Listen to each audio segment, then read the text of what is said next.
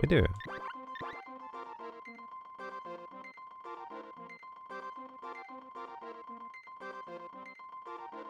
That works. Girl summer and Sprite is spring.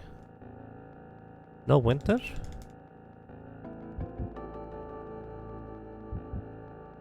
I would prefer naming the lady Winter if you don't mind. Yeah, because I'm not a big fan of summer.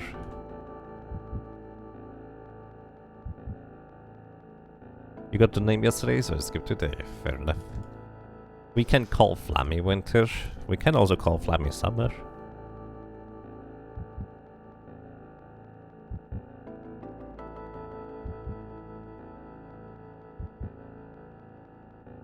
But it's white, like snow. I mean...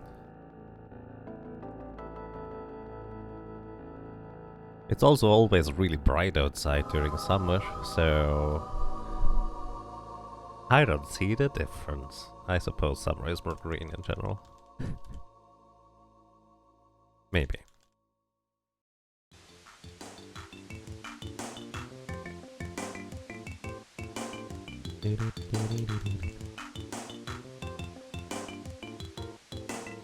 So I'm still trying to contemplate whether I should get the mana sword on the lady as well, or whether I should skip it.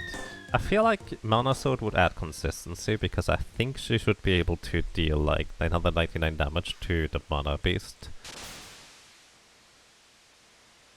And she might be able to...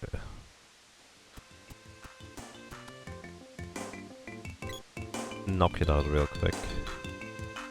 Summer, Redhead Nightmare. Yeah, about that. Hey, Isness Warrior, welcome. Thank you for the good luck. And I hope you have fun too.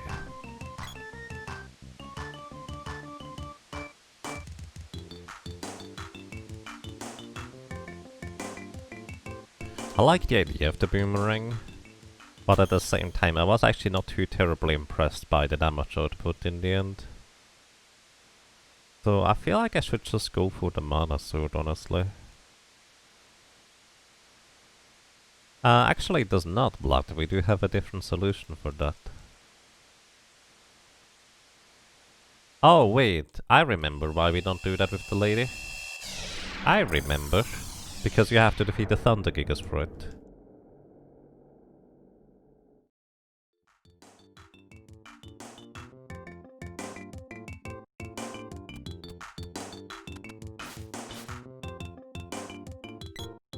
The sprite actually gets the mana sword, even without having or using the boy as a secondary character.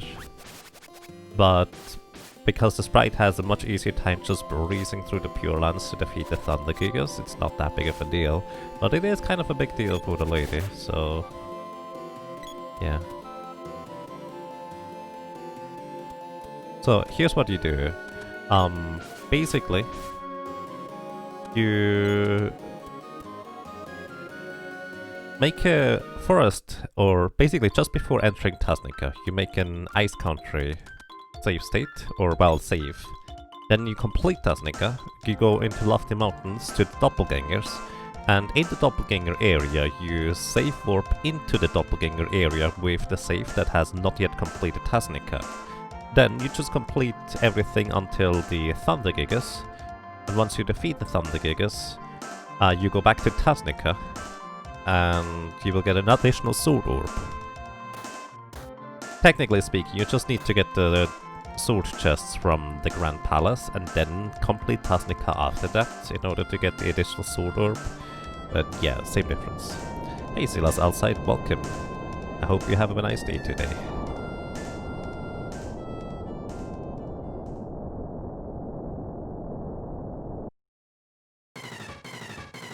But yeah, I just remembered why we don't do that. Because I've been just kind of contemplating. The Dread Slime would probably be faster. I could chain in some physical attacks into Dark Lich as well. And all kinds of things. But, well... kind of a moot point. Also, should I compare against our best segments? No, not best segments. Control. Personal best. There we go.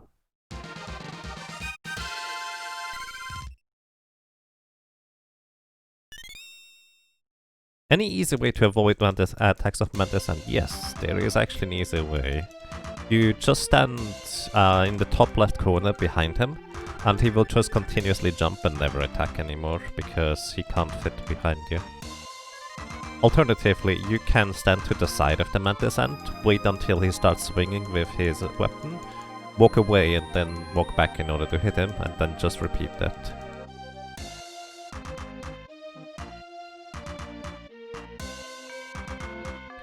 And good afternoon to you, Psycho Sean. I hope you're doing well.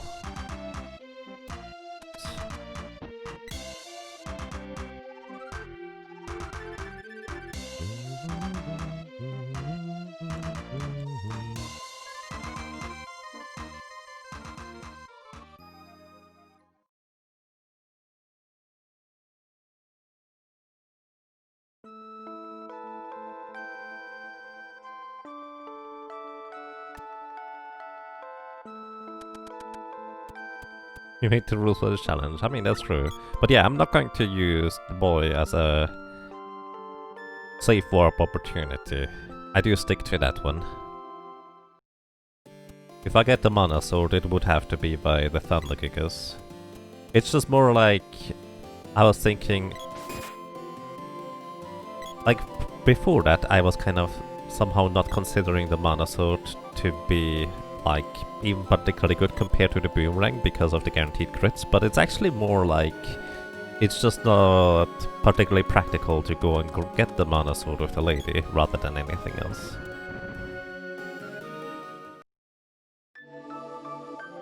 Get stun locked with a scythe. Yeah. Mantis Ant cannot stun lock you per se, but he can knock you unconscious if you're too far away. But if you're straight above him, like just north of Mantis Ant, it will always jump. You're redoing this in PS4. Ooh, good luck with that. I'm actually not sure about the fight in PS4 at all. Like, I don't know whether there's easy ways to avoid it or not. What's after that snake boss? Which one? There's two.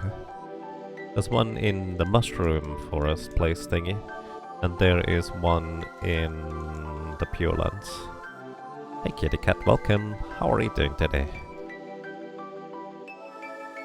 But yeah, the rules are very arbitrary for this type of challenge anyways, because you could go super strict and only use the other characters when absolutely necessary, which means you don't do additional cannon travels, which means you have to walk everywhere, and in order to level spells you only target yourself and stuff like that, which I think that's a little bit excessive. Or you could also go a bit more lax and just do whatever for the other characters. That would include, for example, for the solo sprite, you could just multiply the items in your inventory initially with the boy. I just think the way I'm doing it is kind of more interesting, because every character has their own strengths and weaknesses that balance out surprisingly well. The one in Matangum. After Matangum you either go to the desert to defeat the mech rider, or you go to the ice country to defeat the weird plant boss.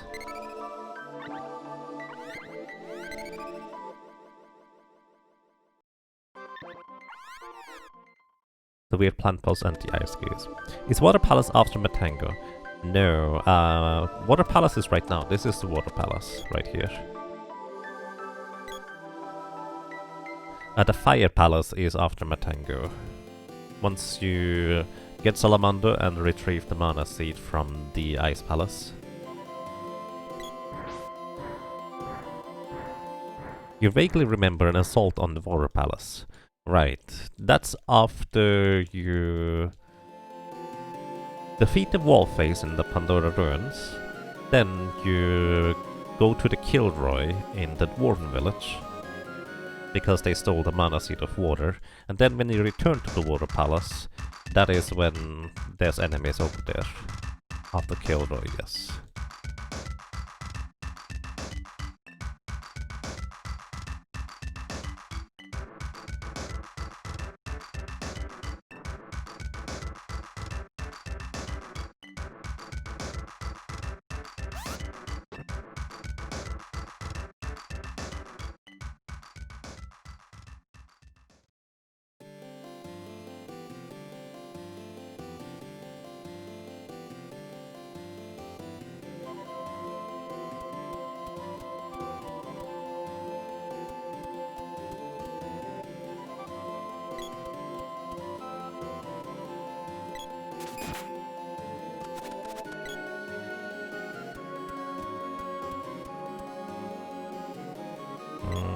I need to...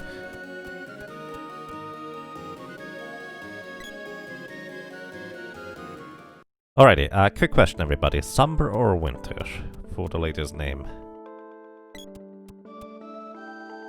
Because the sprite is gonna be spring no matter what.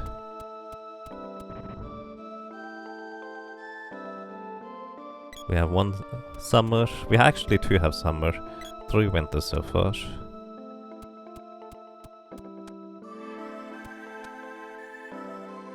Alrighty. More people seem to be in favor of winter, so I'm just gonna go with winter. But I do appreciate the suggestion. Thank you. Is level 10 in Ice Palace underleveled? In Ice Palace? Yes.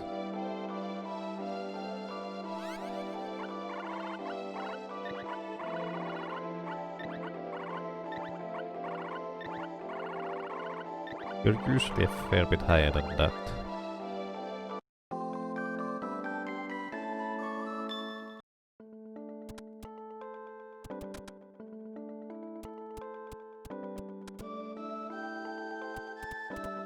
I did not keep track of levels.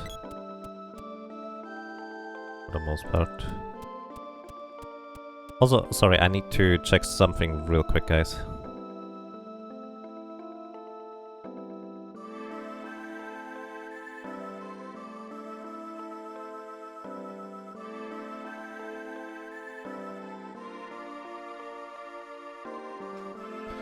Right, sorry. Okay. Going to exchange the weapon. And I'm gonna unequip the boy's armor for now, so he is gonna die a little bit quicker. I should do this before exchanging the weapon.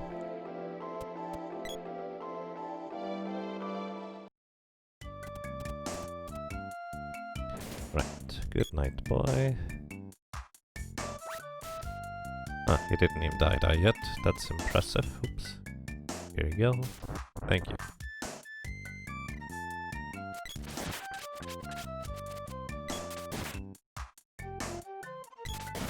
Need to level up just a little bit here.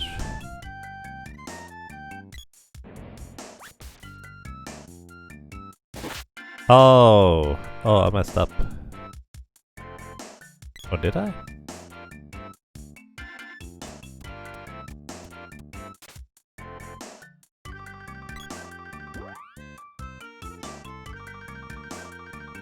Sorry, I need to solve something real quick before I get...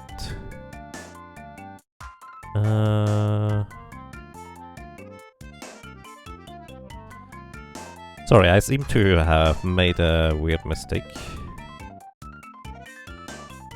What date is this? There it is, November 7th, that is... Hammerbro.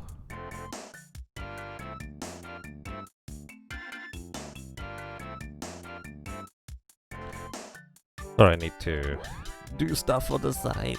It's pretty awkward.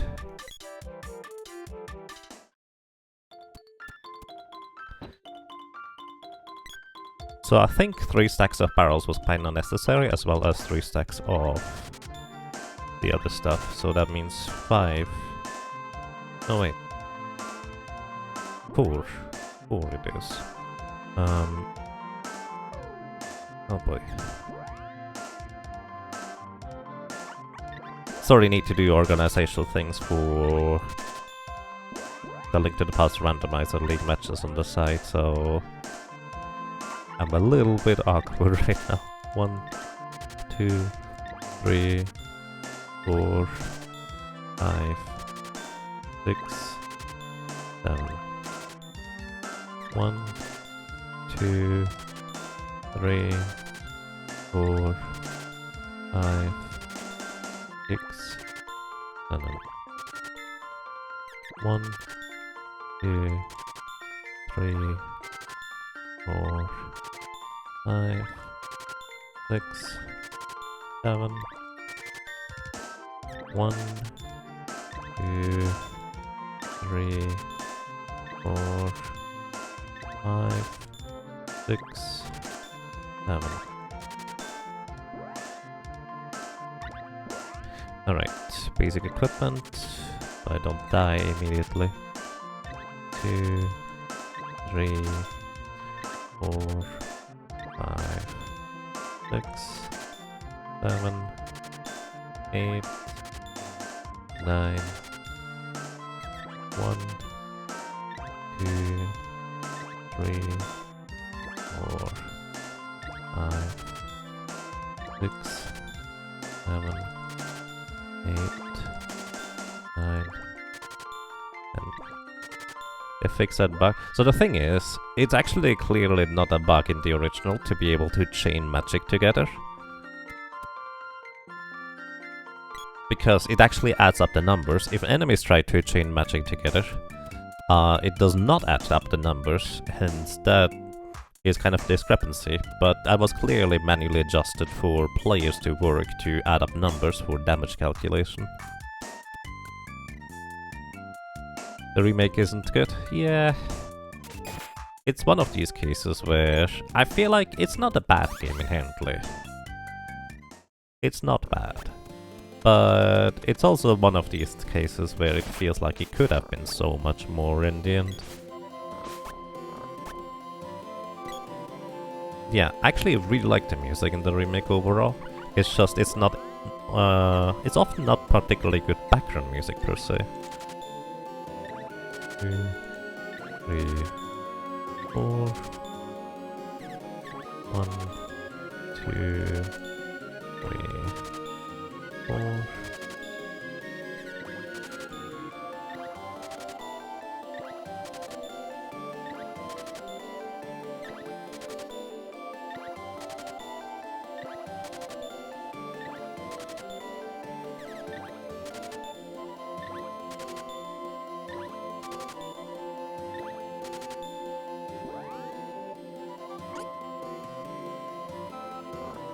Oh, I'm a doofus. You wish they fleshed out the content they removed originally? I don't think there was actually much to flesh out there, to be completely frank with you. It's 4... Alright. 1.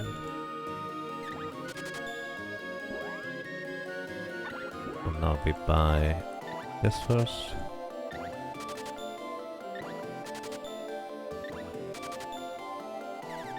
Because a lot of the concepts, ideas and such, from what I understand, kind of landed in other games like Final Fantasy VI and Chrono Trigger.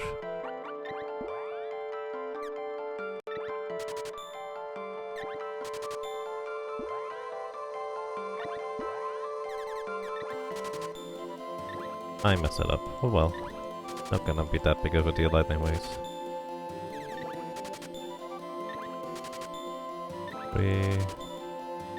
4... Alright, now before I die, let's actually equip stuff for better defense.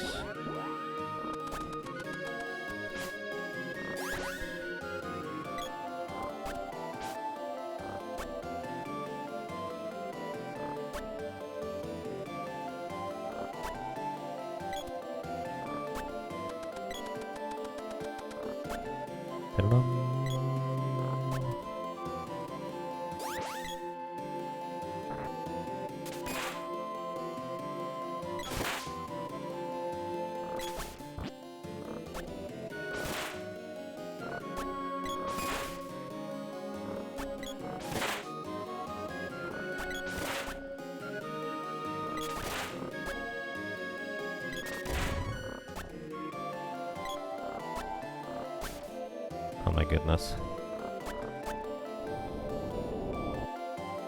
I want these two to line up so they are easier to knock out at the same time, but they are not cooperating at all. So I want to have a little bit more experience and... well, experience and weapon experience, I guess.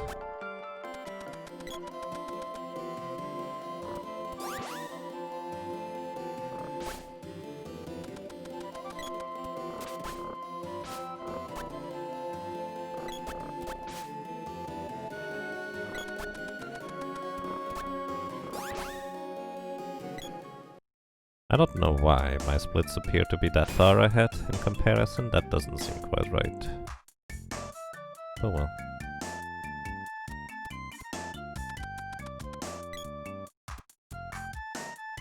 Maybe it didn't do the Nika buying stuff yet. Actually, that's probably the explanation. Oh, also, I had to take a quick break thinking about it.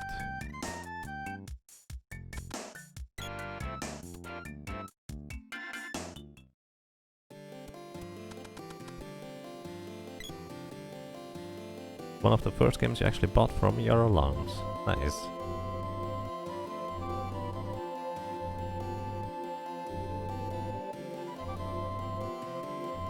And yes, the game was originally intended to be for the Super Nintendo CD system. That kind of never became a thing in the end. That ended up turning to be the PlayStation. In, well, the future after that.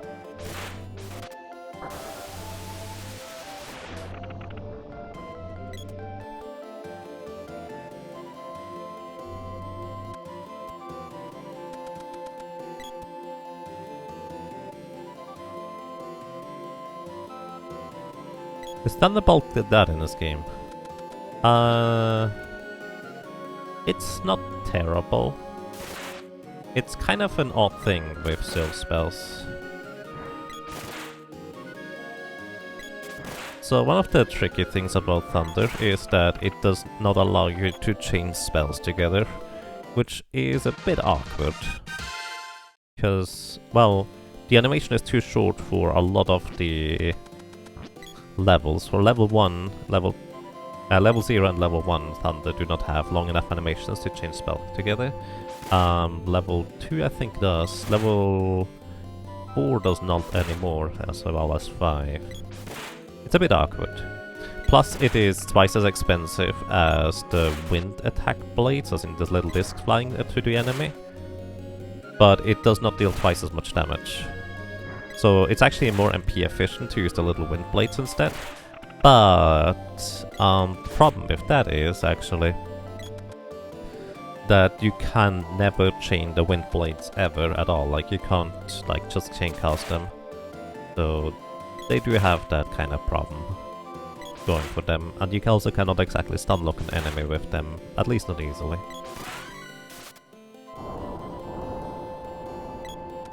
So there's like a give and take, so to speak.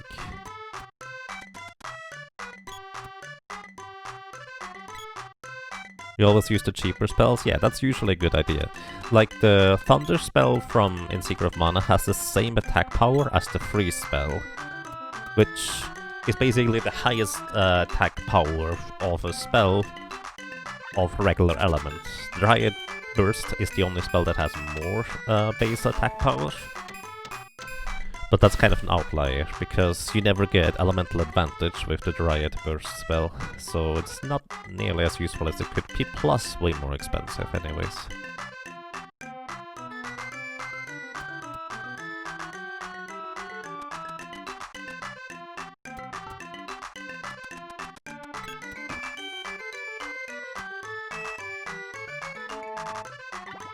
What will it be? 1, 2... 3, 4, 5, 6, 7, 8, 9. Alright.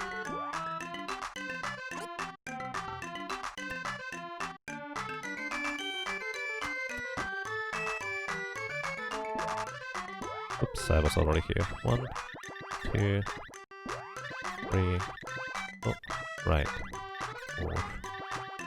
5, 6, 7, 8, 9. I think 9 is the correct amount.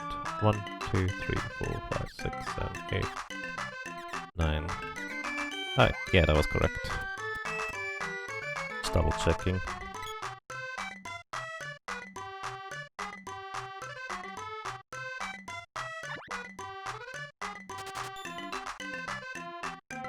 So for example, one of the odd ones, in my opinion, is Lava Wave costs 3 MP from Salamander on the sprite side. But it has less attack power than Fireball, which costs 2 MP. So it's both weaker and costs more MP. The only reason why you ever use Lava Wave is in order to trigger the spells, because it has such a long animation. But at that point you might almost want to use Exploder, which is 4 MP and the same attack power as Undini's Freeze. Well, in generally speaking, Undini's Freeze is just the most powerful spell overall for just sheer power compared to how much MP it costs. Kind of ridiculous. The only other spell that actually comes close to that is Shade's... what's it called? Basically the Shade spell that costs 2 MP and deals damage directly. What is the most useless spell in this game? Well, there's a bunch of spells that don't do anything, like Speed Up for example. Actually, it might do something for enemies for that matter. Because some enemies that cast Speed Up suddenly seem to have evasion, whereas previously they didn't. Which is interesting. But for player purposes, a lot of buff spells are not really useful because they just don't last long enough to have any notable impact most of the time. So Speed Up is probably the biggest example of a buff spell that as a player is not terribly useful. On the other end, however, there is the least useful offensive spell, I dare to say, is probably Evil Gate from Shade. Because it costs a ton and it is based on a percentage of the enemy's current HP. The reason why that's terrible is quite simple. You can't use it on bosses. It always deals 1 damage to bosses.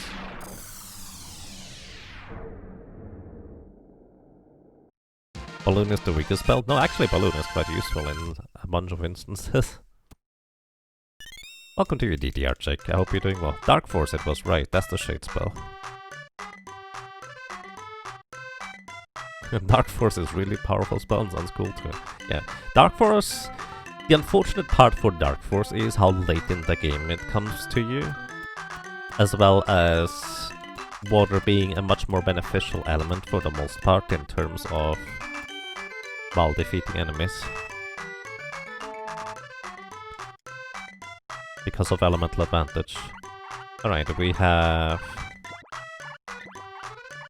autumn, spring, and winter.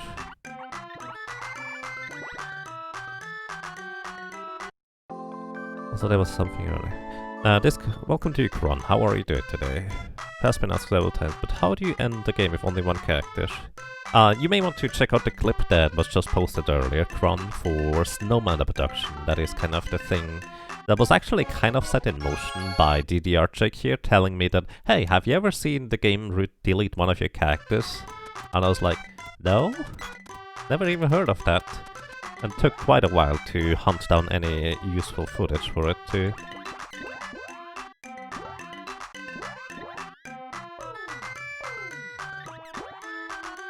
I'm a doofus. Oh no. I needed to actually equip the appropriate weapons for this. Oh no. Oh well, this is fine. Just going to delete some items that I didn't want to delete, but we still have enough for a while.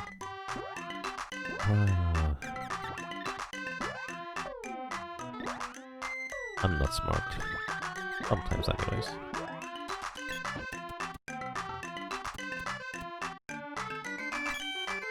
And yes, there is actually quite a few randomizers. Reverse panels percent. Right. Reverse panel. But yeah, randomizer does exist for this game. It does have an open world randomizer, it has a vanilla randomizer, it has a ancient cave randomizer, it has a chaos randomizer. There's actually a lot of randomizer going on for this game here. I can recommend checking it out. Somebody could go exclamation marks. There we go. Thank you, Godlight.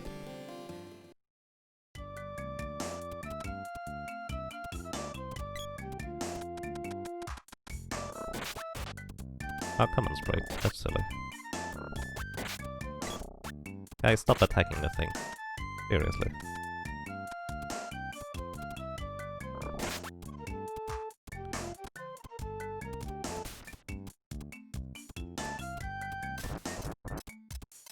I mean, Moppleton's randomizer includes all these modes, but like, there's a few randomizer modes, is what I mean. Like, there's one randomizer that includes all the modes. Maybe that was a bit of a weird phrasing. Oops, I didn't mean to read the sign. Thank you, I know where stuff is.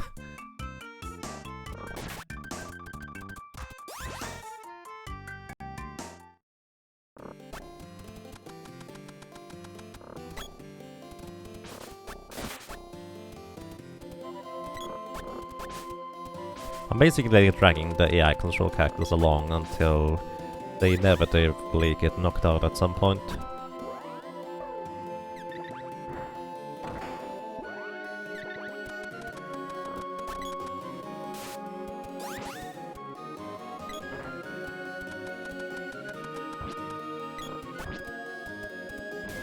Like that.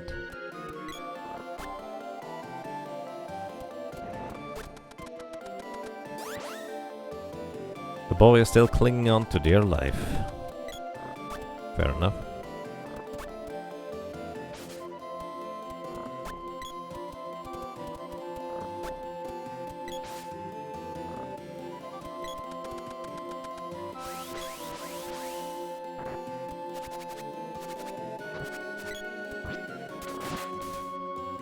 Oh no. There we go, that's what I wanted. Thank you.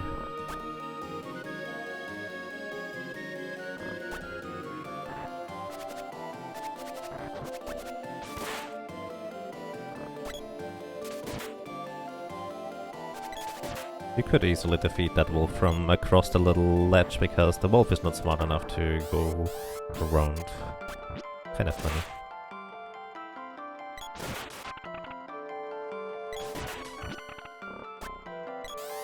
Oh no. Why did you need to spawn a chest? That means one less job in Hood to defeat. Oh well. Actually I should have taken out these chairs in hindsight. That actually would have made a lot of sense.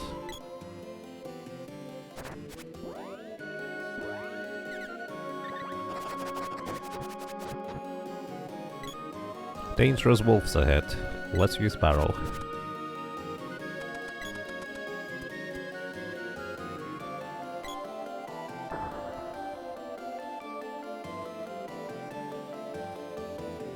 Is the girl getting more experience with the boy in the sprite date? No. Experience is not split. Everybody gets the same amount regardless of how many other characters are alive or present. So you don't even get a benefit from doing solo character in any capacity. At least Final Fantasy solo character get that benefit, but not here.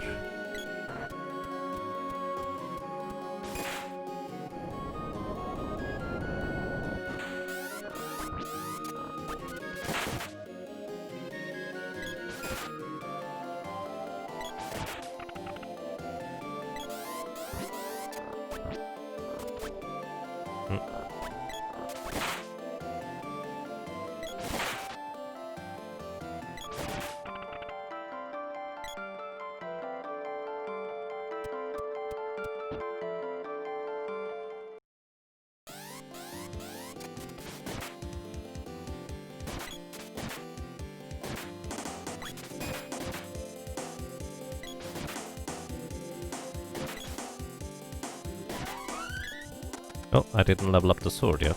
That is probably the one chest I got earlier. Maybe I should have a backup for that next time. Then again, just killing the chairs in the hallway would have done the trick too. Hello.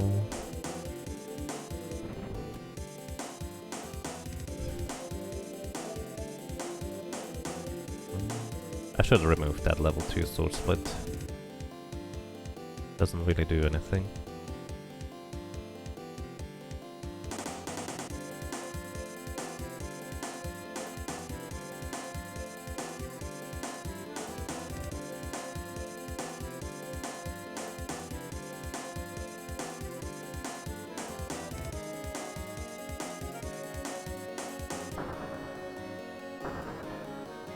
Alrighty, welcome to Spiky Tiger. Also, Lethe last time wondered whether we could possibly do the barrel thingy with this thing. And I actually don't know, let me actually try. Eat, eat, eat. Not like this, unfortunately. Oh, this is not gonna... Slightly too early. It might have worked actually if I was a little bit more better in timing. Oopsie. Thank you for jumping.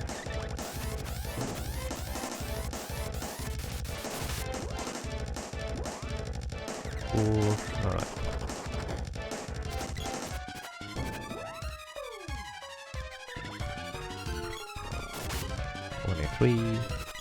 Thank you for jumping.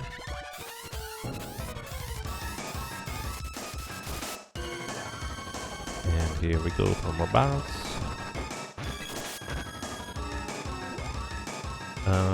What if I'm a little bit slower here? Excuse me. Then do this, and now maybe. Yes, we can candy barrel. Oh boy. That's actually pretty intriguing. Especially for the sprite.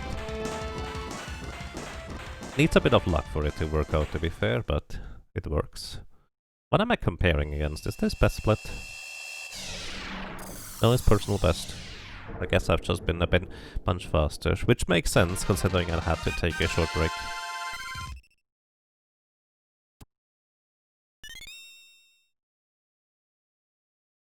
No level 2 sword.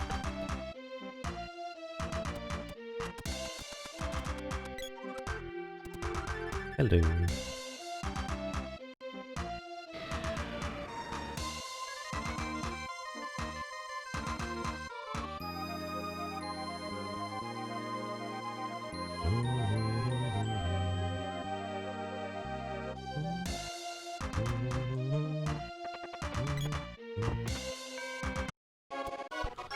We got the whip! I like the whip.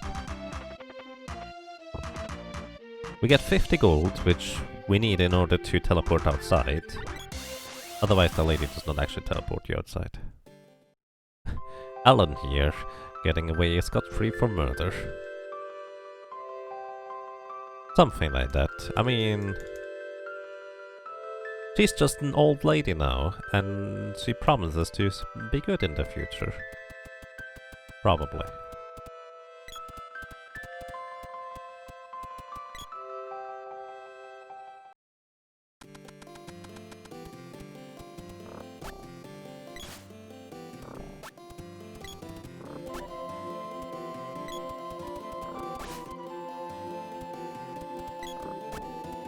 Oh, surprised I didn't get hit there.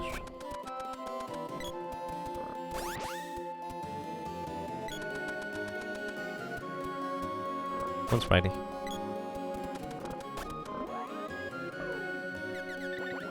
Bonk. Ah, I didn't even knock out the sprite there.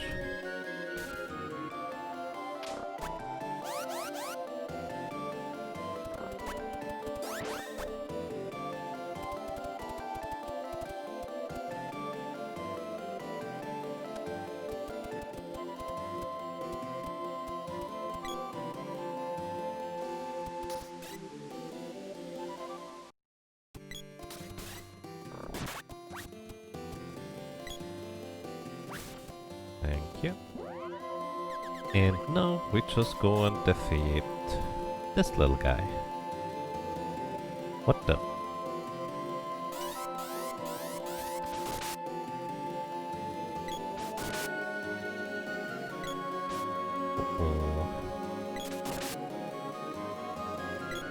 Welcome to you, Cannon Swift. How are you doing today?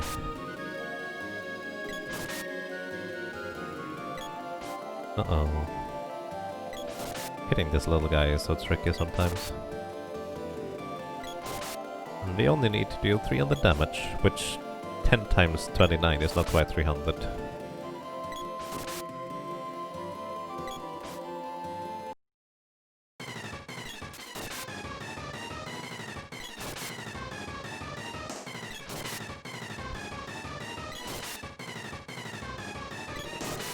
Enjoy your day off, that's nice. I'm doing quite fine, thank you.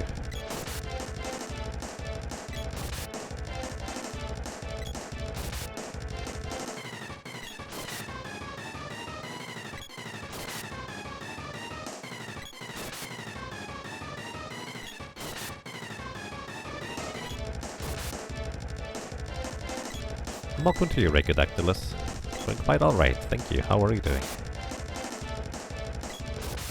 Are there any remaining mysteries or unexplained tricks that we know or still left to be figured out in Secret of Mana? There's one I can think of. Yes. Actually, there's two now. So Chumley mentioned the other day that they managed to open up multiple orbs from one treasure chest at the same time and effectively able to enter the Mana Fortress before, with having fully upgraded weapons already, before doing anything else. And that's not the, like, catch-up chests. It is actually like you get multiple orbs, or more than you should anyways. And that's kind of a mystery that we don't really have any lead on. And the other one is, quite a while ago, Bodhi here was playing through the game, and he somehow managed to overcharge a weapon by just doing a regular charge while having the control over the character, and it was really weird. So those are two things that we still don't really know anything about. A mystery. Why do we have to kill this poor little guy to proceed? It just hatched from an egg and did nothing wrong. Right. We should just tear down the wall instead. You're doing alright, just having your coffee. You know, coffee sounds really nice right now, but I'm probably not gonna get one for another 3.5 hours now. Rip. This thing look way too cute to be a boss. Yeah. This game has an anti-lizard bias. Kinda does, doesn't it?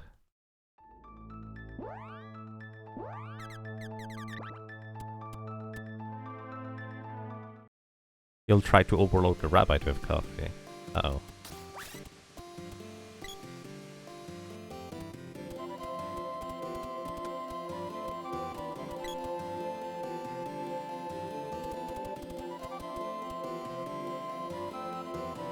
There is actually a wrong warp to the ending credits.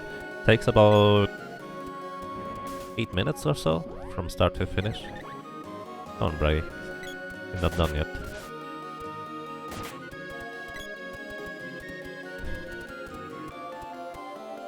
There is a wrong warp. Magic percent, yes.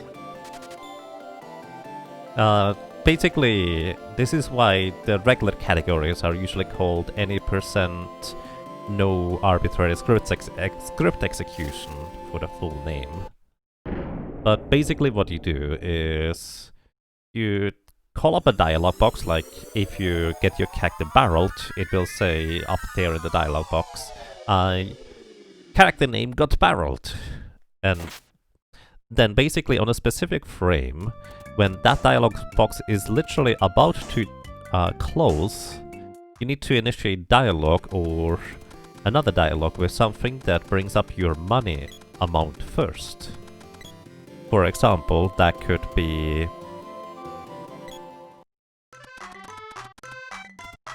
opening up a chest that contains like gold, or alternatively talking with a innkeeper or a shopkeeper for that matter, or the cannon travel guy.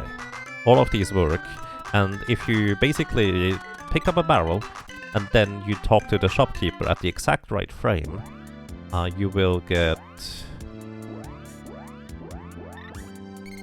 a weird dialog box which allows you to scroll through the entire script of the game, blind I might add, because you can't see the menu at all.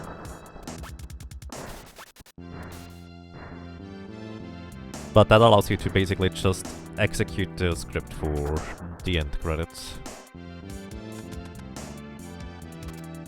Or call pretty much most other scripts for that matter.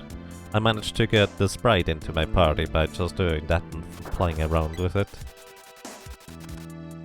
8 minutes and 12 seconds. Yes. It also uses Japanese version because it actually has a faster opening overall. And you don't need to worry about bosses soft locking.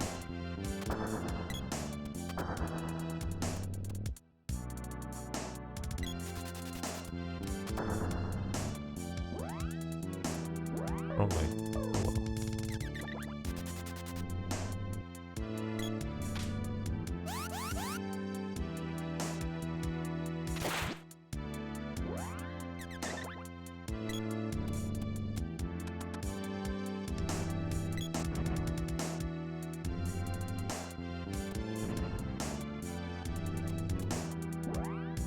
Alrighty.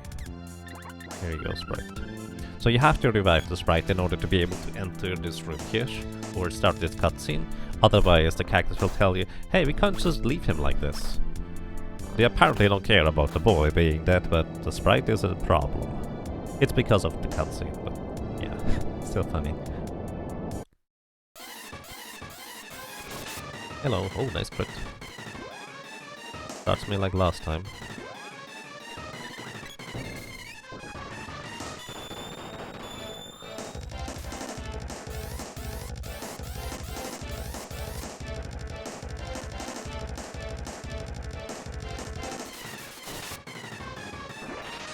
Can barrel with this one. 4, 7.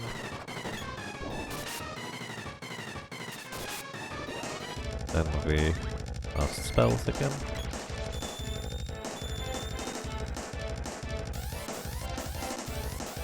So basically my entire strategy is just denying damage, because if I get hit by any spell, I'm dead, because the spells deal too much damage for me to survive, since they are normally directed to all 3 cactus rather than just one.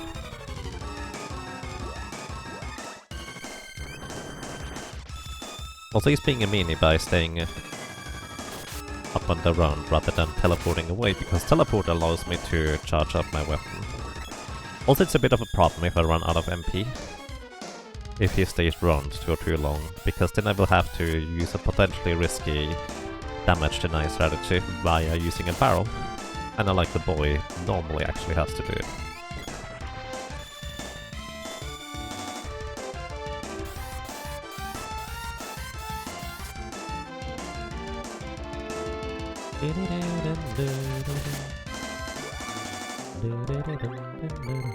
Right.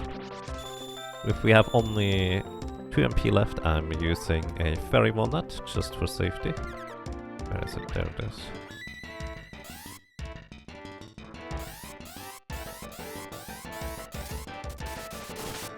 Nice. Fairy walnuts recover MP. And you do not actually automatically recover MP after boss fights.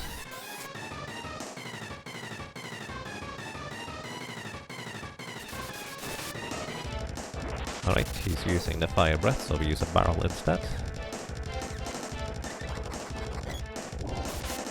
Because this allows me to immediately react and attack again afterwards. The fire breath, even though it doesn't look like it, is actually considered to be a physical attack, thus it is blocked by the barrel, which blocks all physical damage.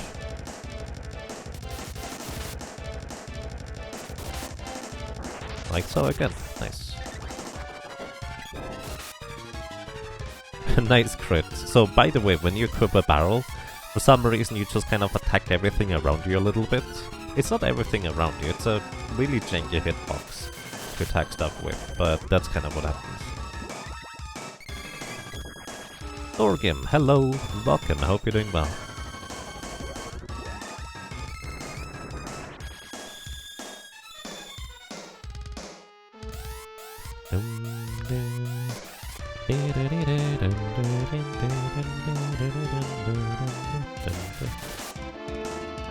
Yeah, I think that was my last barrel to use before. Yeah, I would need to replenish them. So I'm going to use actually healing spell. You are. I am as well.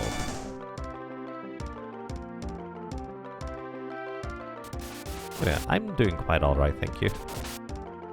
I hope so do you overall.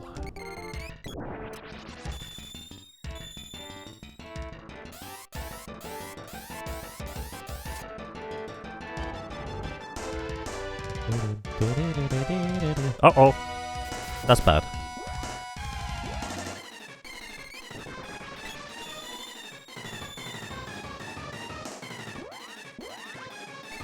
Oh my goodness. I could have gone really wrong right there. Holy cow. That was really bad. That's not good at all. Wow.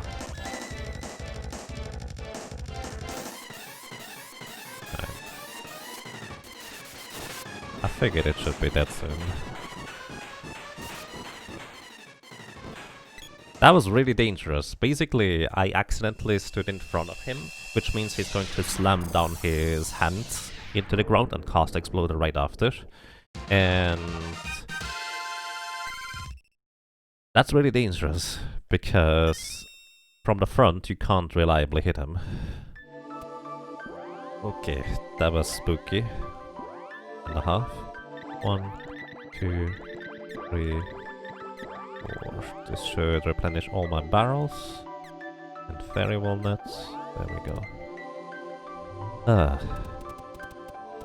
Spook. Welcome to you, Mediastinus. I hope you have a nice day so far. You say hello to the food box. It does not respond.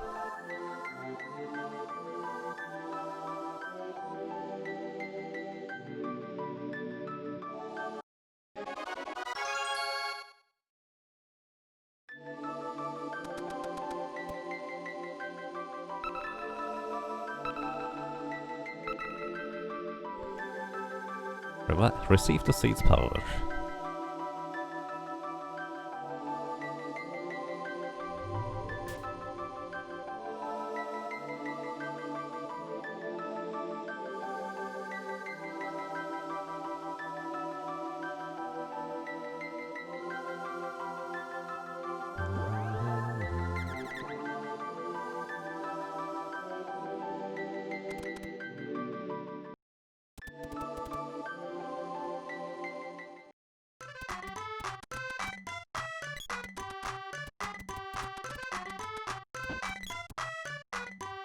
Hello, I would like to upgrade my axe, please.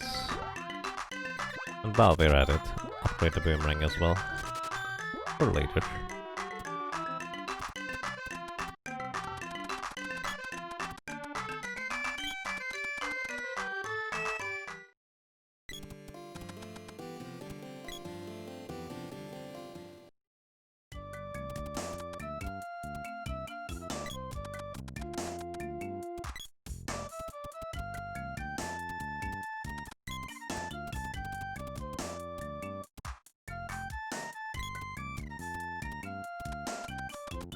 That was a surprisingly smooth exit from Gaia's navel. That doesn't happen all the time.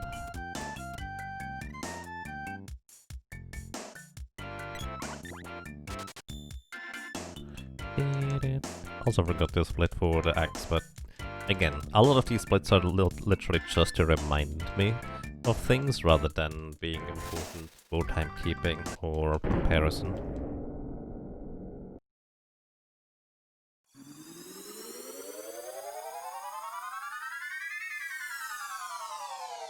Oh yeah, actually, something completely separate.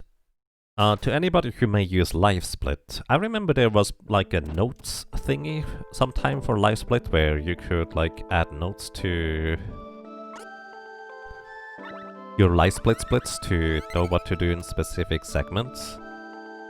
Does anybody know whether that is actually more complete now? Because I remember trying it and it wasn't exactly what I was looking for.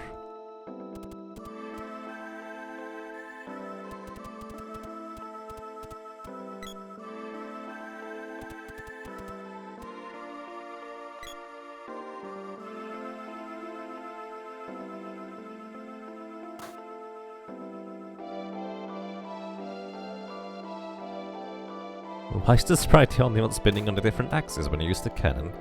Well, the sprite has slightly more air resistance. That's probably why.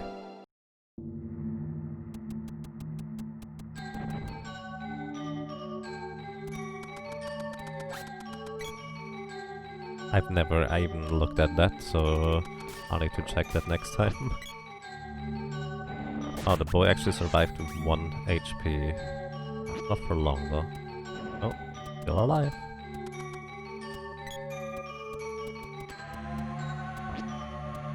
Gonna hit, yeah. If you run this game for long enough, you know exactly when an enemy is going to spawn and going to hit an AI control character. I know exactly as soon as the zombie spawns, it's like, oh, that was it. Boy's going to get hit there. Obviously, in regular categories, you want to avoid the boy getting hit, so you would just want to do something about it, but in this case, no, I'm fine.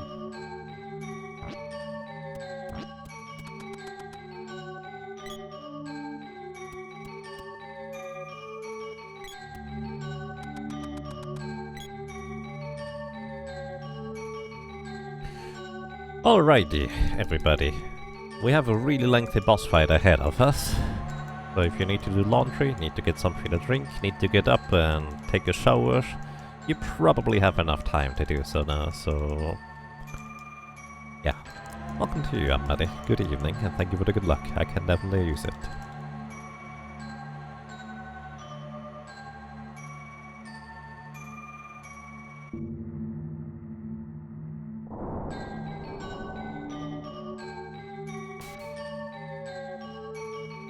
Alrighty, so... if anybody would like to count, the eye on the right can cast 49 spells. It either casts freeze or energy absorb. The eye in the center can revive the eye in the left up to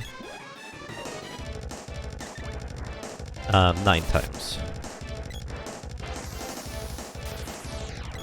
Energy absorb number 1, and that's kind of how this is going to go for quite a while here.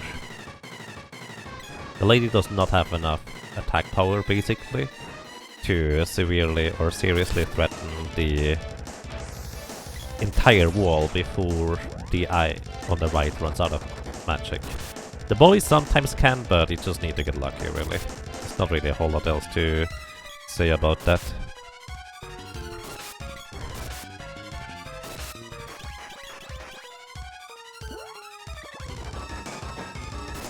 Also, I'm using a barrel after the spell hits me, but before I take the damage. That is a relatively small window of opportunity to open up the menu like that and deny the damage.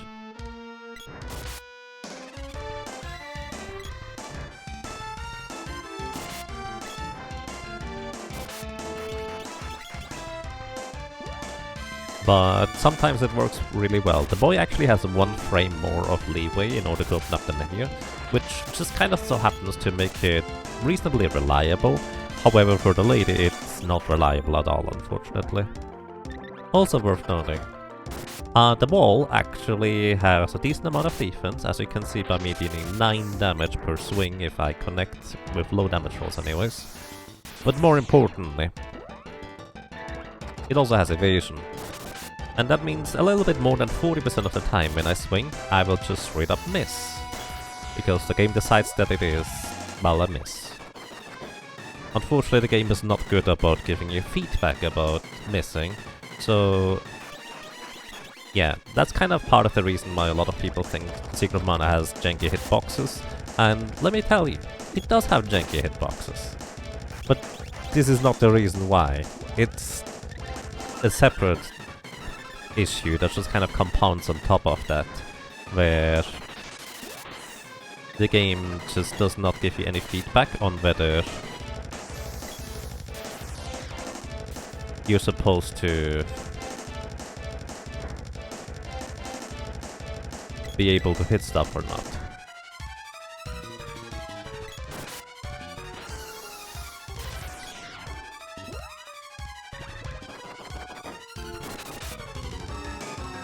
Also, I need to replenish my barrels here. I used up all of them. 1, 2, 3.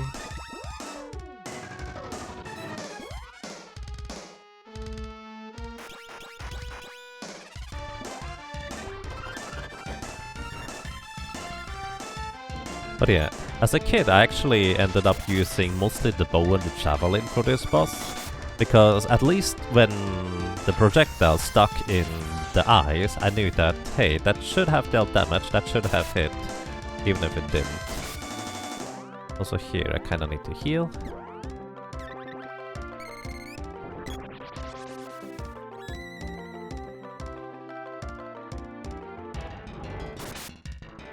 And the cure word actually just works out really nicely with timing for if I have to heal.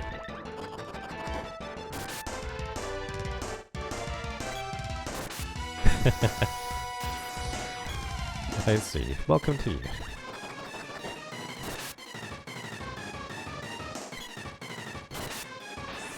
Also, I'm using the axe because it has slightly higher attack power than the sword. And I don't get to charge up the weapon anyways. And leveling up weapons doesn't really help you in any capacity outside of...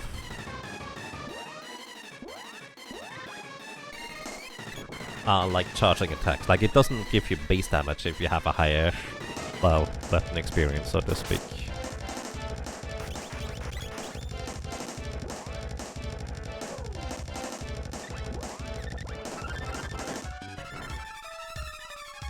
So at this stage, what I kind of want to not see is the left eye on the left get revived and then immediately cast heal.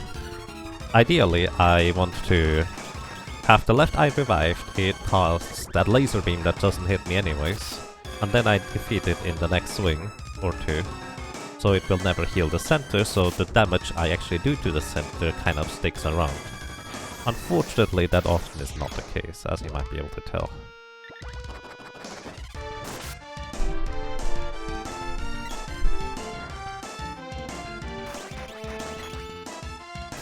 Uh-oh. Also, unfortunately, as mentioned before, it's not exactly 100% consistent for me to open up the menu in order to deny the damage with the lady and the sprite. As long as I mash well enough, it is consistent for the boy. Here, that's enough. Now I'm just mashing the button rather than...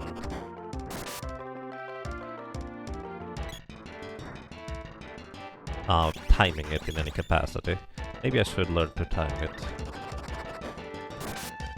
Maybe some other day.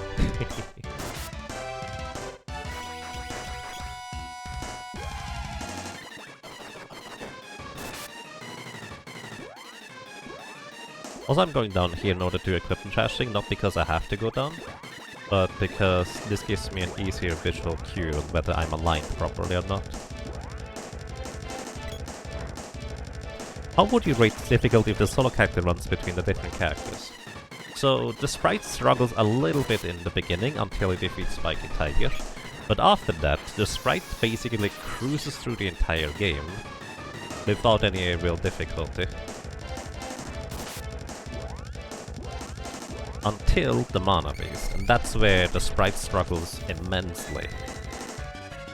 So, because of the Mana Beast alone for the sprite, I don't want to declare it to be the easiest character overall, but if it wasn't for the Mana Beast, the sprite would be the easiest one.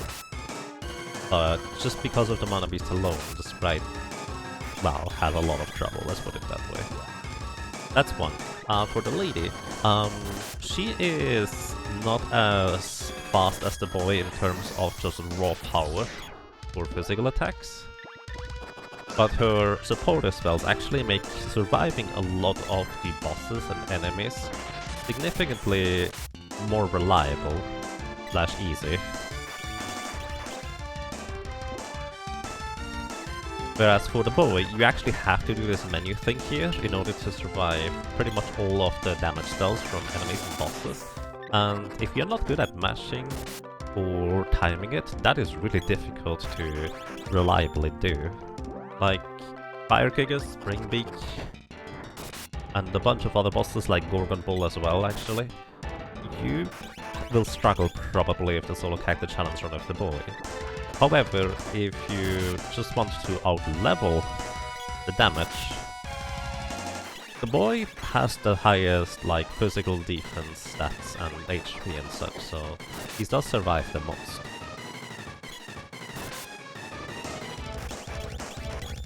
So it's kind of a toss-up on what you are good at let's put it this way, between the lady and the boy. The lady is just more straightforward in how to survive, so to speak. Like here, I took damage, I'm gonna use the healing spell to both deny damage from the eye on the right as well as heal at the same time. Kinda straightforward in my book. Because you can cast spells preemptively with the lady, it definitely helps a lot to just survive a lot of the onslaught that the enemies are bringing to you.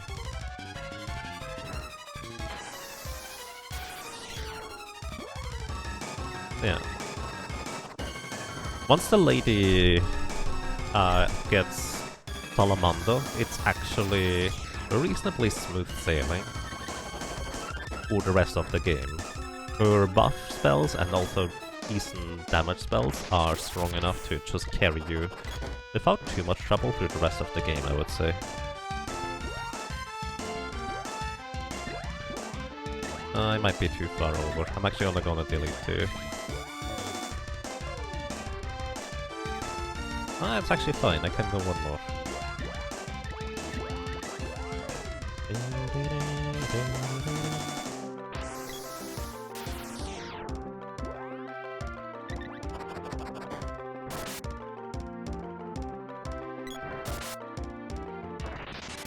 Flash beam is fine, but I'm missing unfortunately as well.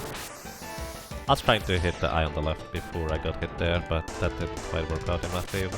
There we go. I just didn't want the left eye to heal, so I wanted to try and get more damage on it rather than anything else. And here we have to heal.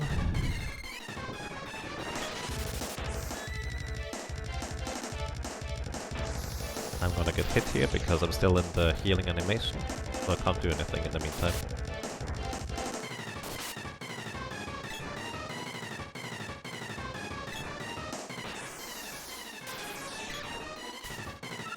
$40 HP, that's not enough, so I will need to heal next time the eye on the right is doing a thing. Or the eye on the left for that matter, I guess. This will guarantee that I'm going to get hit by the spell on the right eye end. Unless it's out of magic, which... that is very unusual. The eye on the right ran out of magic before the eye in the center. Normally the eye in the center spell spams the revive spell significantly more frequently. So there's that.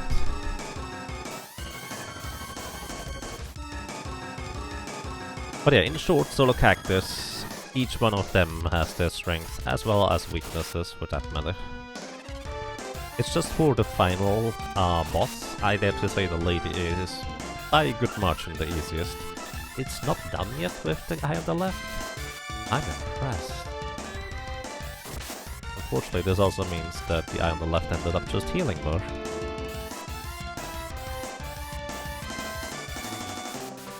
That was a miss on my end. That was not good.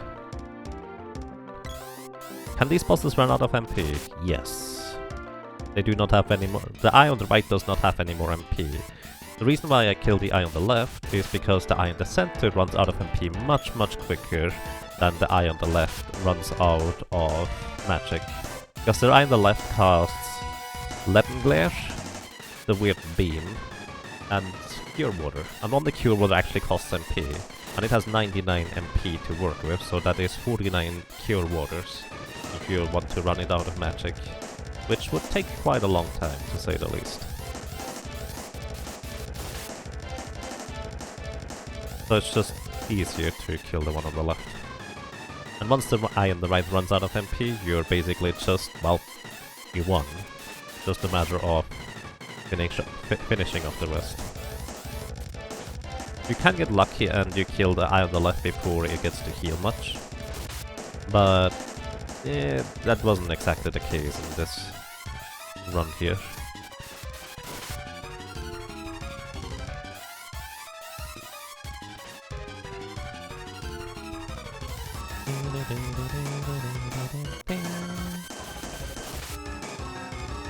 Just in case you're wondering whether it's worth charging up the weapon, it kind of is. Because this allows me to punch through the enemy's defense, physical defense, a fair bit better than just doing regular attacks. since the lady's base damage is just really not that strong.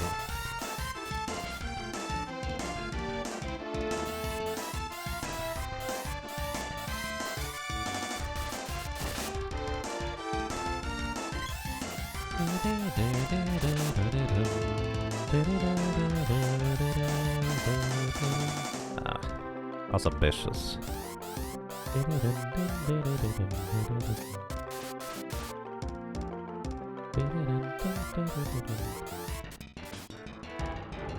Hello, welcome to you, Plushie. How are you doing today?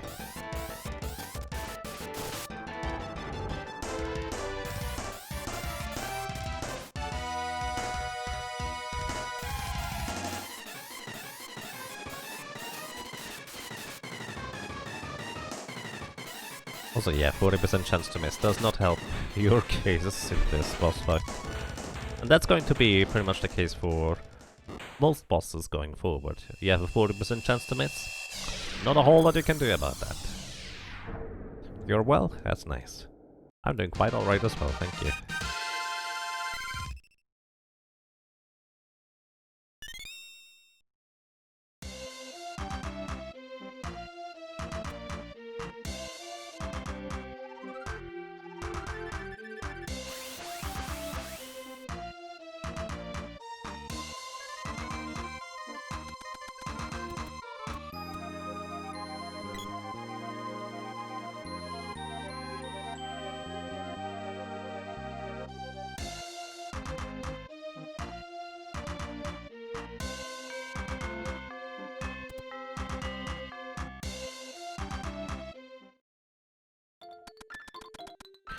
Alrighty, after that lengthy endeavor,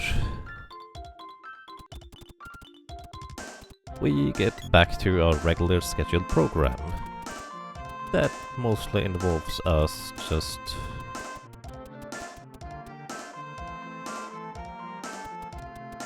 getting weapon upgrades,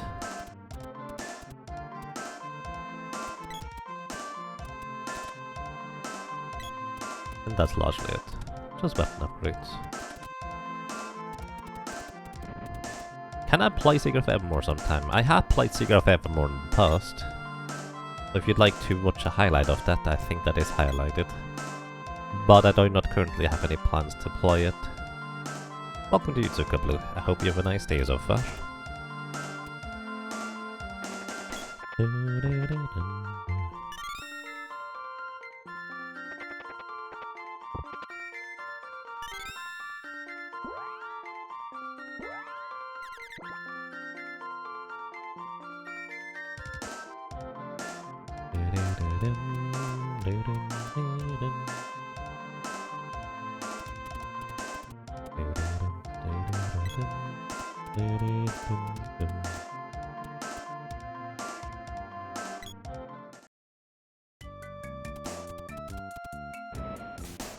Hello, don't mind me.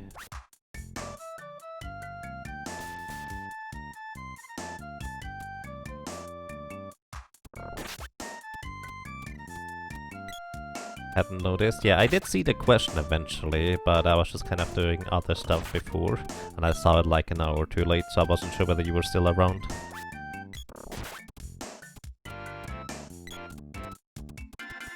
But yeah, I have played Secret of Evermore in the past. It's a pretty fascinating game. I really like the setting. Like, the setting is just super intriguing overall, and how the overall story plays out. I think it's a pretty fascinating game. Kinda janky, even more so than Secret of Mana, if you can believe it. And it does not actually run on the same engine. It looks the same, but there's no, like...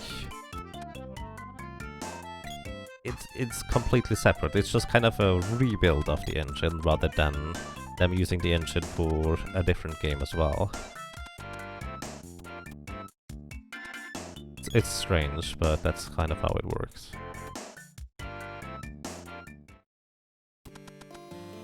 And Secret of Evermore has some of my favorite music in the games.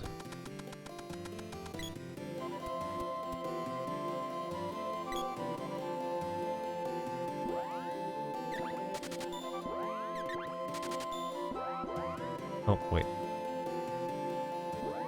Didn't realize I need to upgrade the spear twice. Thank you, what?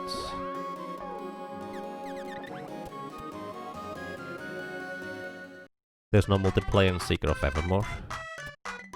That's true.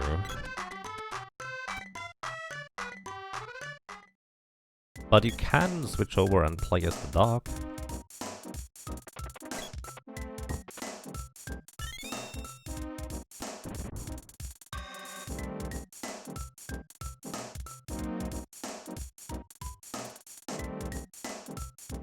You hope Square Enix remakes Evermore?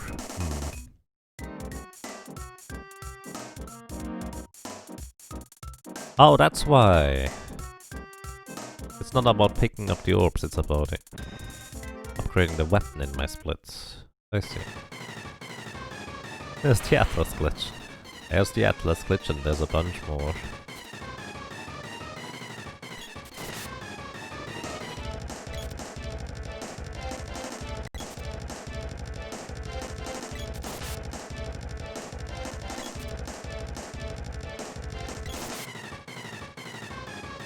I was really lucky. I didn't get hit there.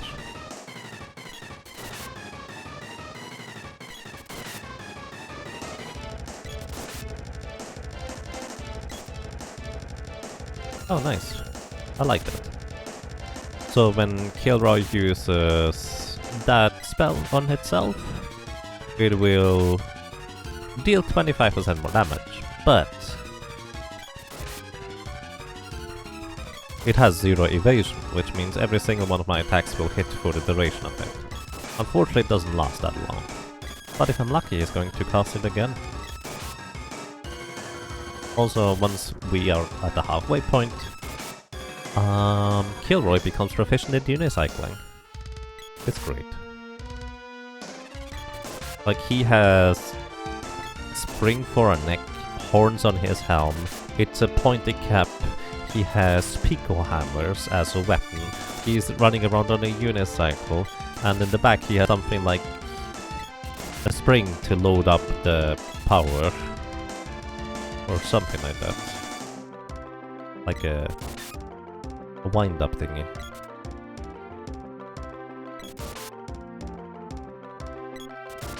This is such a silly boss.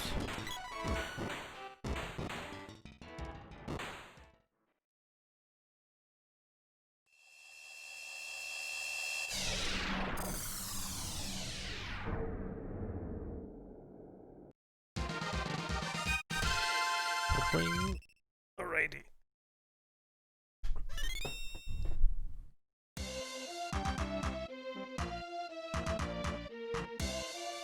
Recovered the mana seed.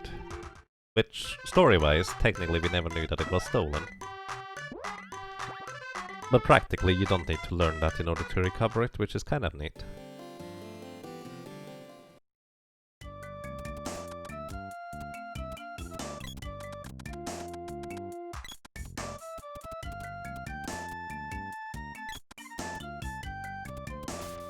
Oh, come on. I will need to revive the sprite now.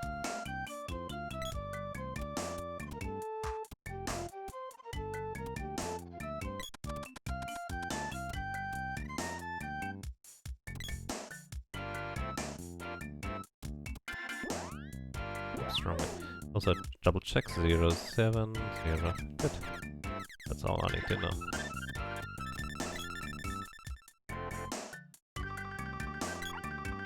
To the Water Palace.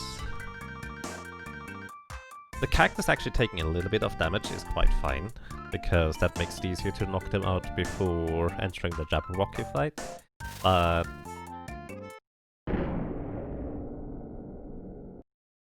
yeah.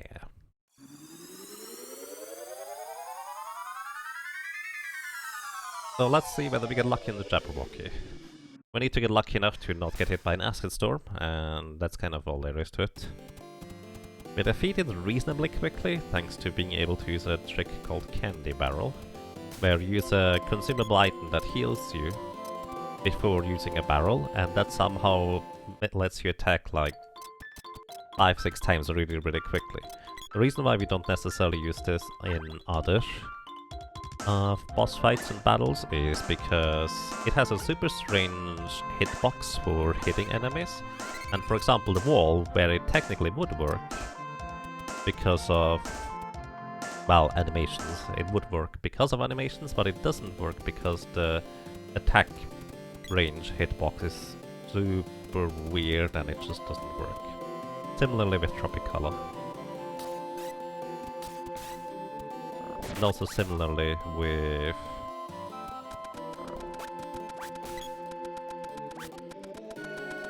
Kilroy, it just doesn't really work out because of animations where Kilroy is invulnerable after you hit him. Sure, go ahead, ask any question you would like, Plashy. I probably didn't see it.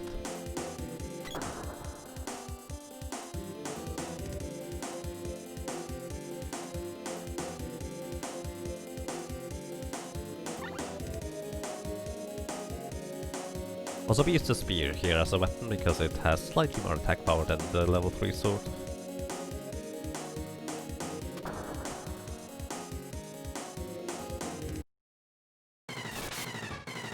Alright, now.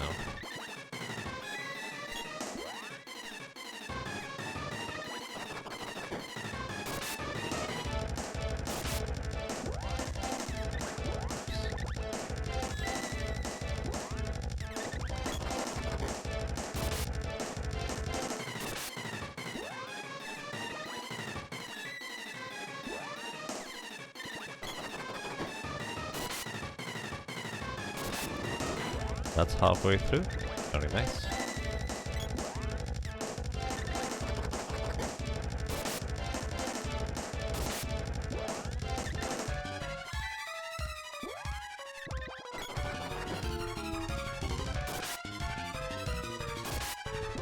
Oof, that was a low one. Hello, welcome to Yana. I hope you're doing well.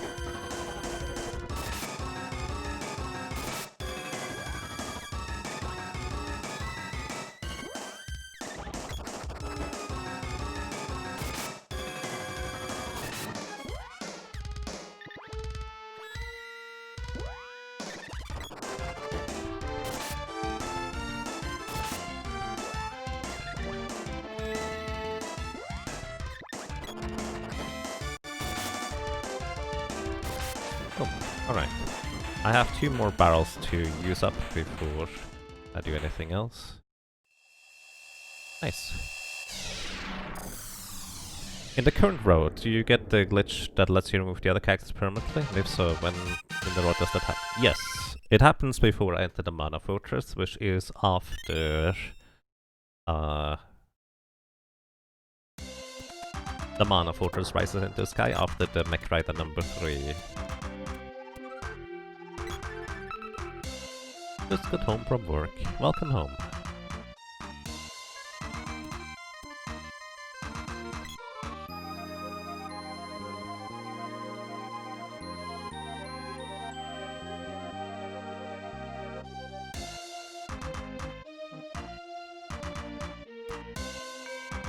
Alright, here we get the Whip Orb. That's what I wanted, because I would like to use that against the Great Viper. To also use more barrels, because I need to get rid of one of the barrel stacks in order to get the Flammy Drum later, and I might just forget it if I don't get rid of it now. The barrels were mainly in order to use them for Jabberwocky, but at this point having only 1 barrel stack remaining is quite fine.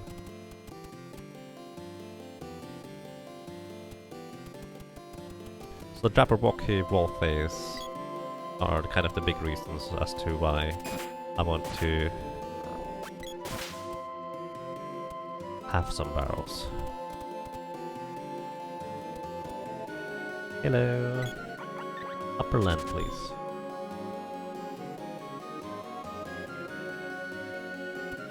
Slide in the cannon. The silly thing is I actually want to go into the upper land because I want to subsequently go into Gaia's navel, because for some reason they replaced the wrong cannon travel thing. Well, in my opinion, wrong. Maybe that's intentional. But you can still kind of travel to the water palace, but no longer take Gaia's navel from that cannon guy. Also, Muggle! Muggle. Muggle.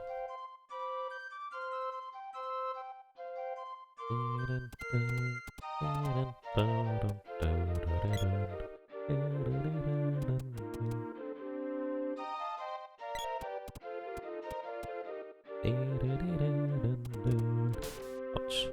Well, better me than the other characters. Because otherwise I would have to revive them again.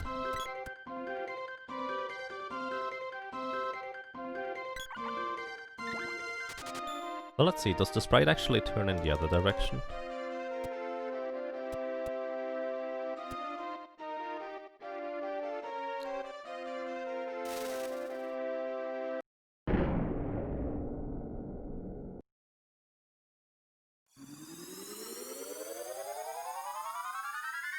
Actually, the lady turns sideways, but the sprite and the boy turn the same way. Wait, is it random?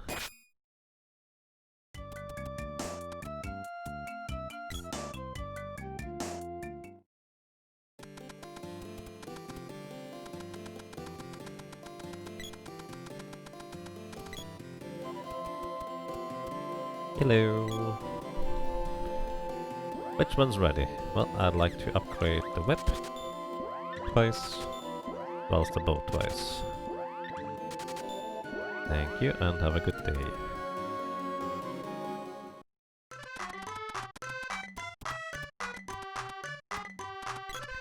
Here we acquire. I forget to talk to him. The Mitch Mallet.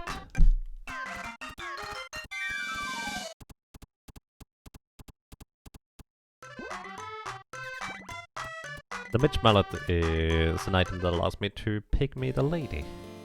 Why would I want to do that? Well, because you cast spells quicker. Also, you can change spells while being pygmid as a character. Which you can actually not naturally do because of the spell animation. Even though the game doesn't inherently lock you out of it, which is why the partner menu works really well for changing spells. But since this is a solo character, in order to change spells I have to pick me my own character. Which has the problem that I actually reduce my defense by 3/4. So a lot of defense lost. Physical defense specifically.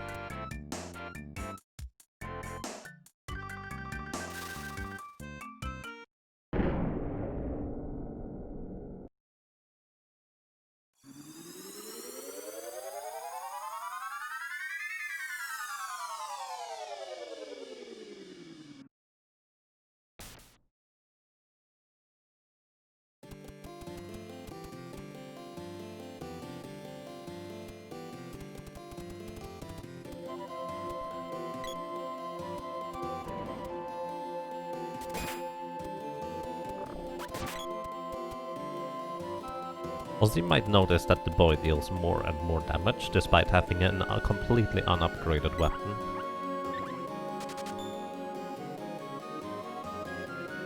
It's because the mana seeds we seal actually do give you a little bit of attack power, defense power, and magic power.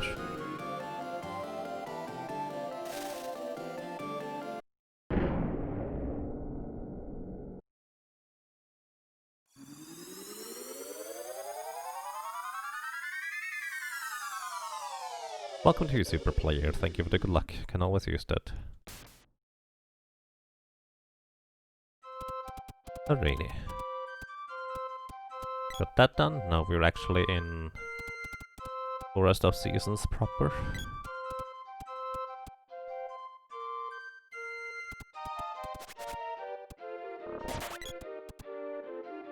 Doing nice for now. Alrighty.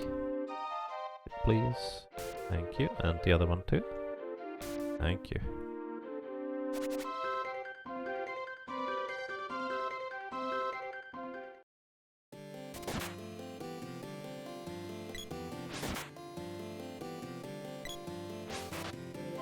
For these pebblers, they have the same evasion as bosses, meaning 40% of the time my attacks are just going to whiff, even though I clearly hit them in a lot of cases. That one was actually a miss, so to speak.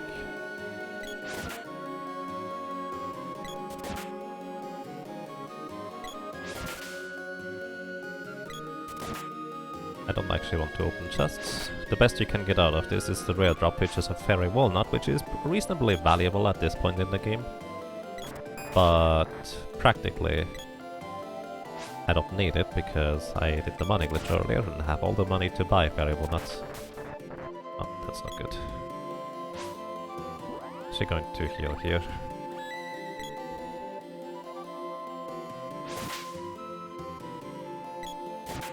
I guess I could actually try candy barrel on these guys. Probably does not work as well as you hope it does, though. Alright.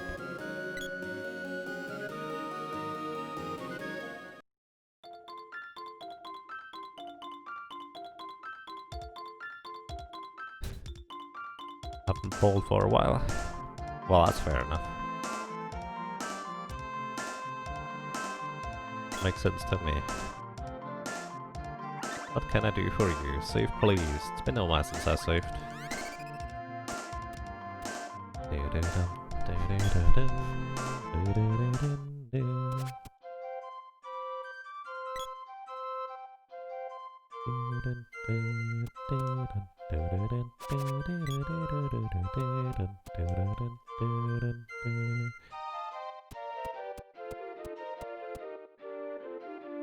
Silence. Which, by the way, silence confuses you, which is confusing. Also, it inverts your controls. I have to press backwards in order to move forwards, so to speak. Also, you can't cast spells, which is what you would expect silence to do, but yeah.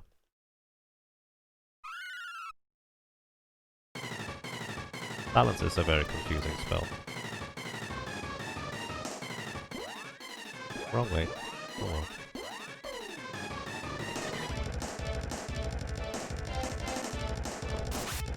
Welcome to Spring Peak, 740 HP. Same evasion as the other bosses before. So chances are you're just going to miss, even though you hit. But at least with the bow, you don't have to worry about the Spring Peak doing some shenanigans that will make you miss inherently.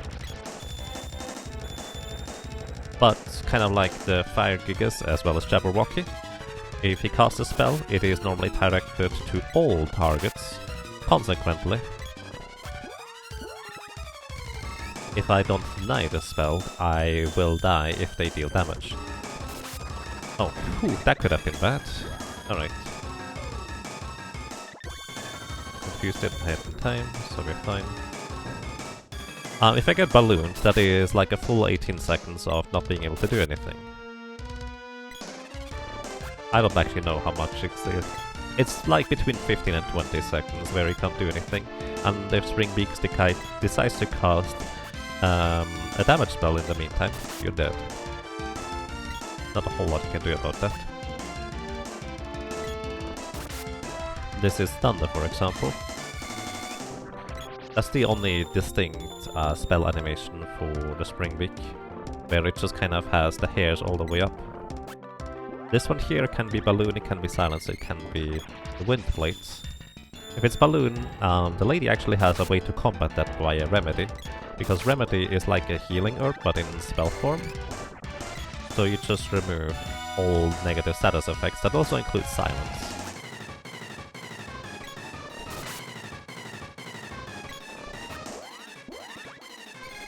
Also, of course, it just denies damage, because while you're casting a spell, of course, you cannot be hit by anything. Kind of a weird way, but it works in our favor. Really? Nice. Nice.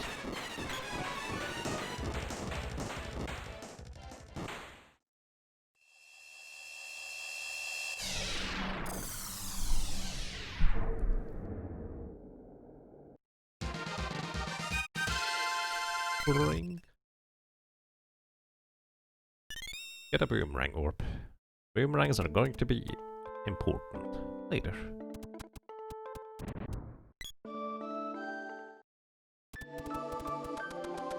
It was kind of silly seeing all 3 characters having a bow.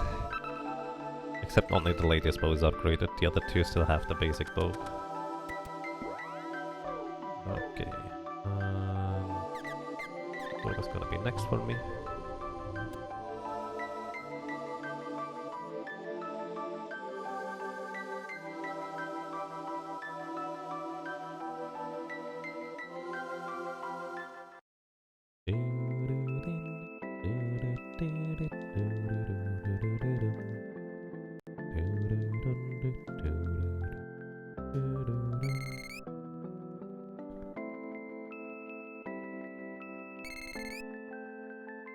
So next I want to level up the sword to level 3.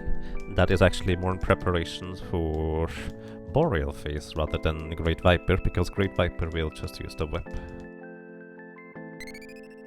Leave the game, yes please. Also, this heal here does recover your MP as well as HP.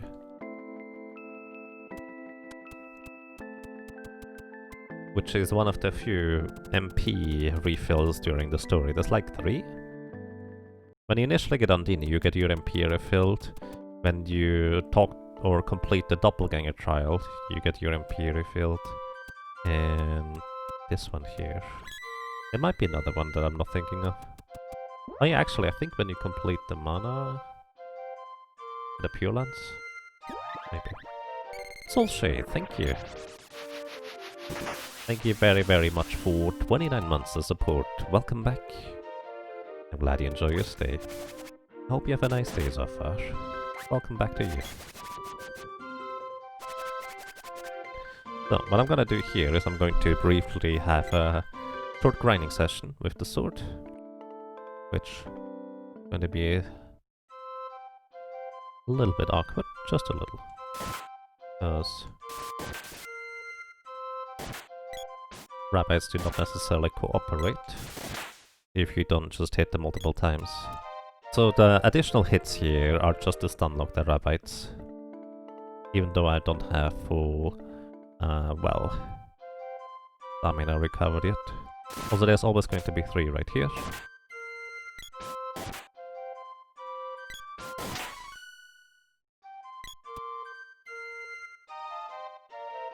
Is there any weapon enchant that would help at this stage of the game? Yes.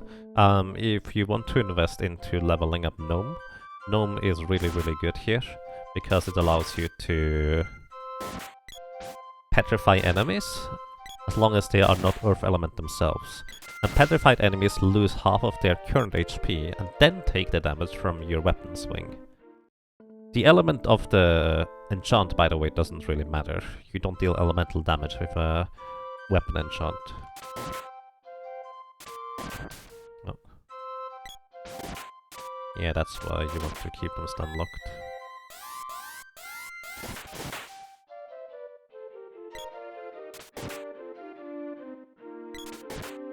Come on.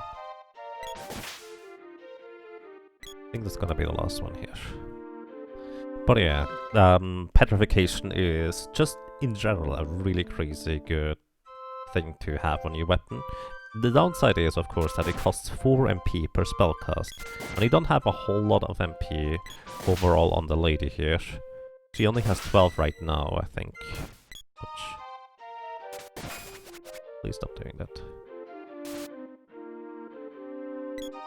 Yeah, I think the lady only has 12 MP right now. Which, well, it's not a whole lot, as you might be able to tell. So that is 3 times weapon. Plus, it only lasts for 3 hits, I think. Once you level it up to like level 2 or 3, it will last a fair few more hits. Also worth noting, the weapon enchants are a little bit strange, in that at level 0, you might as well just cast it on your entire party. It has pretty much the same effect as casting it on a single person. But once you get it to level 1, 2, and especially 3 and 4, single target weapon enchants will have significantly more charges before you run out of weapon enchants. So that's kind of a big difference, to say the least.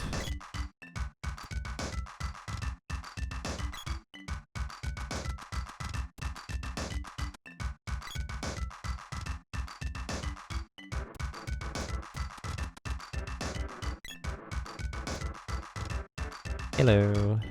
What will it be? Like to buy 2 of these. Don't really need them actually, now think about it. 1, 2, 3, 4. It is fine. And a bunch more helmets. 2, 3. Those are mainly to equip and trash to restock my arsenal, but since I don't actually have the need to restock quite as frequently anymore, because we are not going to use as many barrels anymore, it's actually not that pressing of an issue.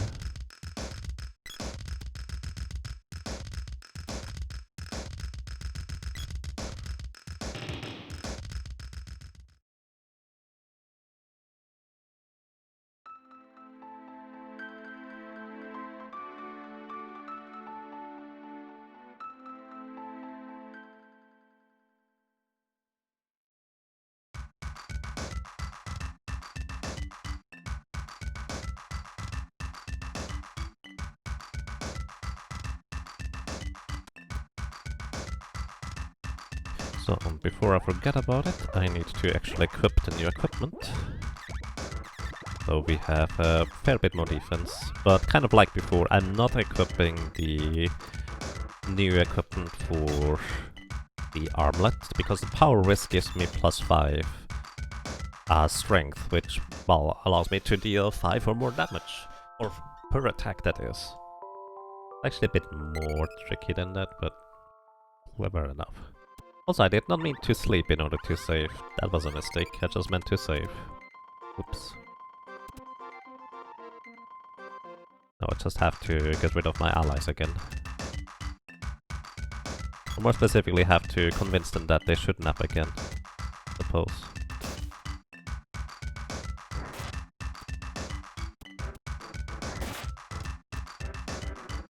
Come on. There we go. Thank you. Getting the AI to follow around the left side of those mushrooms there is kind of tricky, so just opt to go the other way around. Alright. Here we go. No owl there, that's good. There's an owl here. And these owls love to cast silence on you. Which, as long as you're far enough away from the owl, is not that big of a deal. But if you're close enough to them, they will hunt you down and attack you like 4 or 5 times a second. Kind of ridiculous. It's as if they use the candy barrel against you. So this guy will cast the silence, but if I move quick enough, it will actually not hit me. But it did hit me in this case, so I'm actually confused right now. Which means this owl here is going to try and hunt me down. And here, I'll need to revive the sprite.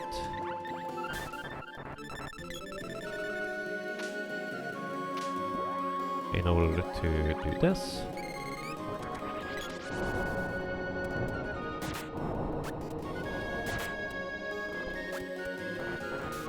And make sure the sprite takes another nap afterwards.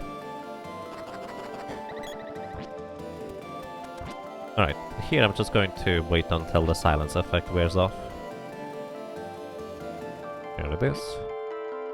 Because you can reasonably enter here being silenced already. Not that big of a deal. Although it certainly can be. Also, this guy can cast Gem Missile 4 times. I'm actually countering the attacking this with Analyzer because this allows me to not take any damage, and it actually locks the Great Viper in place. So it's not going to run me over. So Great Viper. Its main form of attack is just running you over with its head. Only the head really deals damage, also you can only really deal damage to the head.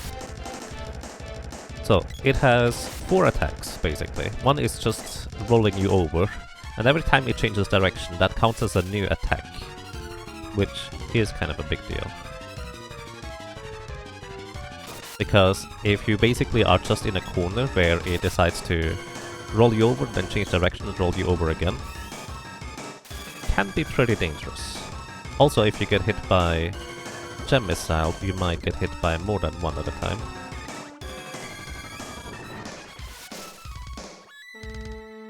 And And here he can just roll me over because I'm... Oh, he didn't. I got lucky. But yeah, where was I?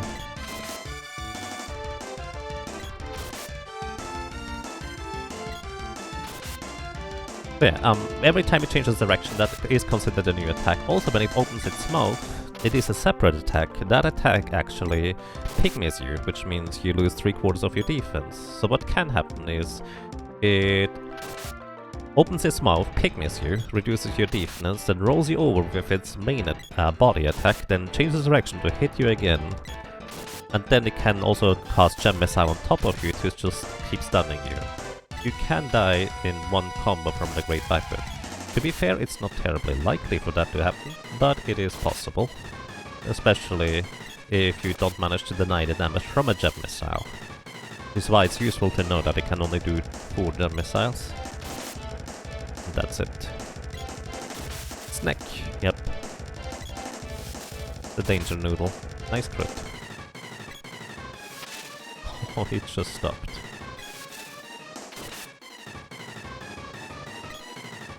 Also, as you can tell, the snake going down right is significantly slower than up left.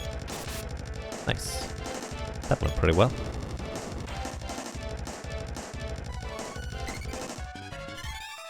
I think my splits ended up just kind of grinding the weapon out before going to Spring Beak, is why the time discrepancy. What is the Sleepy Rabbit meter in the bottom left corner?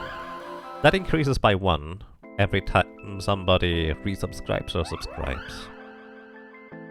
So eventually it fills up and the rabbits wake up. It's not automatic though, so I have to manually operate the meter because I've been too lazy to implement the API. Well, yeah. What time do I expect for a nice run? Like 4 hours 40 minutes, 4 hours 50 probably? In these runs here, I'm still implementing a lot of safety saves and safety features rather than just trying to go for it. Which is kind of a... Well, if you try to go the fastest, I dare to say for this kind of run, you can probably go for as low as 4 hours 10, 4 hour 20 minutes if you are really going for it.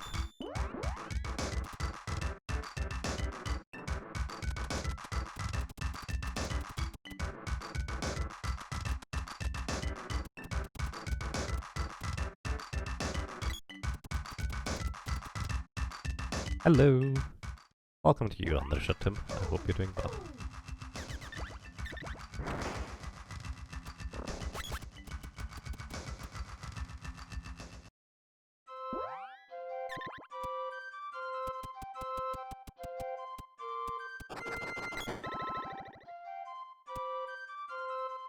And we go to the ice country first. Wave wave! Convenient timing for a waving. Also, I did upgrade the sword, so we can skip that split. So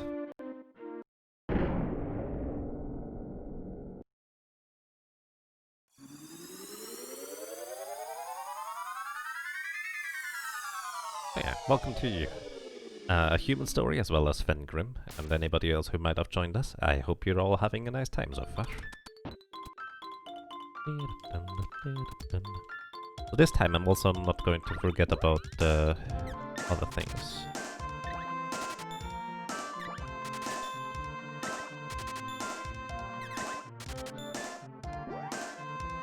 Yeah, I'm gonna stop waving now. Thank you.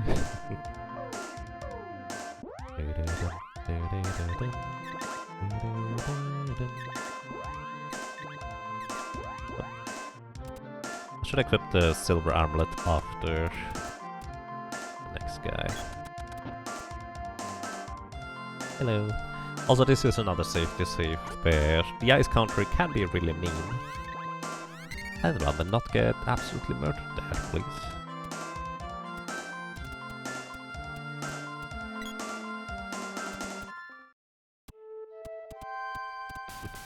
Glad to hear that. Thank you.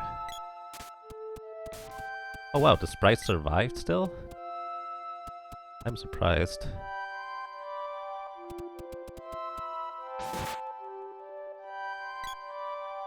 So here, you wanna go and pick up...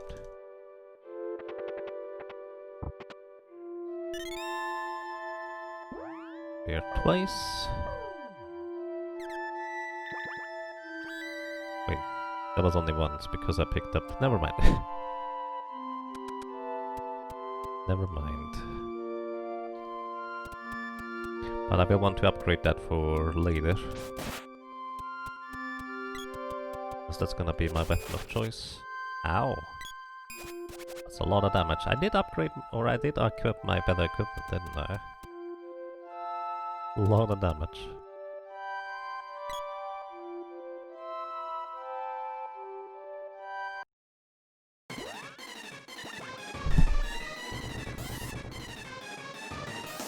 Alrighty.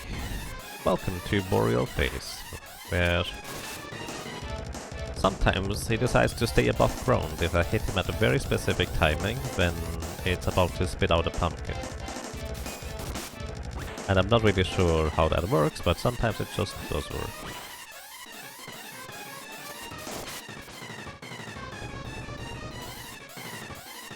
This is also the reason why I leveled up the sword to level 3 and the Silk Tails.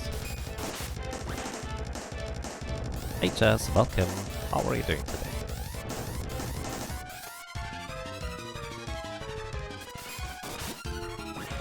Nice crit. It's a low damage roll crit, but a crit nonetheless, I take it. Slightly early, I guess. Another one up there.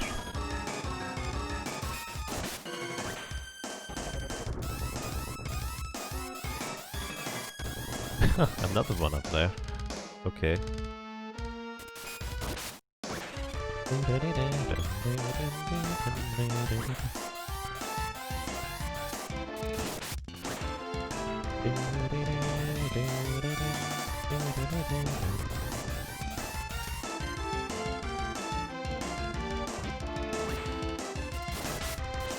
That went really well, actually.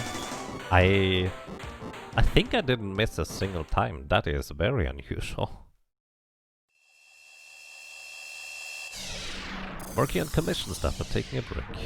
Nice. Good luck on your commissions. Ordering. Way to go. And this is where we finally actually get offensive spells for the lady, in the form of salamander spells. They're not the strongest, but they are serviceable and a fair bit better than our physical attacks for quite a while at the very least.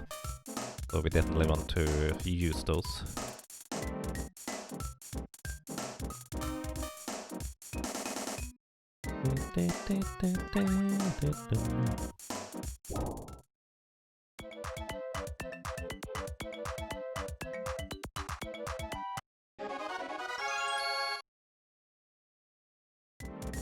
Oh, super player question, if you're still around.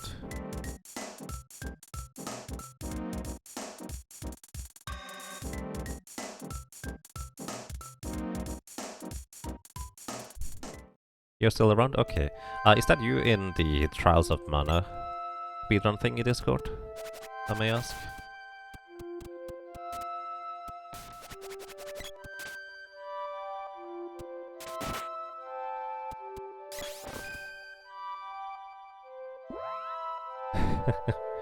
Fricodactylus, thank you. Thank you for the gift sub to Super Player, that's really kind of you. And well, the rabbits are a little bit less sleepy now.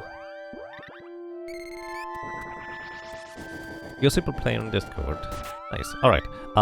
Do you have access to editing that leaderboard?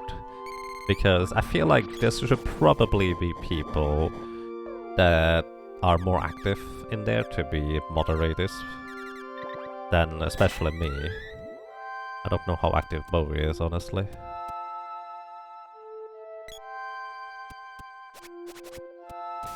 Oh, that's not good.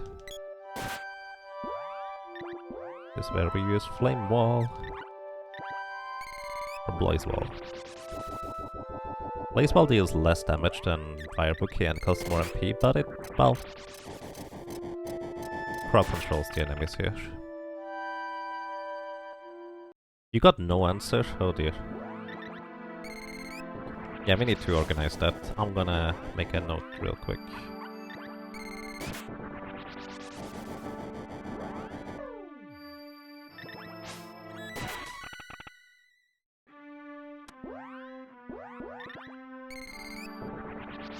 Might take a while because I'm still running here.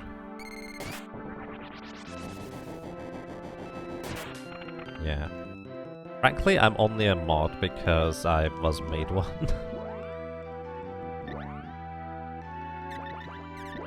Because I just happened to be around, I think. Is my main form of involvement. Yeah, I hope I didn't mess up the numbers. I did, no.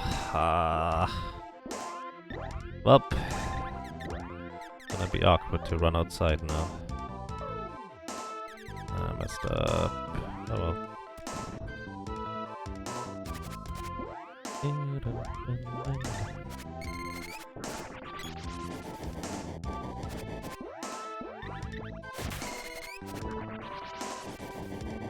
Months after it died.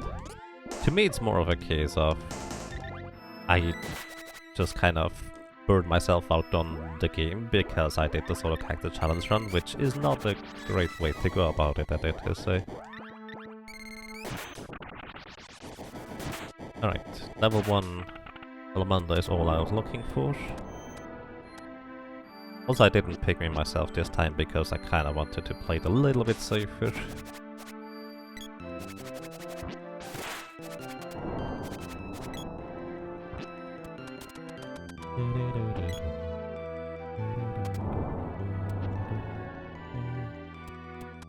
But if you could ping me or send me a PM real quick in Discord, I would appreciate that. That way I don't forget about it later, because I can't exactly like make a reminder right now. We definitely need to get that all fixed, so to speak.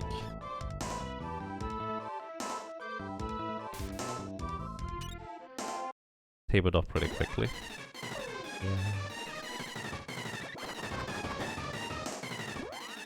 Yeah, I saw the ping, that's why I'm kind of referring to it. I did read that. Why damn it? Oh, this is not good. Oh no!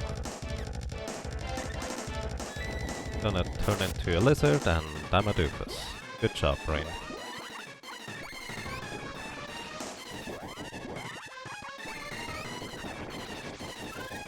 What? Oh no. Oh no, we have a second lizard now. This is so awkward. I messed up. I didn't... oh well. This is gonna be super slow.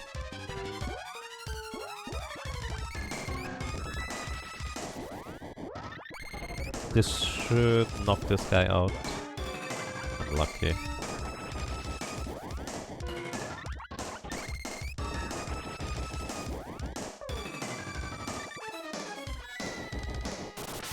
Yeah, I figured this would happen. I didn't get the MP refill there.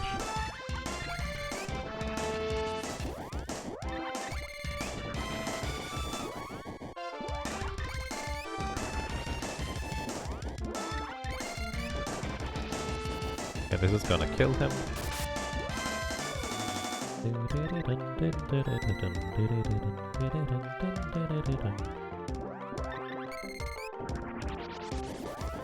Three fire bouquets are gonna do the trick.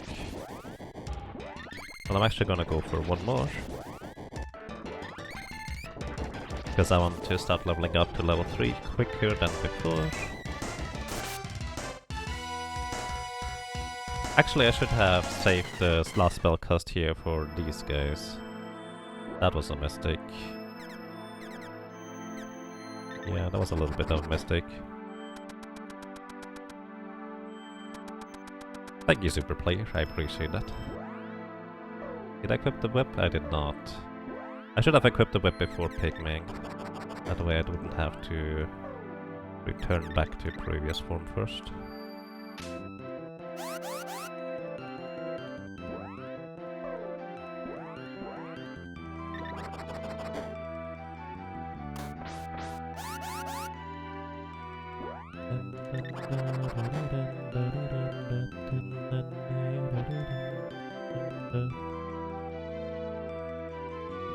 Brigard! Well, no. Time for your punishment. Arr. He's a pirate.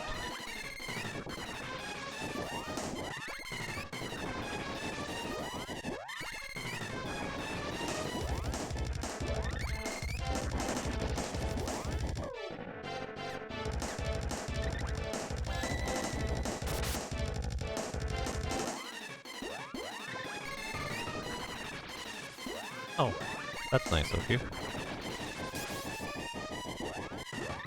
He gave me ice sabers. Also, just to lock him down a little more, gonna use an analyzer here. That way he won't be able to move for a while longer. Oh, he's dead already. Bye! Did I get really low damage rolls and then just high damage rolls instead after?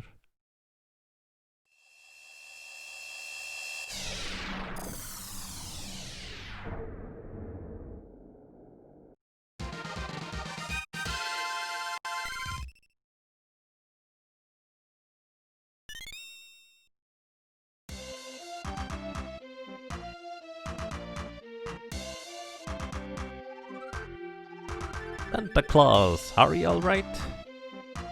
Maybe.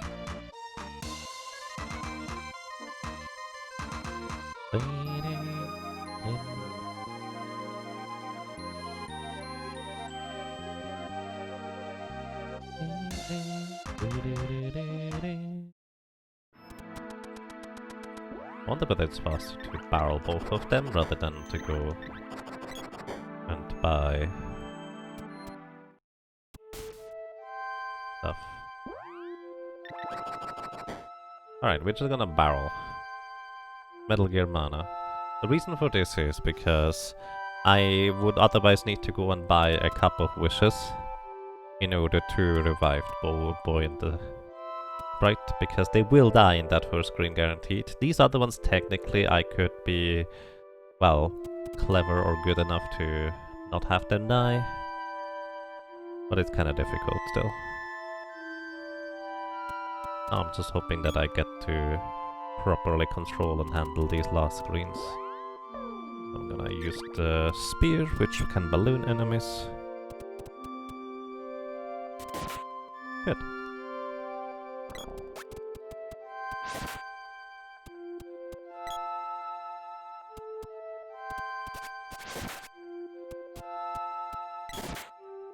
Alright, they survived.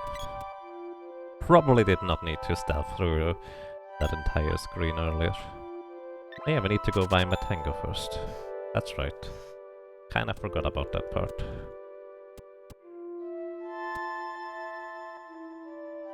Hello, welcome to you, Ellen. I hope you're doing well.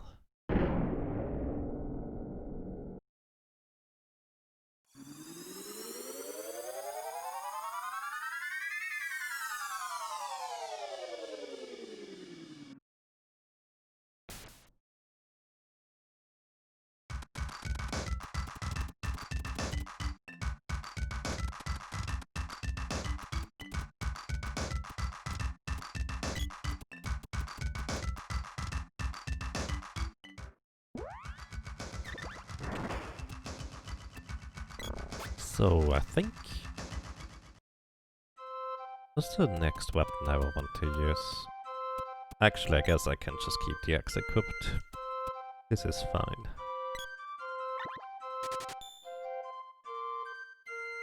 I've always loved this music track. The one in Matango, or this one here, or both maybe.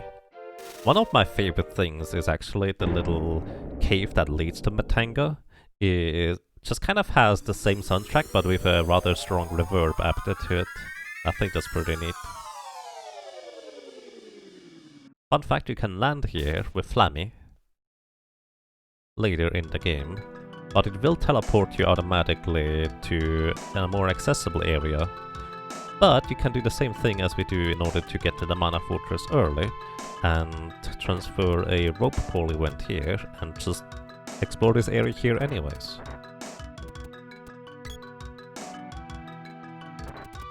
All of them, fair enough.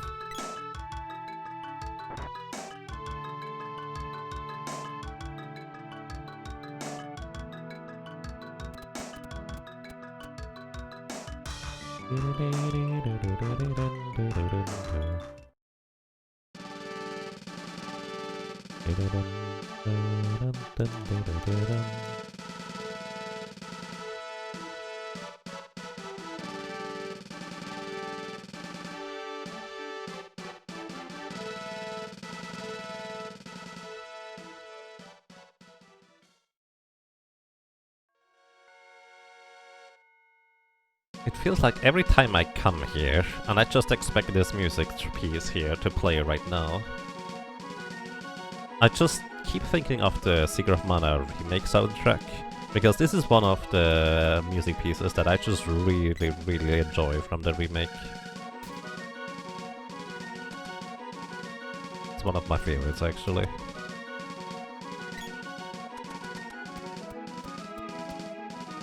I should listen to that entire soundtrack again sometime.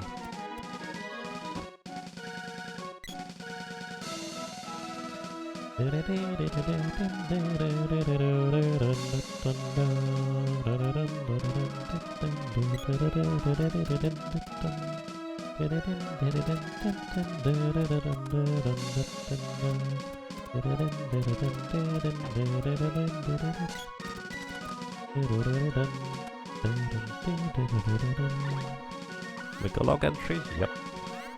Just in case I mess up, which is always possible. Hello.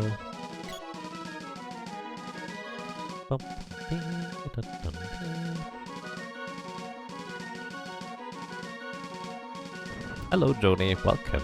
I hope you're doing well.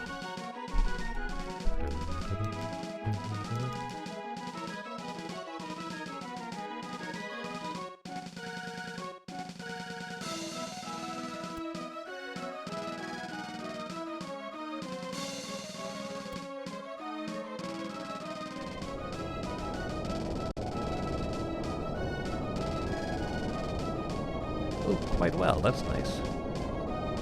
I'm doing quite alright, thank you. Actually, I could have taken it the lady after the fact, but that's fine.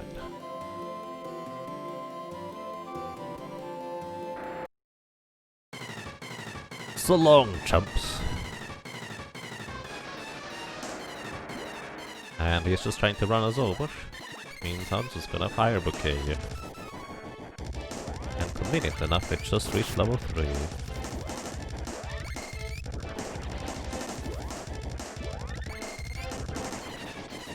Kinda like before, we use Analyzer in order to lock him into place for just a while longer. 447. Then actually bait out a charge attack from him.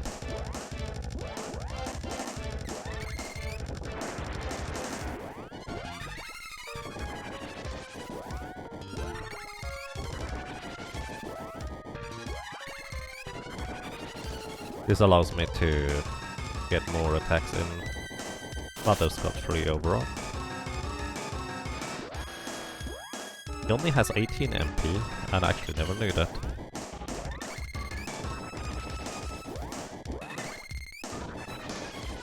And that's that. You should be dead. Good night.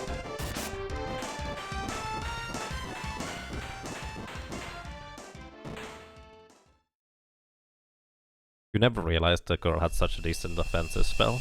Well, I think decent actually might be a little bit exaggerated. It's more like it's okay. Traditionally the reason why you use the lady spells is for their secondary effect, which, because buffs and debuffs don't last a whole lot, well, out particularly long, it's of limited use for the most part. Unless you level up the spells really high, that is. But, yeah. I do agree overall. What would it be? I'd like to buy stuff. Specifically Cups of Wishes.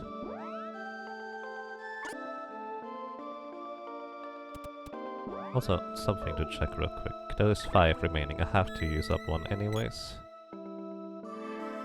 Then I need to level up the spear.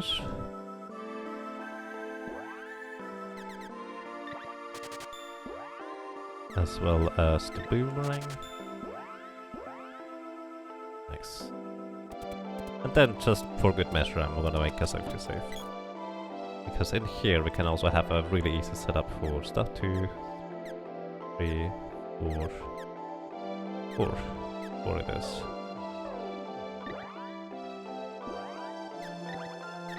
One, 2, 3, 4.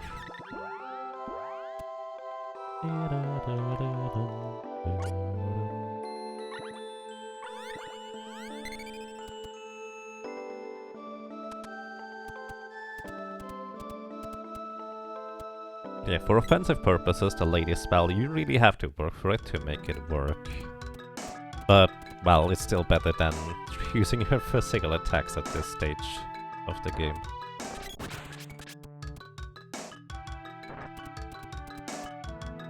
Having to buy solo Cups of Wishes in the solo character challenge run seems weird, but you know why they're necessary. Yep. It is one of the weirder aspects, I guess, of it.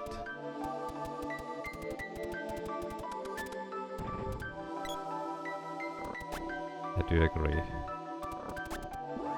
Alright, so we will want to level up the spear later.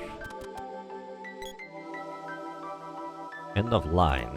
Nope, the sprite actually has the perfect solution for these flames. In the form of explosion. You know, you just deprive all the fire of its oxygen. I was about to say nutrients. Oh, I messed up. Thankfully, these things are not particularly dangerous.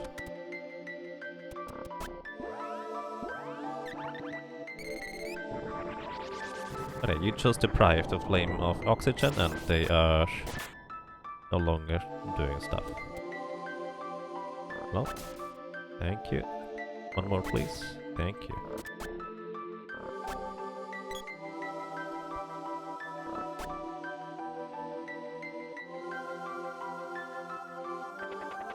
Welcome to Oles.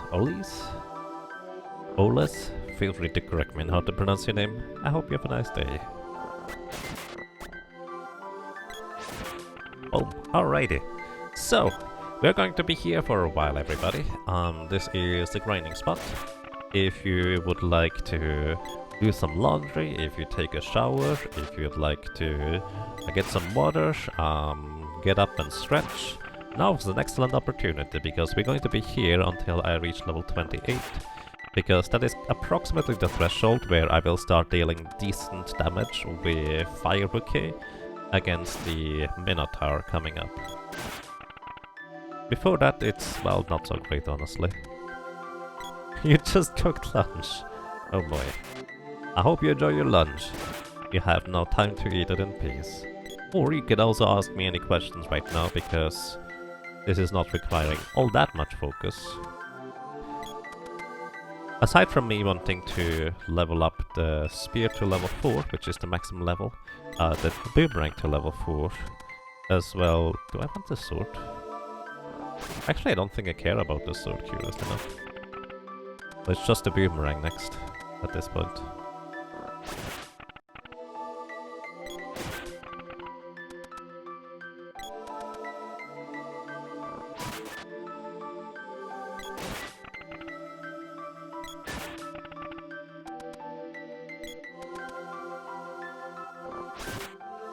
Your name is pronounced in German, so it's like... Olise? I think it's an L. It's actually a little bit hard to tell with your name color on the background.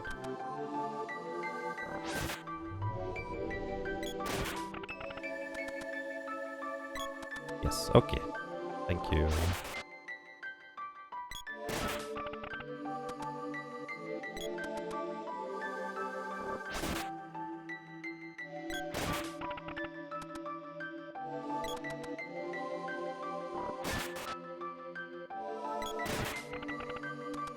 So the reason why this is such a good grinding spot is there are 3 enemies that have relatively low HP for how much experience they give, as well as a relatively easy source of weapon experience too, which is really helpful. So here is where I will have to start switching over to the boomerang. And I kind of hope that I effectively two-shot them. The alternative is I could just use the boomerang straight up, but the problem is that you don't recover your stamina as quickly with the boomerang itself. I guess it's actually still faster than switching weapons over and over in this case, because I don't get the balloon anyways. Oh, that's not good.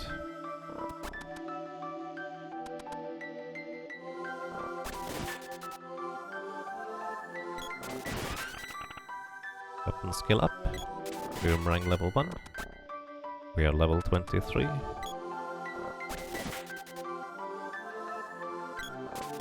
So in the end we will want to have a boomerang level 6. Which is why we do, well, it's just some boomerang leveling right now. This is just a good opportunity because I'm killing enemies anyways. And it's not much slower than just using the spear. It is a bit slower though. But in comparison to just leveling up the boomerang later, this is just more efficient anyways.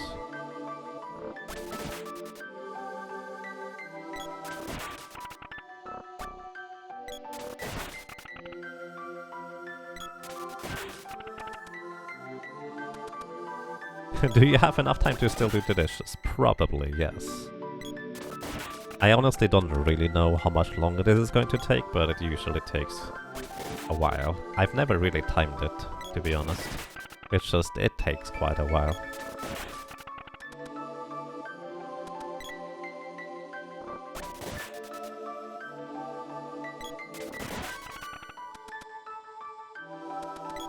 You have the volume turned up. Fair enough. Oh, by the way, the reason why I picked up the 1000 gold just earlier is not because I need the gold, but because if I don't pick it up, there's only going to be 2 enemies spawning right here, because it will always occupy 1 spawn slot. Oops.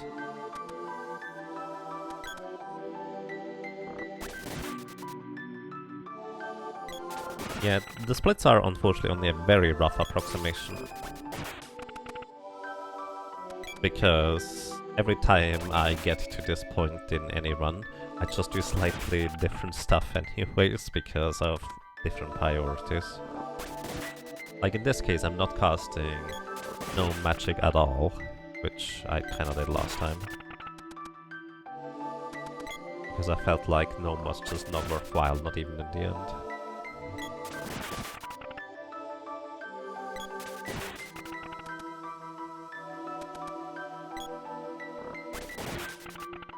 Let's see. It's been a while. Does boomerang level increase damage or just max charge? It just increases max charge. Yeah, each charge level gives you 50% more damage than the base attack power. But leveling up the boomerang does not inherently do anything unless you actually charge up the weapon. So forging the boomerang to the next higher level does give you more damage in the long run. Alrighty, back to the spear.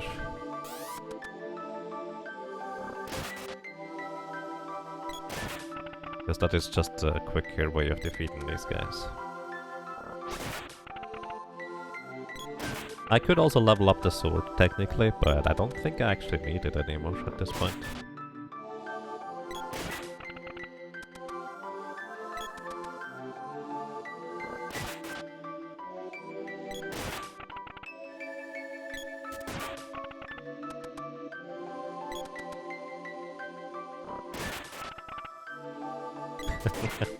You get quicker experience using that weapon. I mean, I suppose. Because I also guaranteed to two-shot these enemies, I think, even with low damage rolls. Maybe not guaranteed, but one low damage roll is not going to matter. You might.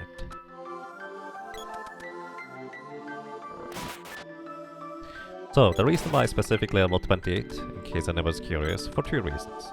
One, you start dealing decent damage with Fire Bouquet on the next boss. And for two, it actually gives me 21 maximum MP, which is very handy. Since that is divisible by 3, so I can just cast the number of Fire Bouquets.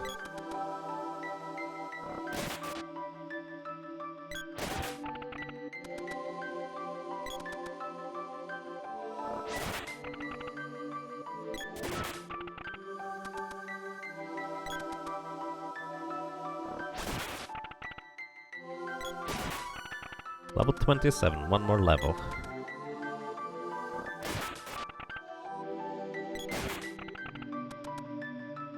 Also, in case you're wondering, whenever I crit an enemy and one-shot it, why do I go past it when walking here? That's because the enemy could spawn a chest. And I don't want to pick up the chest, so I just walk slightly past where the enemy chest would spawn, in order to guarantee not pick it up, basically having my back to the chest.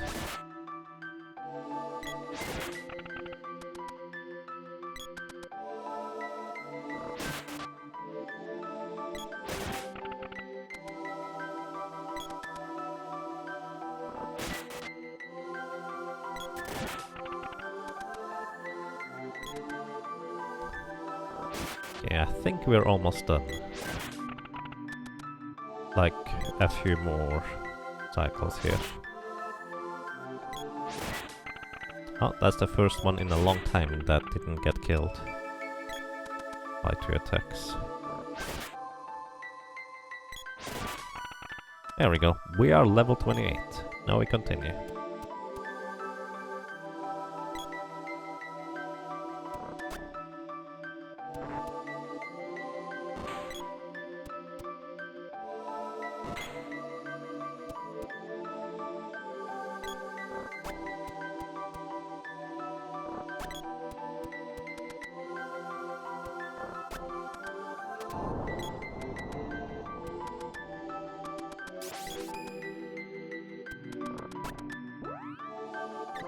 Whoop.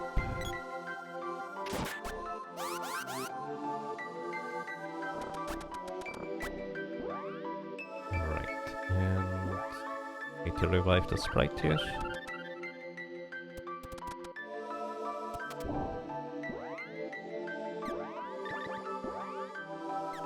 Convenient enough, the sprite has just enough MP to cast freeze.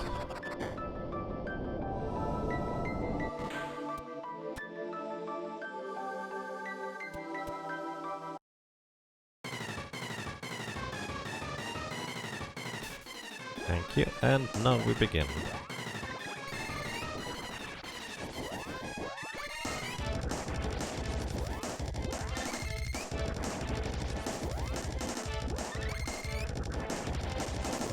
So kinda like before, I'm going to use Analyzer here at the end, in order to just kind of lock him down in another spell animation.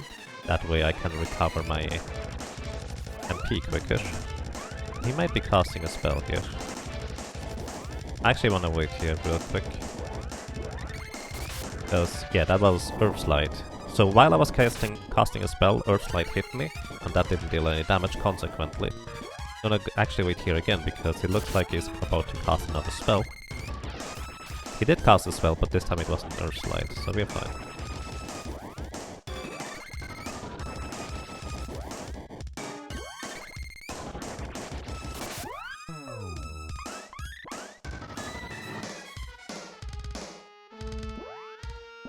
And, oh, stop using... Oh my goodness. I keep accidentally using analyzer there on my first spell. That's really not intended. Unfortunately, level 3 Salamander is currently the highest level we can get.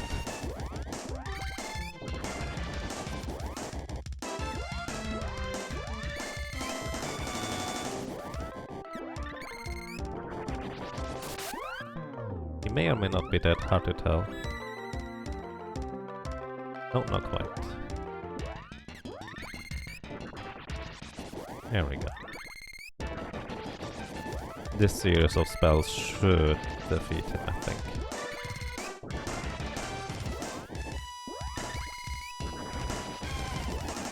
Yeah, it doesn't deal a whole lot of damage, but it's more than I could deal with physical attacks. And basically more importantly, it's a lot safer to do this than to try using physical weapons against him. His spells only are ever target single target anyways, so getting hit by Earthlight and taking damage is not a death sentence automatically, but it gives him chance to close in on us and use his physical attacks, which can knock us unconscious, and he can potentially just combo you from 100 HP to 0, which would be a lot less than ideal.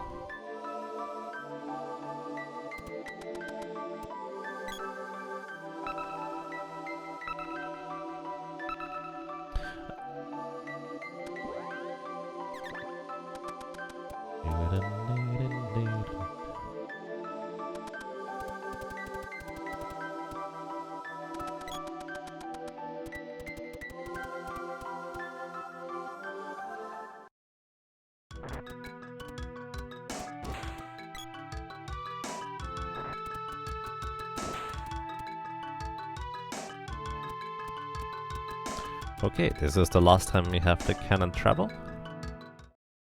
So we should be largely fine on that end. Go to the Empire. So we don't have to revive our allies anymore for cannon travel purposes, but we will have to revive the sprite once more in order to, well, get through areas that require orbs.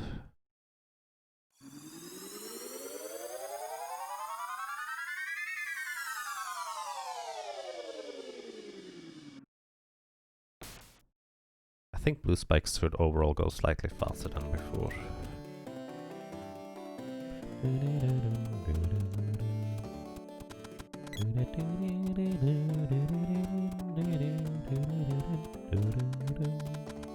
So, even though we skipped the guard at the entrance of the sewers, we still want to go and grab the password here, because otherwise, unless Mara actually gives you the password initially,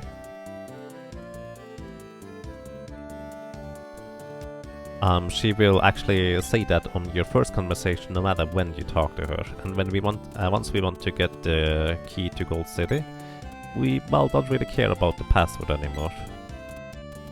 So we kind of want to grab that right now because it's just slightly more efficient.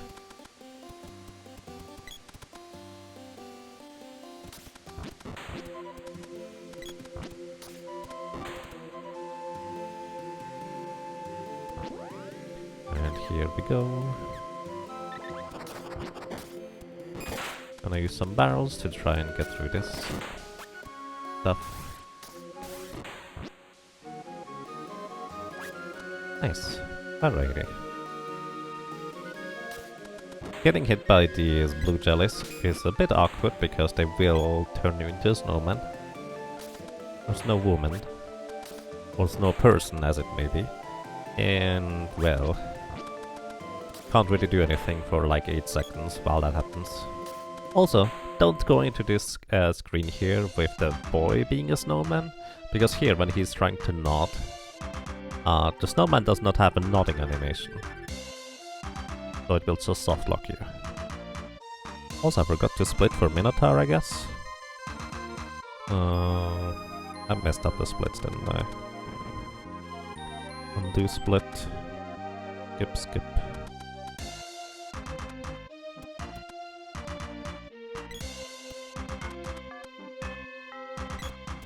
I may have to request an estimate lowering in case the sprite solo challenge does go just as well as these 2 here, but then again, there's also a chance that we lose like 20 minutes if I die to the Mana Beast. Which is less than ideal. One here, one here, and one here.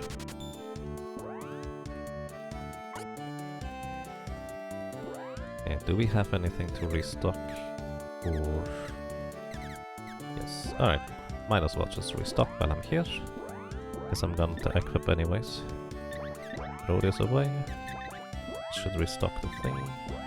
Also, don't ask me why the Tiger Bikini gives so much defense. The Tiger Bikini gives you more defense than the Tiger suit. It's a little bit strange.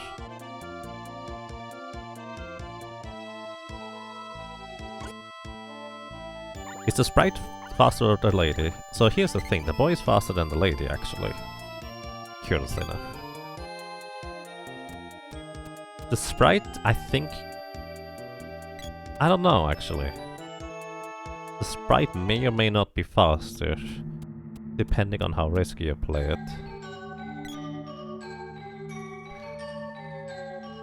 The sprite is really fast to get to the Mana Beast, but defeating the Mana Beast, oh boy. That's by far the longest endeavor.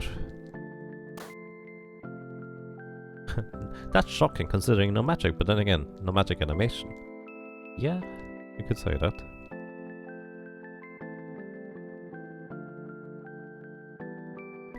Enemies don't want to make the girl feel uncomfortable, so they keep more distance when she's dressed in a bikini.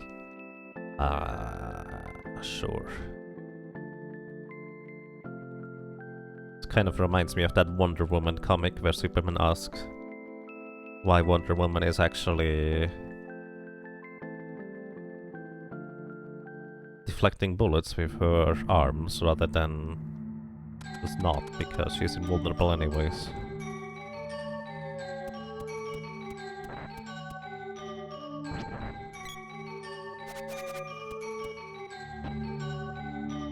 You remember that comic? Yeah. It's so weird.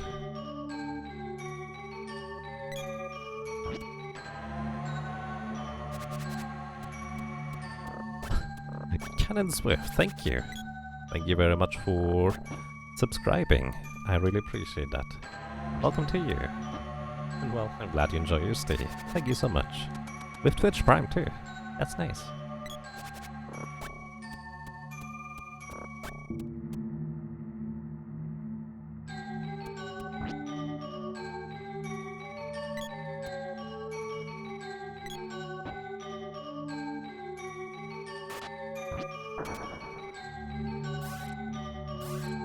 So after the armor upgrade, the blobs pretty much don't hurt us anymore anyways.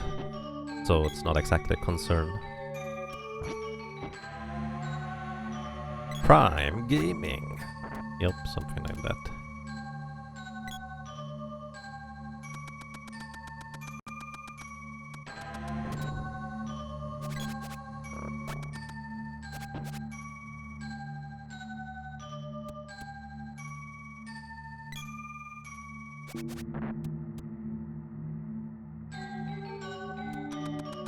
I see. Well, I'm glad you like those.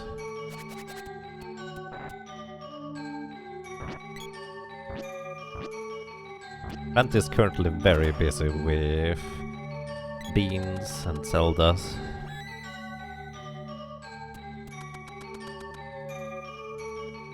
So that's quite a thing to say the least.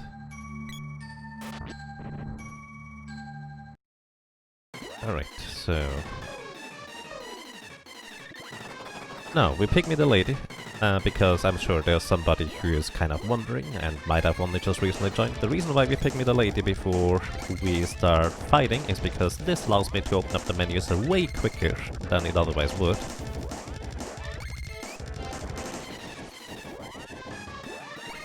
So right here, I couldn't open the menu as fast as I can right now without having her being a small person. That's just because her animation is significantly shorter when casting spells when being small. Confuse hoops actually is pretty awkward, because this might prevent me from casting spells unless I time it right. think we are fine. Also, he's dead. Bye. Doomwall does not have particularly much HP.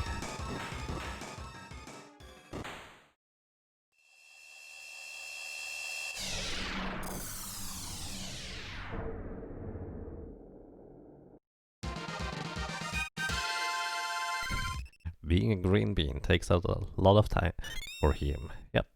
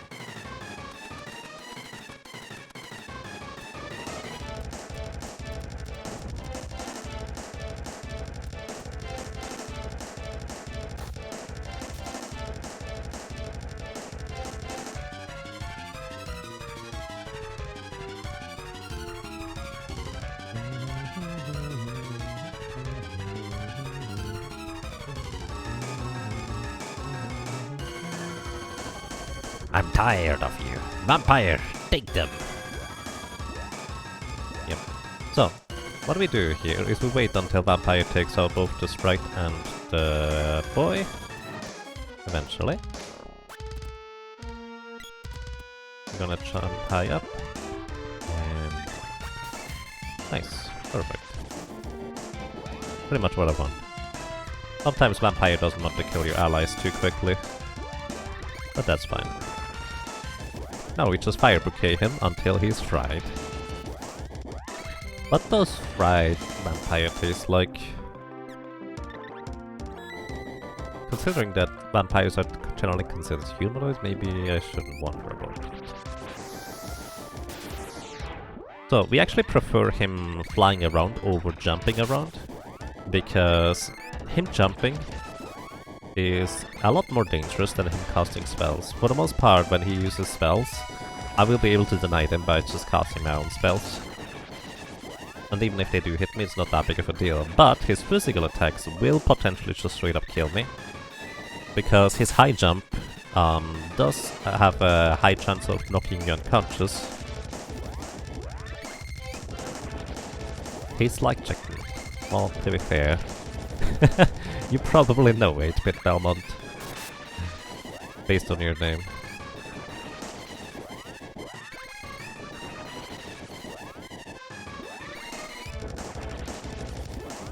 But yeah, even if he casts spells, he should be fine.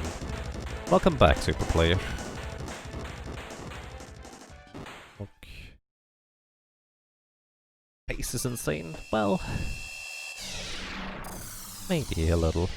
There's always a lot that can go wrong towards the end. How do you have 3 stacks of MP walnuts? So you may be familiar with the money glitch, or the blat glitch, depending on how you want to put it. It's an extension of using the money glitch. So basically what I do is I fill the first 3 item slots in my inventory with corrupted items called blat by using them, making the money glitch, and then I buy fairy walnuts. Then I remove one of the corrupted stacks by, well, selling it and removing it.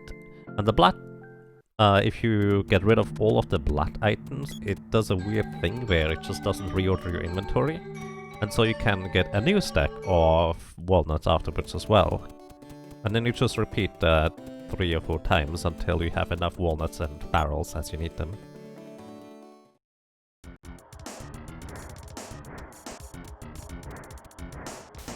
Thank you. For tensor hacks. Not quite. It's glitches. Hex would be if I were to modify the game, but this is an entirely vanilla game.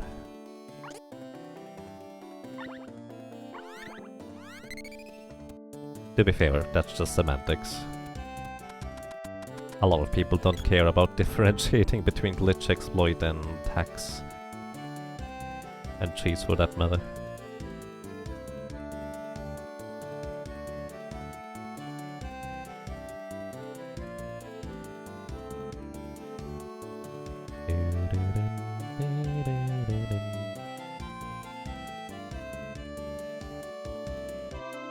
Never got into Secret Mana runs? Yeah. Trials of Mana is a pretty intriguing game to run, I feel. It's just... I burnt myself out on it, unfortunately, by doing that solo challenge run. Well, actually, on that note, you may already know that Super Player is the hard or difficult version of the Trials of Mana thing already out. And if so, how good is it? You may know that, I suppose.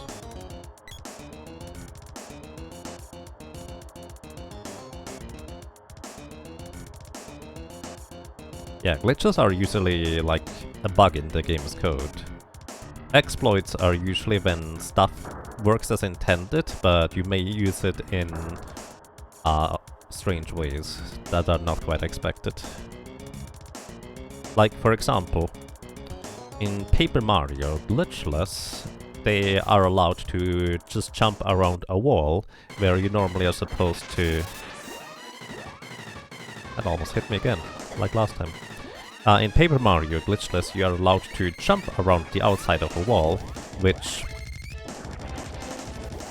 It's not a glitch, you can just jump and you can just jump around geometry. It's kinda normal.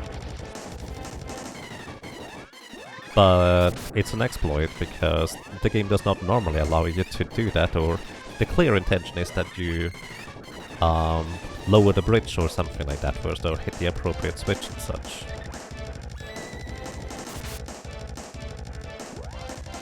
I kind of hoped it would knock him out here.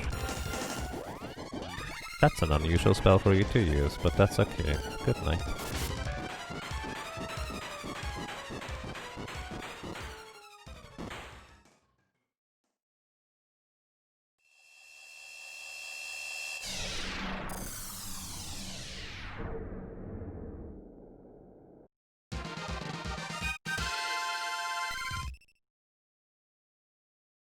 So the one you can buy, it's almost impossible to beat.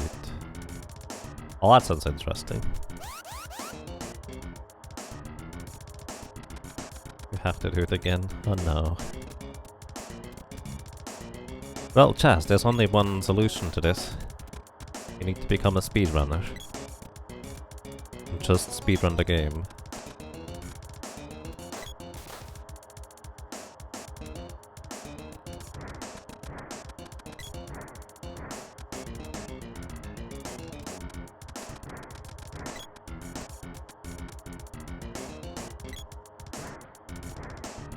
Okay, take care, Cannon Swift. Thank you for dropping by and have a most pleasant day.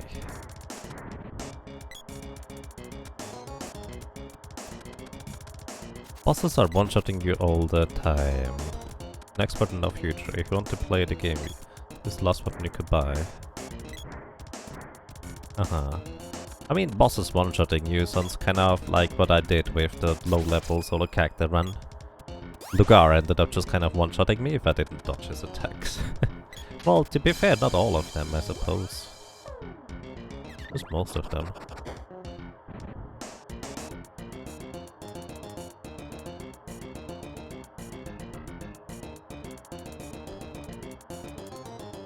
At no future playing like Secret Mana, only 3 items of each in the ring menu. It does sound pretty interesting. Maybe I'll give it a shot sometime. Probably also not anytime soon, to be fair, though.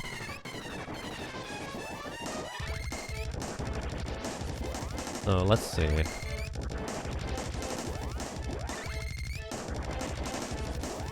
I actually need to wait here. Because he will do this, and I'm going to deny the damage by casting a spell of my own before recovering MP. Because that would one-shot me. I were to let him hit me with that. And then I think 3 spells should be enough to knock him out here. Oh, alright.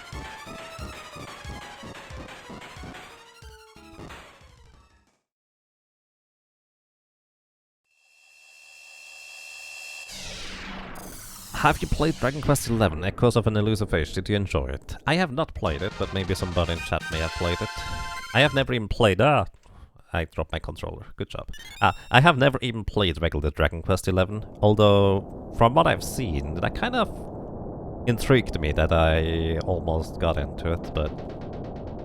well, as so often, so many things to do. She did not know she can do this much spell damage. Yeah, specific. Dragon Quest XI is a masterpiece, at least for you. Yeah, that's fair.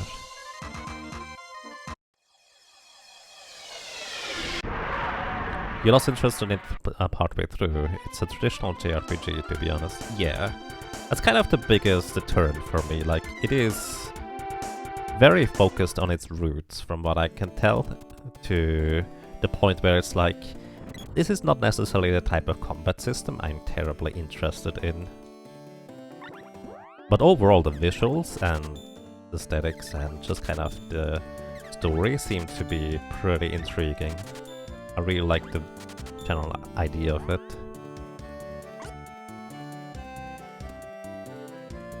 You know, I'm a doofus, I need to just do the thing here too. Doesn't matter. Yeah, we just delete one.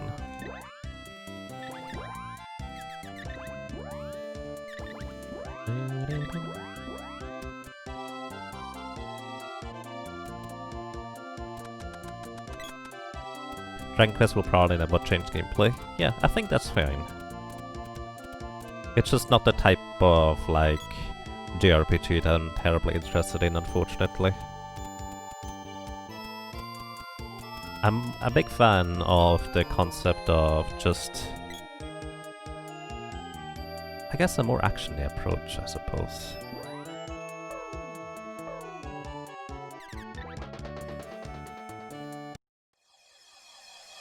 But yeah, since a lot of people really like it and just really enjoy that old style, I'm not gonna say I would like it to be different. It's more of a concept that, yeah, I see why people enjoy it.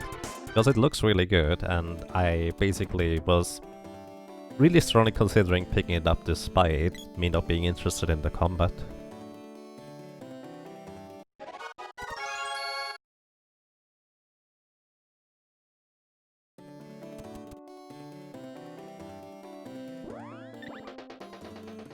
What else do I need to do here? Did I just go Line Slime?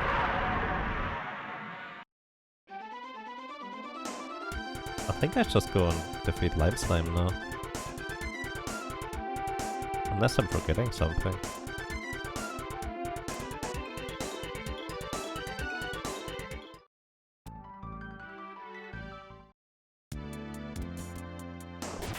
Oh well.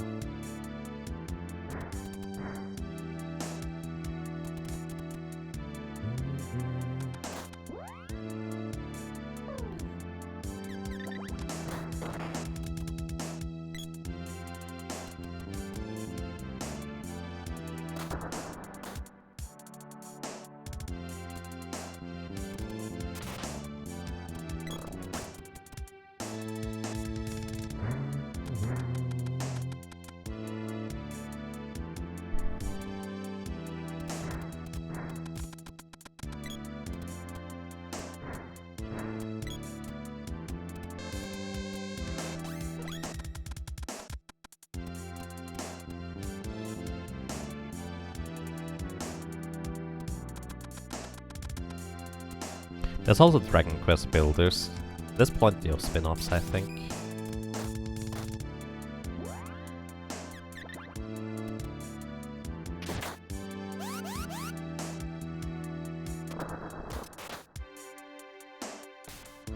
Don't mind me, just jumping across the gap from the wrong way around, because I can. What? I even killed the enemy along the way by accident.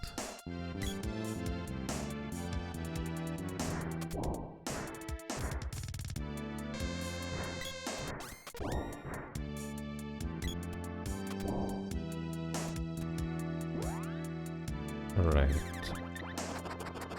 Bonk. And let's go.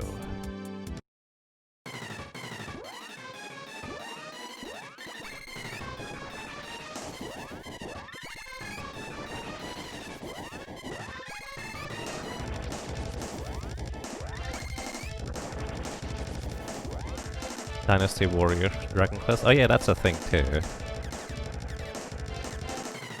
I have played Mystic Heroes. That's the only, like, game of that kind I've ever played. And I kinda liked it. It was super weird, all things considered. But I kinda liked it, I guess. Especially at the time. Thing is, I don't really remember anything of Mystic Heroes. By the way, for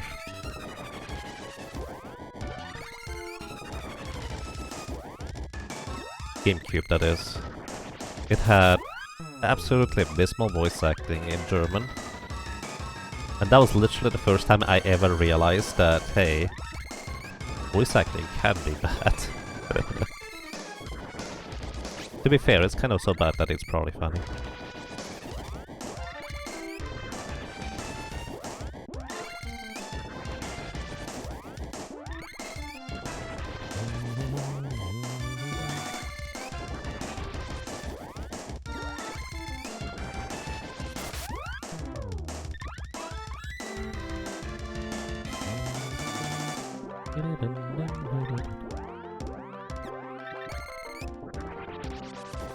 Lime Slime has so much HP.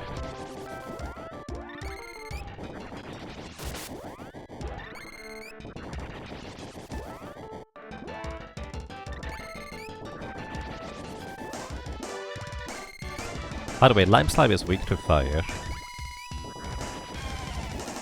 And enemies at this stage of the game all have so much magic defense that unless they are specifically weak to fire, I will not be able to reasonably or reliably deal any real damage to them with spells. Which is why I leveled up the spear actually during the earlier stage of the game.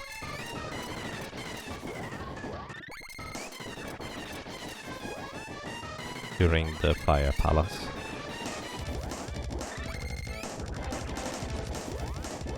Oops, one too many. I think there's one more.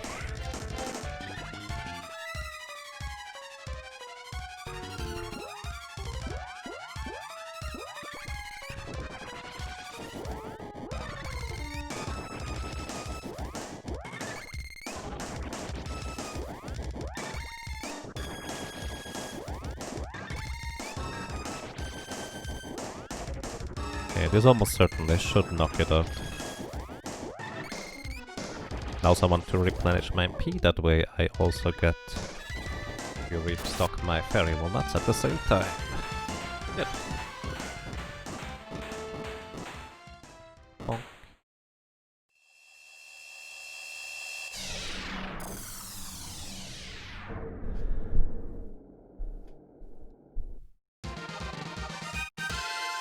Boing.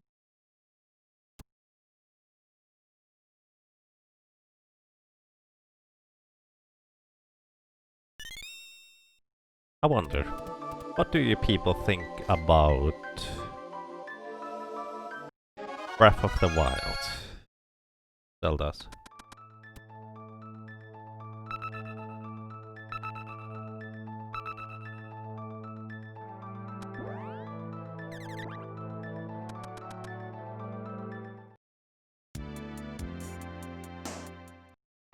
First 3D Zelda you really loved? Oh. I really like Majora's Mask. Majora's Mask is my favorite.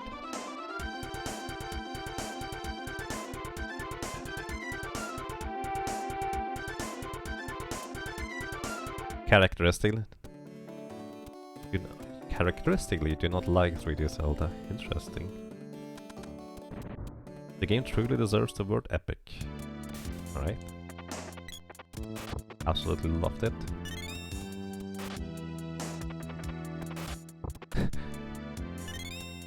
Until then you said the last good Zelda was Link's Awakening. Oh boy.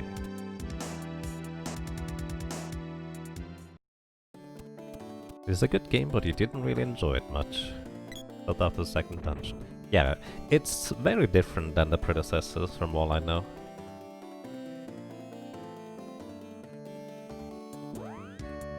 So I basically am kind of wondering whether it's a similar case to me, how I also see Super Metroid, where I kinda like it, but I especially see as to why so many people love the game, rather than me necessarily loving the game as well. 1, 2, should do the trick. But the fairy one was restock? It is, okay.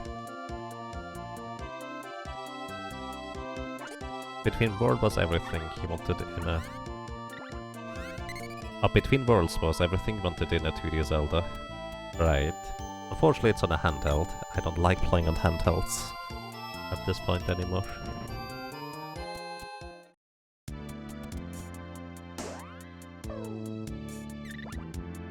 Looks really good though.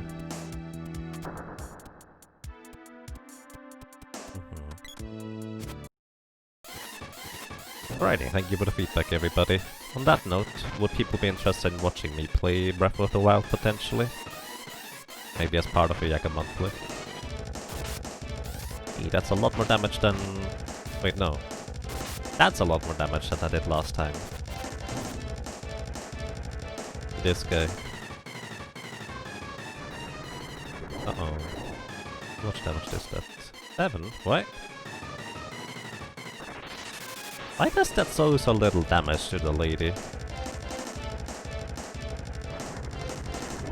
The boy took over 100. There, that's more what I expect, I suppose. Probably because the duck helmet has most likely more magic defense than the dragon helmet, I guess.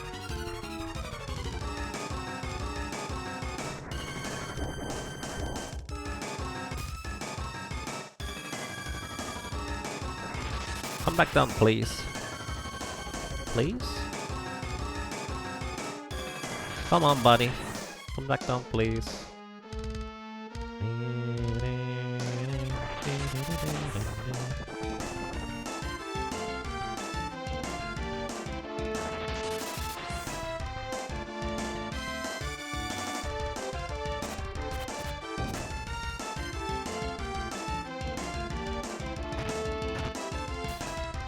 Thank you for the feedback. Yeah, I definitely understand that part, Dustin. I think I've seen that part from a lot of people mentioned, and it sounds like a valid point. From all I've seen of the game so far, it's like... It's probably just going to be a part of the game that I have to deal with, but a lot of other things just look really intriguing.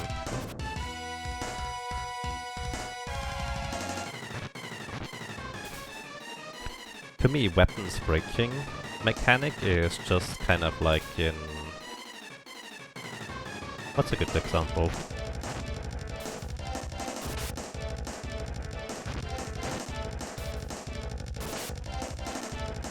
I'm sure there's examples of similar stuff too. Oh well, that's fine. Brain doesn't work right now.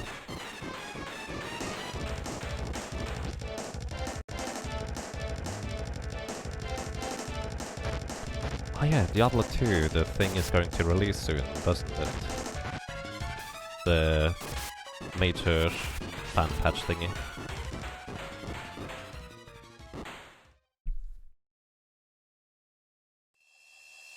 Dark Souls does a good job on breakable weapons in my opinion. So here's the thing, I actually only really know Dark Souls 1 and 2. Dark Souls 1 I barely even knew that you could break your weapon, and Dark Souls 2 It was severe enough that I always kept repair powder on me.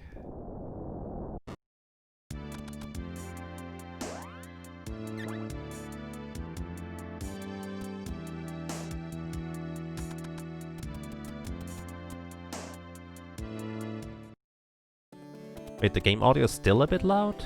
Yeah, we can change that.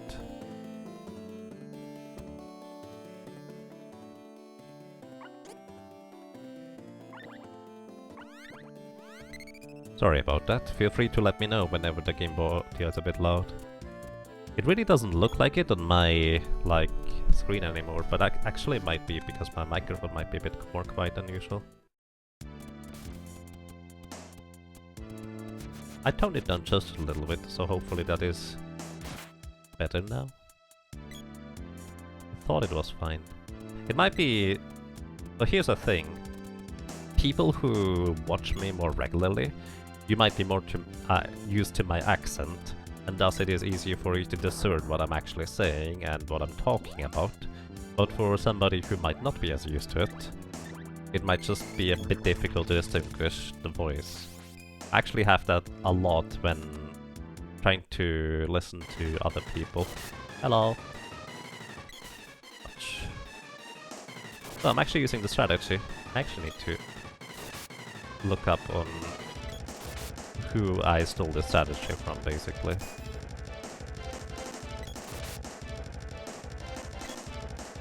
Because this works really, really well overall.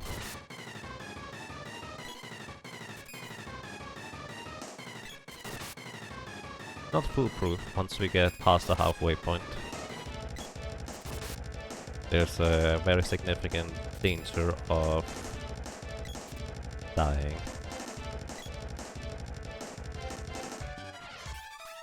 Oh, I was not properly aligned, it looks like.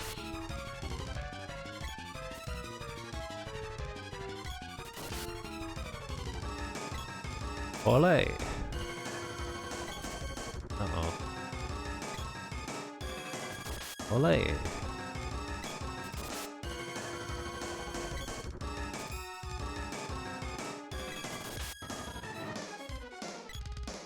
Olé! Oh, what am I doing? That's not good. He might kill me here.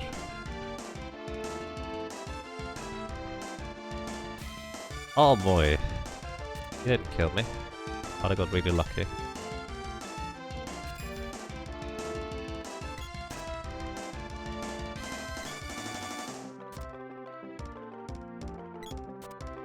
Oh my goodness.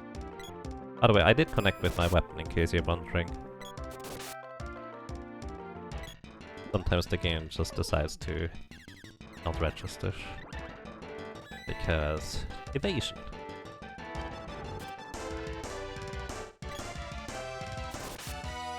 Alright, my weapon thing faded. We can cast it again right now. Because I'm invulnerable while casting spells.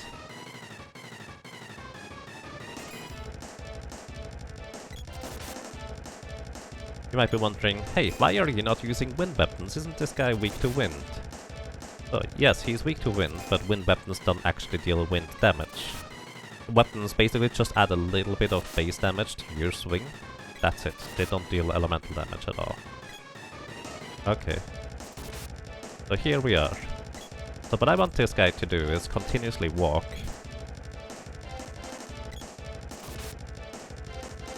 While he's walking, he's going to do that charge attack, which, curiously enough, just doesn't deal any damage until at the very end, where he arrives, so to speak. So I can abuse that fact and just walk straight through him during this. Need a bit more space here.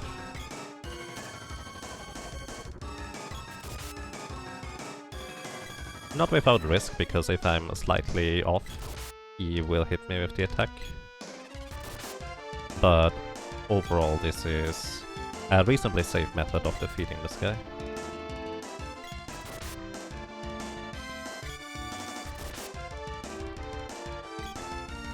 As long as you keep up the rhythm and pattern.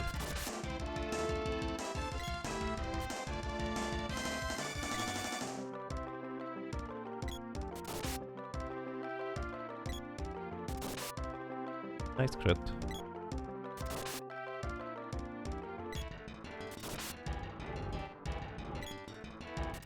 And in phase 2, don't dare to cast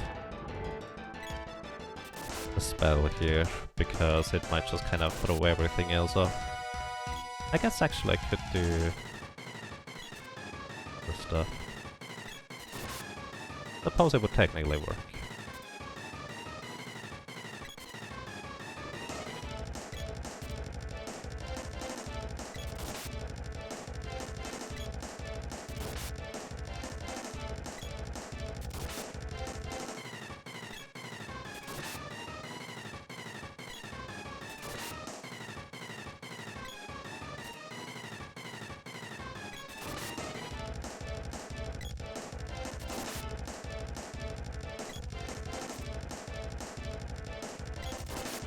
There we go. Nice, first try. If Gorgon Bull casts a spell and hits me with the spell, I'm dead. Because he does like 400 damage with his Earth Slide. Not just because he has a single target for a spell that normally hits 3 targets, like the others, but also because he actually has more dark magic power than the Dark Lich. It's weird. Take care, Blood. Thank you for dropping by, and have a pleasant evening. Zing.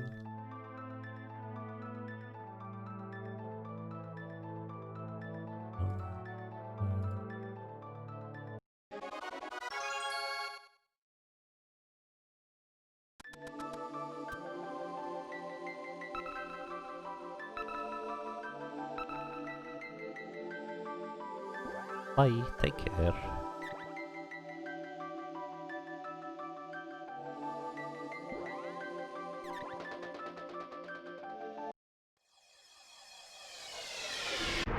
Alrighty, gonna grab Luna. And do I want to level up Luna?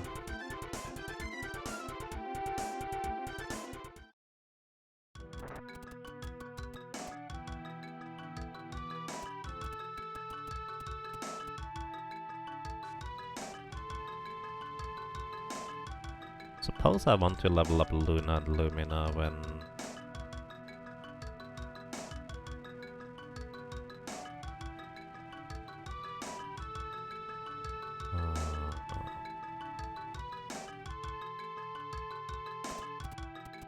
Not sure.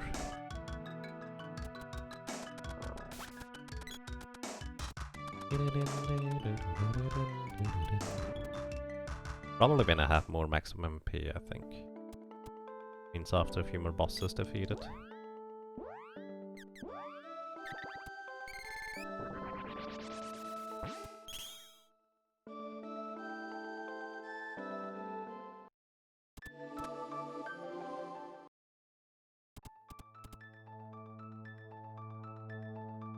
Now we have one of the most powerful elements in our party, so to speak, Luna. Luna allows us to guarantee critical hits, and we can also get a buff that increases our damage by 25%. The raw damage, that is, before enemies reduce it by defense, which is actually even more potent than, well, it otherwise would be, I suppose.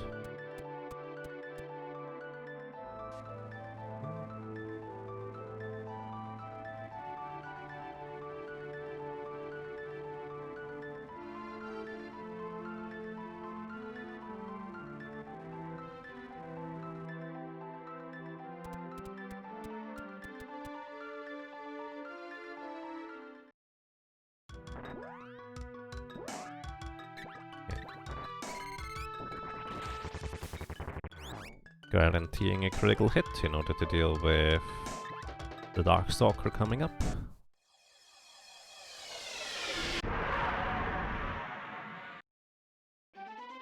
Which is just south of here.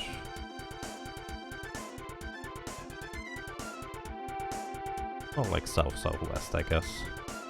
Didn't I say the exact same thing last time?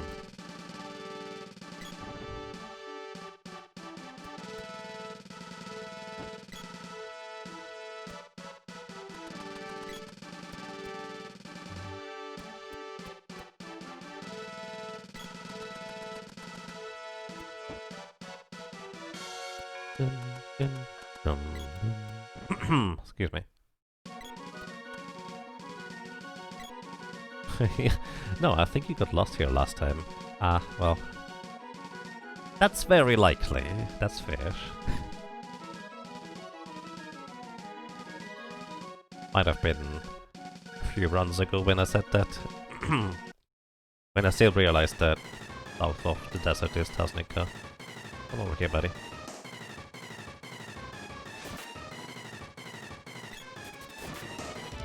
And he's unconscious. Because the spear knocks enemies unconscious. Chest? No chest. That face.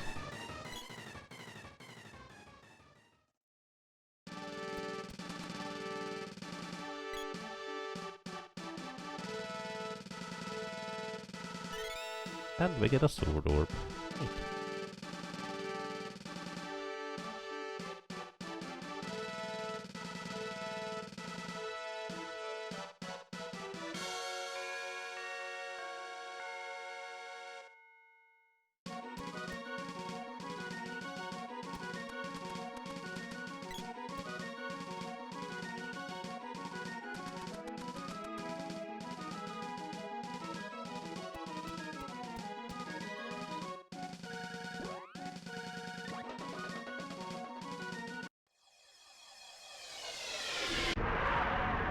Alrighty, Doppelgangers is next. It's just east-ish from here.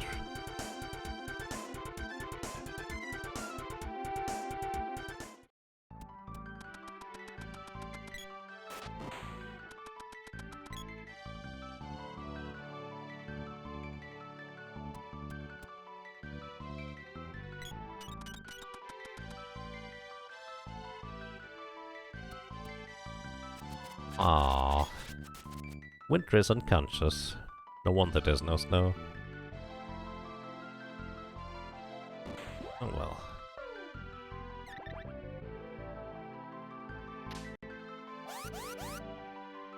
As long as I manage to make it over to the rope hole here before I cast the flower, we can interrupt it by gathering the party at this place here. Also, we can just jump straight up. The way that works, by the way, I've used it already earlier. In short, the game checks for 3 conditions to let you jump across the gap when using the whip. 1 is you need to have the whip equipped. 2, you need to have your party gathered on the gathering spot. And 3, you need to hit a rope pole, it does not matter which one, in order to initiate the jump. And it will jump you in your facing direction. So what I did, basically, is I had the whip equipped, but I pygmied myself in order to have a shorter range attack, because the whip actually does not attack enemies that are close range, only enemies that are further away. And so I gathered a party with the whip equipped, pygmied, and hit the rope hole right next to me, but facing up. So you can just jump straight up that way. It's weird. Oh really? That's unusual. Rabbite, could you wake me up, please? Oh, I'm sorry. Oh, no! The Rabbite woke me up because it tried to attack me, but dealt no damage at all. And then the get up attack killed the Rabbite. Which, by the way, the get up attack is why I gave my AI control companions a bow. Get up attack does only work with melee weapons.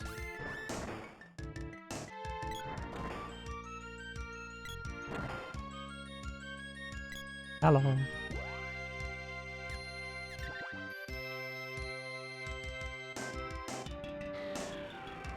It begins.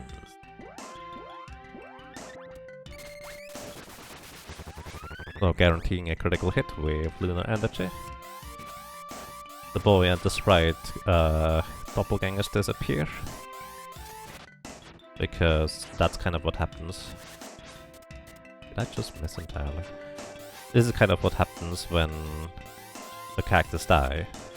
This is also used in a 1-player 2-controller speedrun and glitchless speedruns. Instead of killing the doppelgangers, you just let your characters die in order to knock them out instead. The doppelganger for the lady and the sprite both have 800 HP each. and the boy doppelganger has 999 HP, representing however much HP you could have when you reach level 99. Actually, I think you reach the max HP before 99.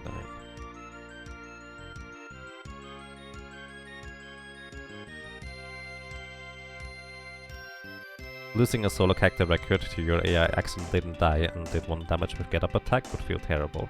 Yeah, so here's the thing. This is a category nobody else runs. And since I kind of make up the rules, I would say I don't think an AI dealing 1 damage to something random, even if it might even remotely help, it's not that big of a deal. Alright, we need to do the safe thing now. Actually, yes.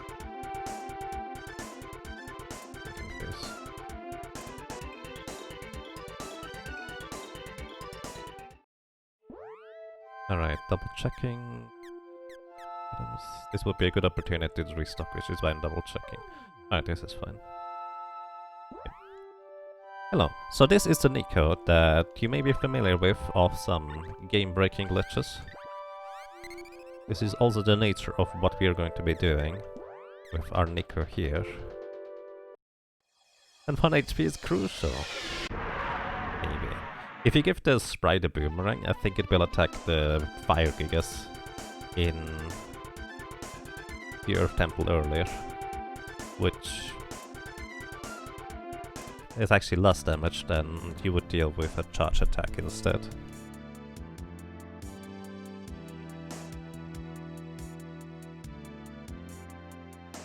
To be fair, if we're too strict on the runs, could be invalidated when the sprite casts fire on the gas cloud or whatever the part is. Yeah, that's true. It's more just a habit of the glitchless speedrun and previous categories, where you just target all enemies in order to cast the spells on the orb too, because that just makes more sense.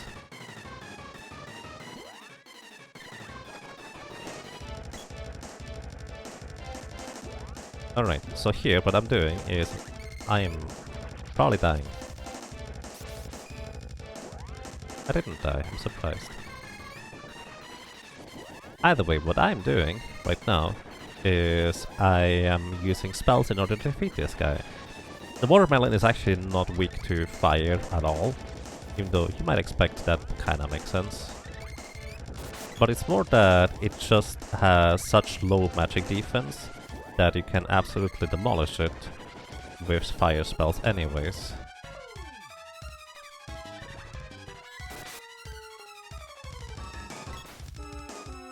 Thankfully I reduced its attack power via the use of Fire Bouquet, which is a secondary effect of that spell. Otherwise I would have died there, because I forgot to give myself Lucid Barrier. I'm gonna do that right now.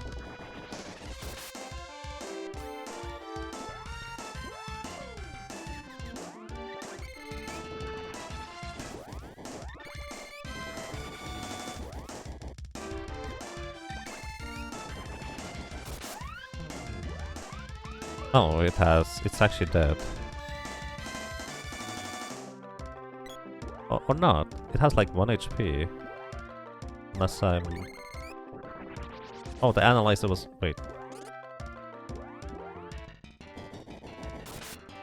Okay, no, the analyzer was after the spell hit. There we go, this is gonna do the trick. Jump, jump, jump. Oh, I guess not.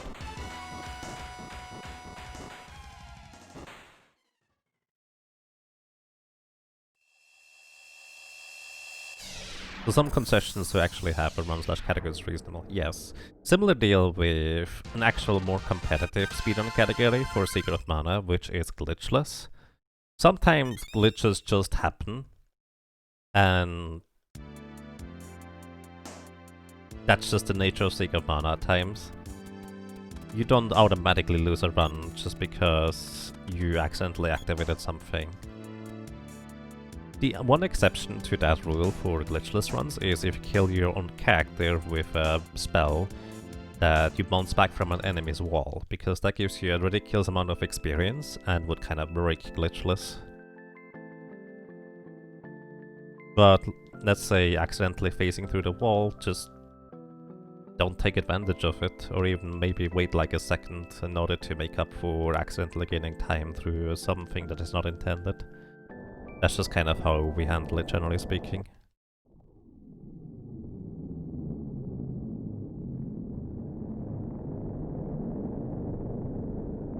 Alrighty, now I need to go and grab the boomerang from the basement, so we have a level 6 boomerang.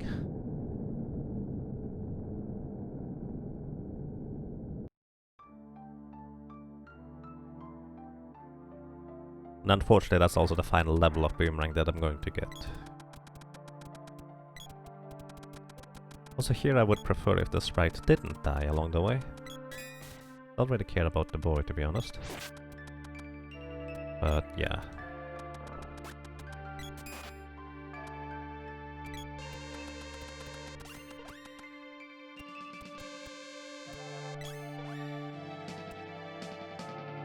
I don't want to attack that guy because I might one-shot him.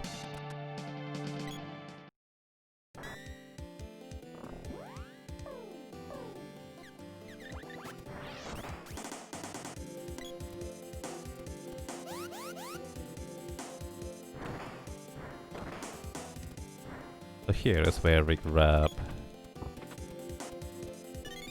the boomerang orb. Which is very important, because otherwise I don't get a level 6 boomerang charge attack for the mana beast.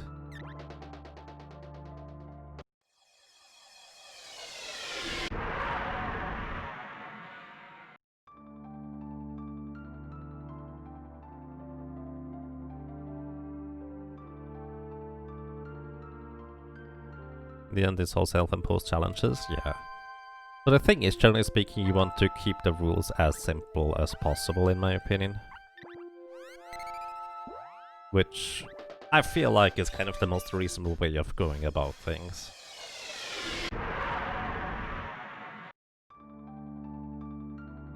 Also, in case you're wondering, yes, we're just going to actually straight up go back to where I just was. The unfortunate nature of I actually need that boomerang orb saved, picked up, because otherwise it doesn't save.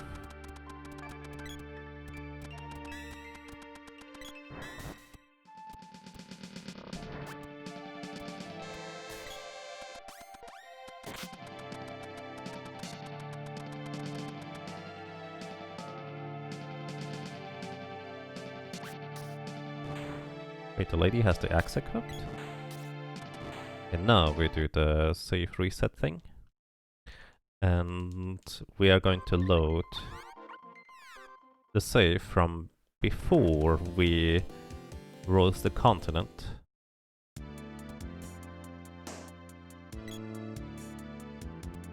This looks really strange, but we can now go into the main entrance of the Grand Palace, do the same save word trick backwards to the present again.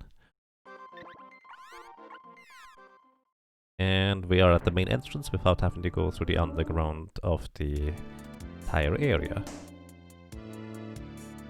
So we skipped Hydra as well as the Kettlekin.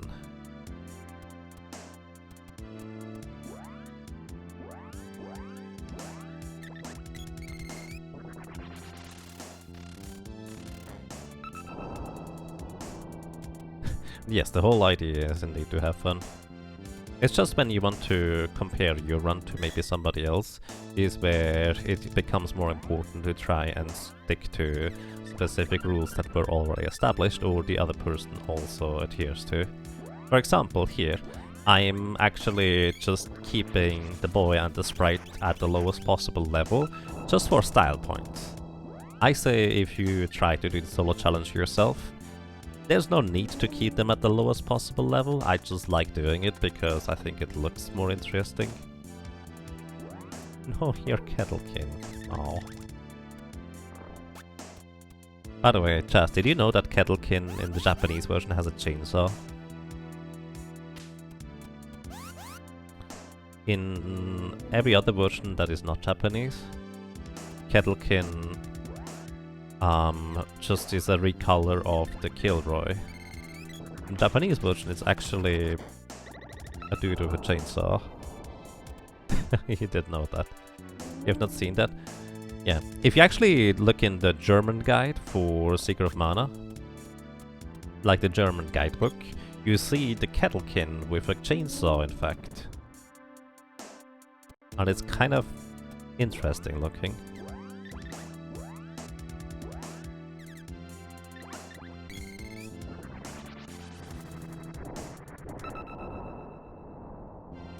And a drill instead of a unicycle, that's true.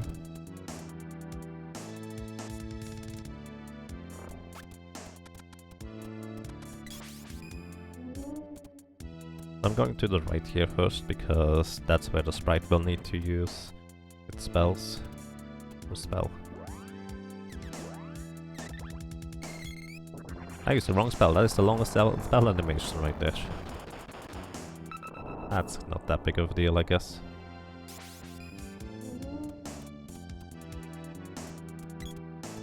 Oops, they don't mean to go through it. That chest, by the way, contains the stored orbs that you want to pick up. And if you have skipped Tasnica, kind of, can get the final sword orb from Tasnica after picking up this chest here with the swords. Kind of interesting.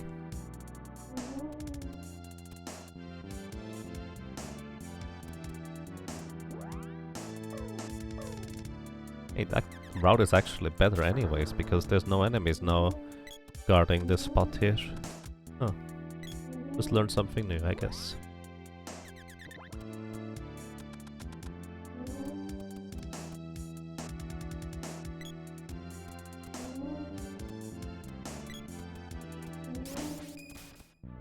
Thank you. Good night.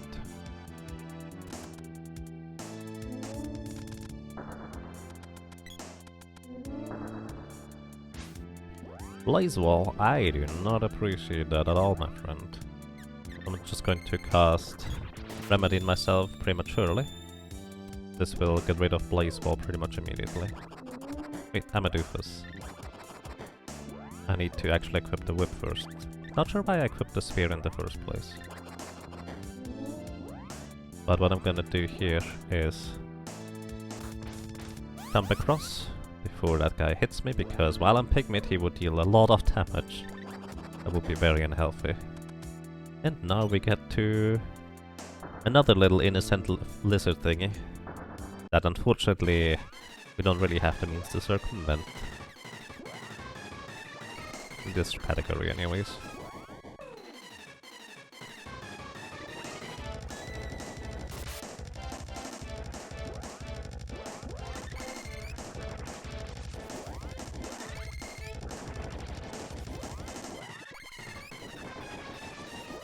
Okay, 4. And I should have immediately started casting again. They might just get the heal through before Ice knocks him out now. Yep, got the heal through.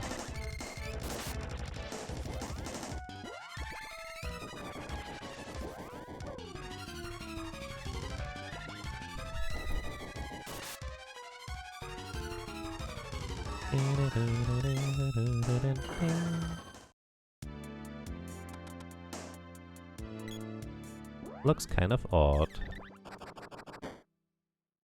And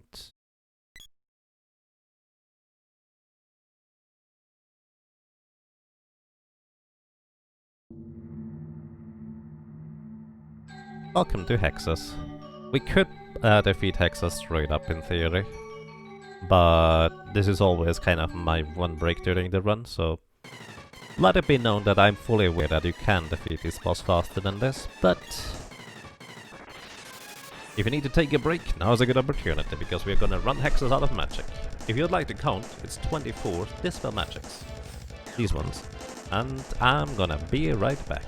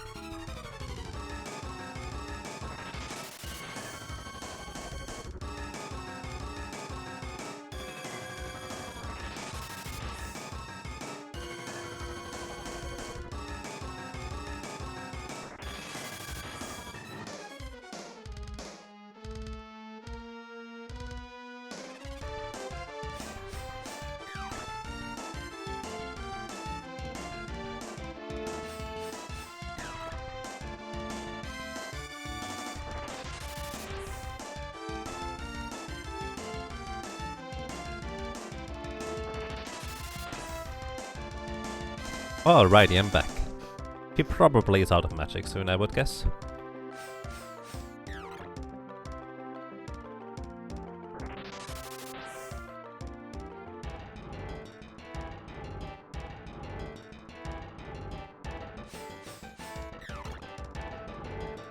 She's moving away.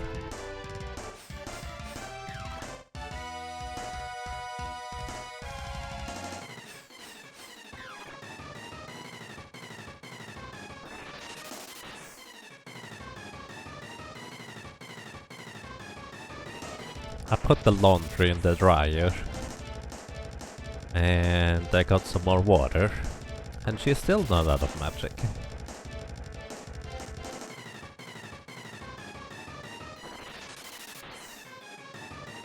Come on. I think it's a 1 in 3 chance to cast Dispel Magic instead of the other 2 abilities. Not entirely sure about that. Okay, she's out of magic. Then subsequently we equip the strongest weapon that we currently have, as well as guarantee a critical hit on the next strike with Moon Energy. You should speedrun Donkey Kong Country 2 while you wait. Would be an interesting way to go about it. So either way, the entire idea of running her out of magic is then we turn her into different forms like water magic, fire magic, earth magic, and then I want her to preferably be actually hittable. So sometimes she can become unhittable for I have no idea what reason.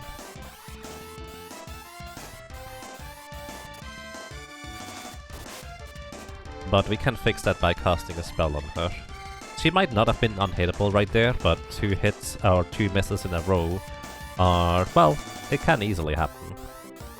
But I might as well just cast a fire bouquet on her. You're still going? I mean, yeah, this is a relatively long category, I guess. So what do you like the most? Fire? Water or earth? Welcome back. Water is right here. Nice blue. Or earth. Nice chocolate. And purple. I like the purple in it. You thought I would be done. Well, solo cacti takes quite a while.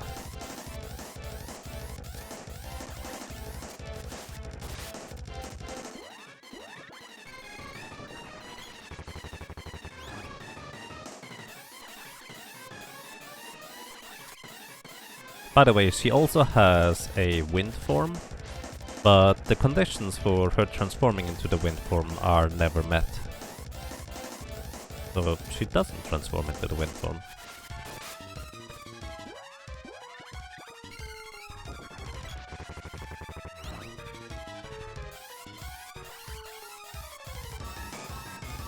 Welcome to you, Blazin. I hope you're doing well.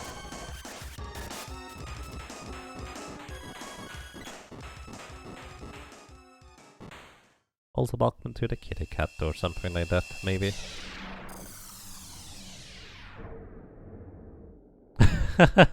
Your kitten is trying to use the laptop.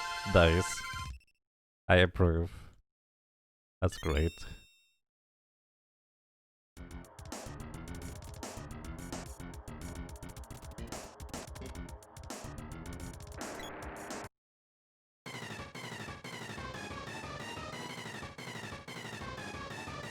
How utterly evil is everybody?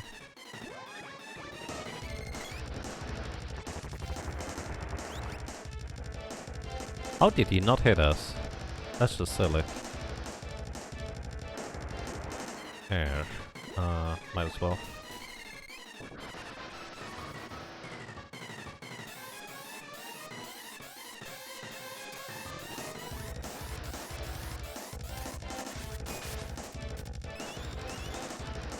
So now I have 2 guaranteed critical hits with Moon Energy rather than just 1. And we defeat this guy.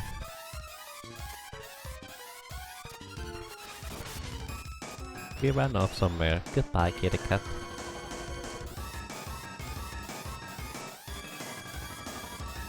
What are the conditions for transforming into wind? Honestly, I don't actually know. I just know that the conditions for transforming into the wind form is never met. I don't know the details of that. You might be able to ask Muppleton or Reggers in the randomizer Discord for that information. They might have some answers.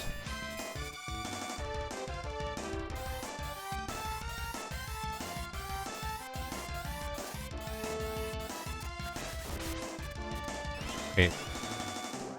Oh, right, I just replenished magic, I didn't regain the crit chance. Oops. Wonder whether it's worth it to use Lunar Boost. It actually is probably worth it to use Salamander weapons, now that I think about it though.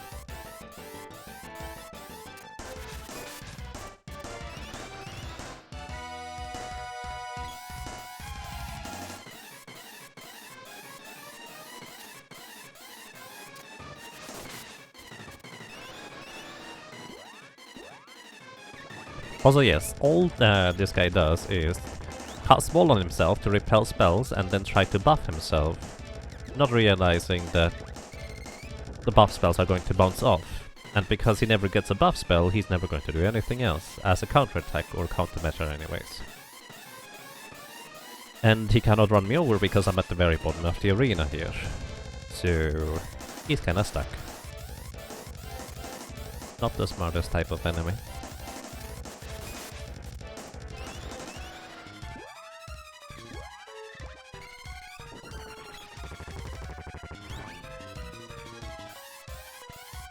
That was 2 low damage rolls though.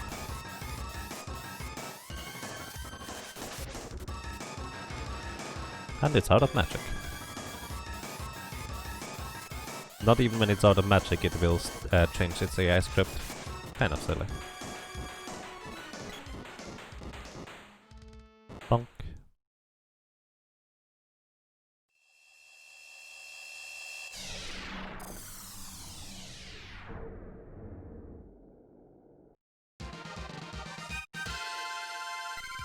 Bring.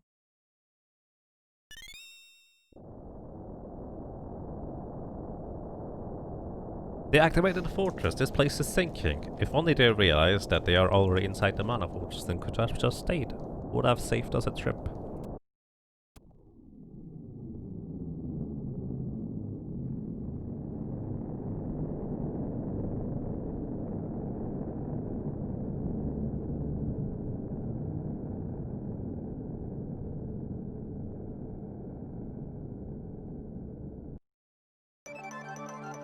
Alrighty.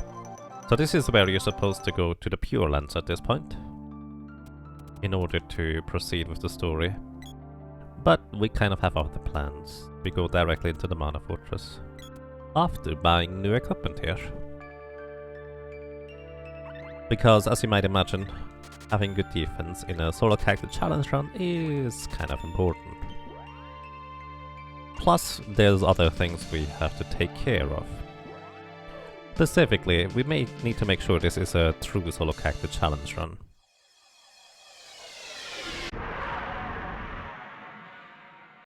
So, let's see.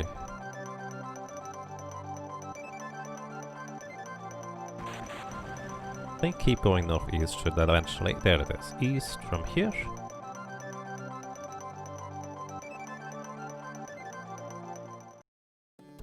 And this is where we're going to go ahead and equip the sprite with Dragon Helm, Gold Vest, and Silver Armband. Same with the boy, Dragon Helm, Gold Vest, and Silver Armband, which is just enough defense for them to survive an attack from the blue slimes.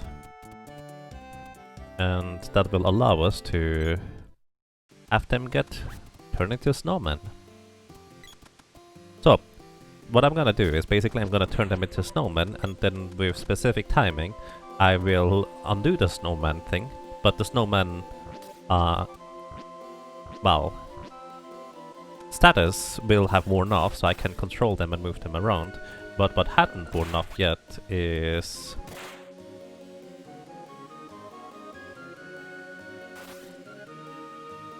is the snowman-like look and animation, and because the snowman doesn't have a pushing animation, I can turn a character into a snowman. Come on. A little bit early, this is fine. And goodbye. And then we just push up right into a corner in order to remove them from the party. This is the snowman abduction glitch. Basically, the game just executes garbage data when it does not know what to do with the character, a snowman pushing enemies around. And it just so happens that when you push up right into a corner, or actually down left I think works as well, it executes some code that just removes the character from the party. Don't know why, but it's great. Yep, they are taking a vacation in Snowman's Land, and this is now a true solo character challenge run. So, next order of operation, I need to level up the boomerang to level 6, as well as loosen beam to level 3. Oh shoot! I needed to do the leveling before I removed those guys from my party. Oh well. It's gonna be a bit slower than it should be now. Because I do allow myself to cast on my allies rather than anything else. Because, yeah, it just takes a while otherwise. And it's going to take a while because I'm a doofus. Wrong way, yes. Very much wrong way. Because apparently I don't know where to go to. There it is. So, I want to level up the boomerang.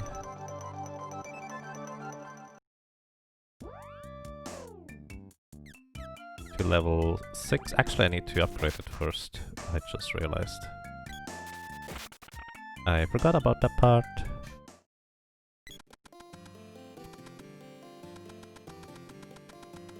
I needed to make a stop somewhere in order to upgrade it first.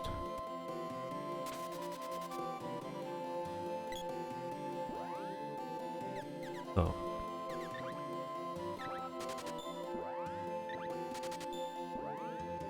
And welcome to the Frizz Bar.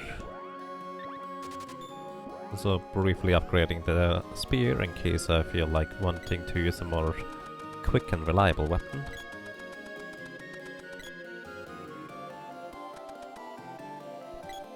Alrighty, so the way I'm going to level up the boomerang is by killing low-level enemies.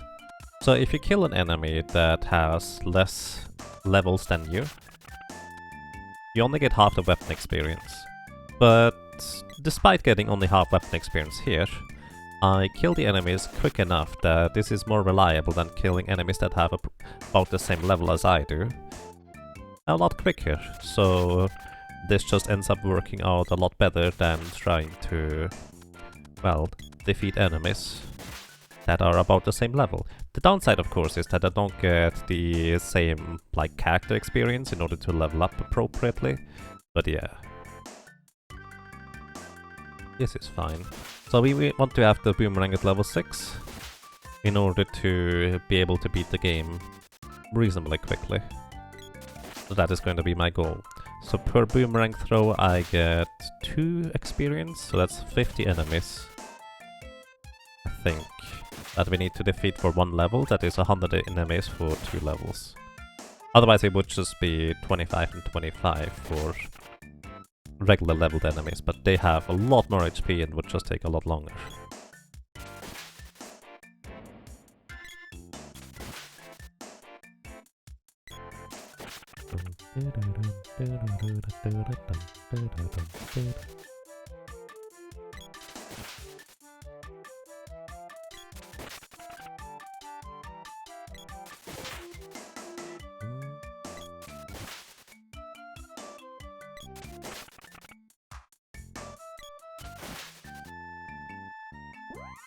So, and I'm gonna take this opportunity here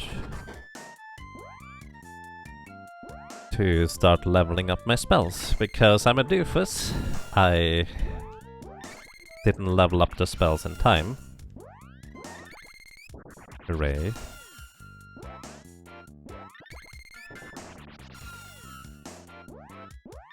So I want to have level 3 Luna. as well as level 3 Lumina.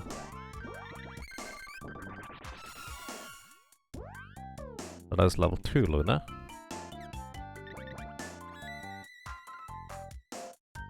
So, worth noting, if you are training spells in this game, what you want to do is you want to level up spells in areas where your weapons are drawn, like you can attack with a weapon. Because if you don't do that, it means that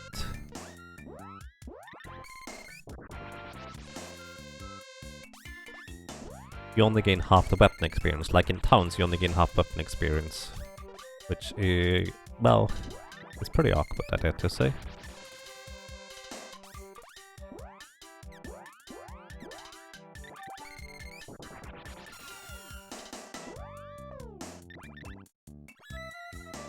And yes, this is also going to take a while here, unfortunately. Especially since I deleted the characters before I leveled up the spells, which really doesn't help.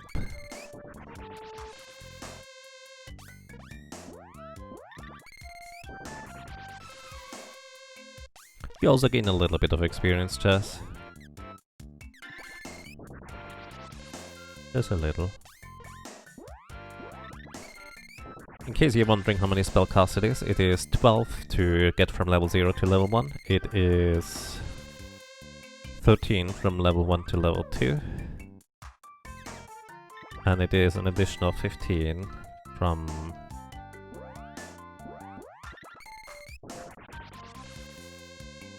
level 2 to level 3.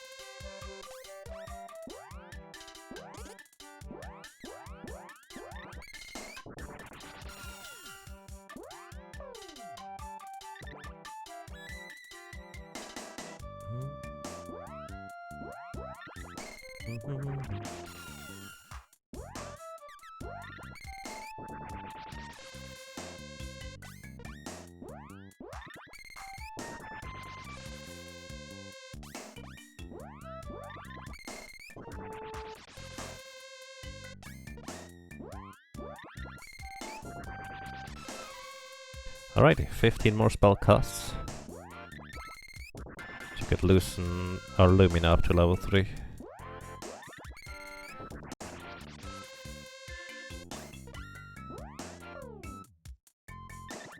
We get 6 per full MP thingy here.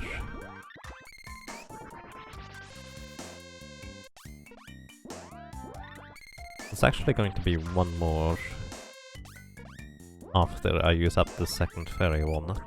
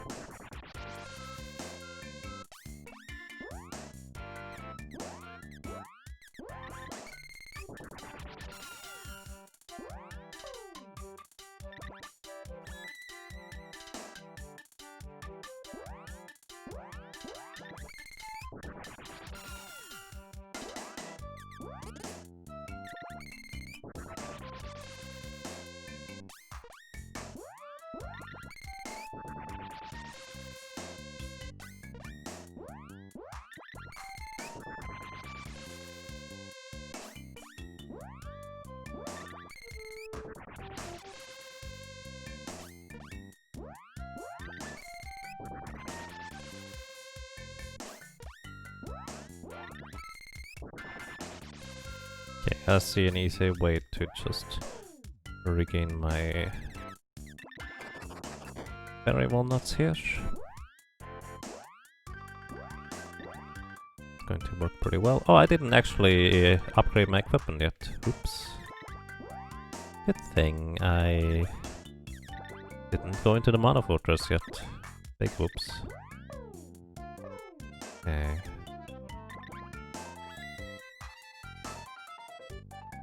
Just a little more for spell grinding. One more Lumina. Now Lumina level 3. And then just a little bit more Luna. Don't know how much more Luna, but Luna goes faster anyways. She's by herself, indeed. The others went on to do their own solo character challenge adventure. You've never seen this? Fair enough.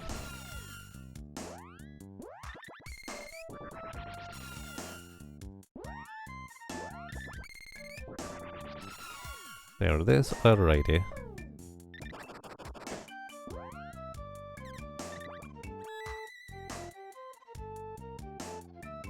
Now, we have leveled the spells appropriately. A bit slower than I would like it to be. Now we just need to have the boomerang to level 6, which is going to take a bit longer.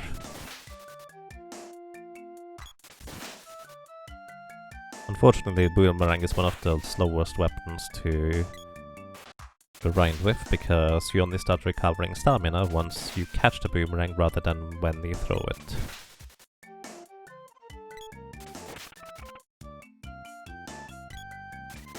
Also, the boomerang does not deal damage on the way back, unfortunately. Only on the way out. In case you were curious about that.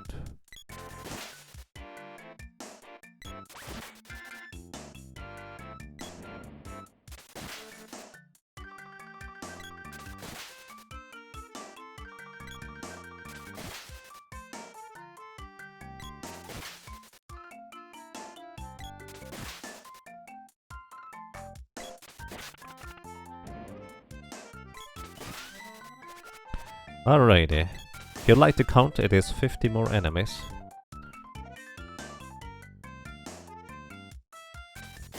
Until we level up the weapon to level 6.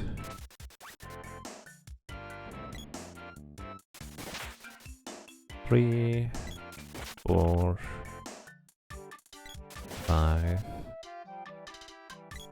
6, 7, 8, 9, 10, 11, 12, 13, 14,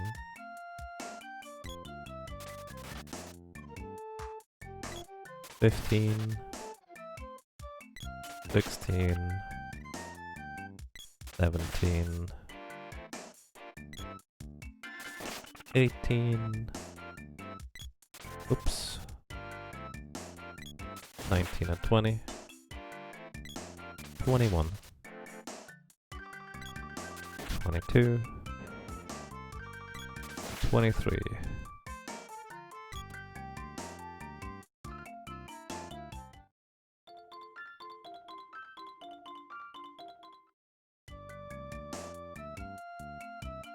24, 25, 26 and 27, 28, 29, 30. Oops. 31, 32, 33, 34, 35, 36, 37, 38, 39,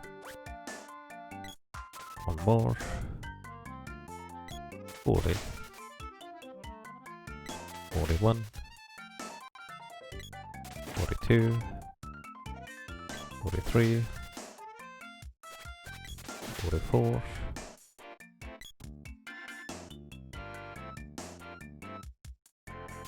45, 45.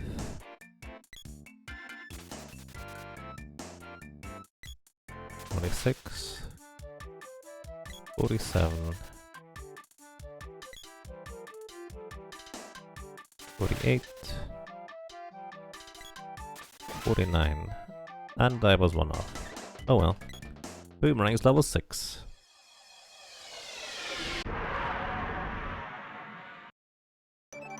Now we just wanna save, and then we are off to the Mana Fortress. Less level than last time, but we did save time in terms of actually doing the grind itself. I'm really not sure which one is going to pay off better in the end.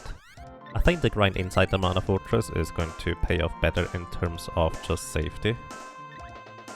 Because I'm gonna be lower level at Mana Beast now. Which... not that great.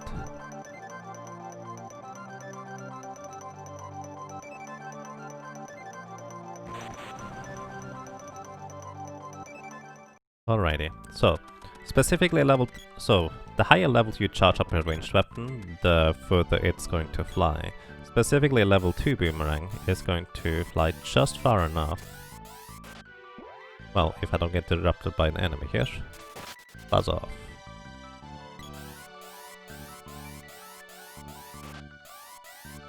That I can hit that rope pull up there after I call Flammy, because the boomerang is still in the air and hits the rope pull. And this allows me to transfer that event for where the game is trying to determine whether I can jump across the gap via rope pull or not onto the surface of the Mana Fortress. Consequently,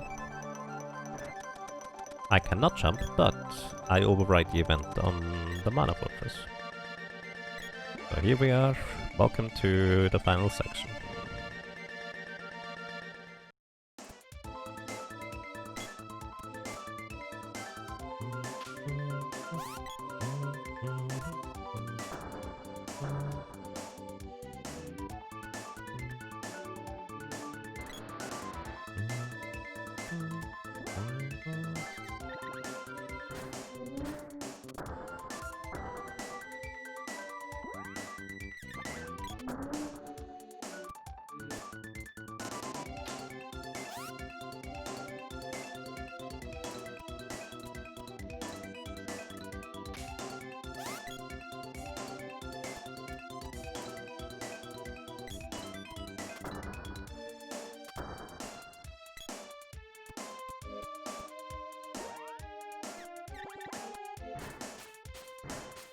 Probably should have used a sword for this one.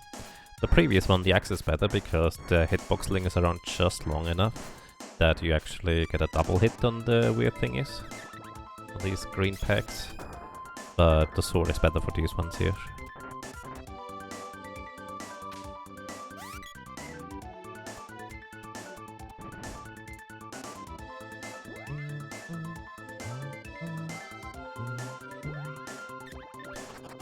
Alright, and let's go and visit Buffy right here. Buffy is jumping, which I prefer not to have happen, but oh well. Not much we can do about that.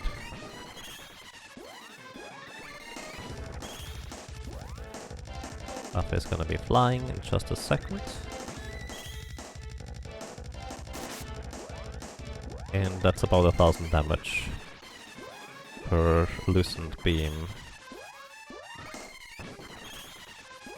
Array of spells. And we recover MP again. And yes, this is as scary as it looks.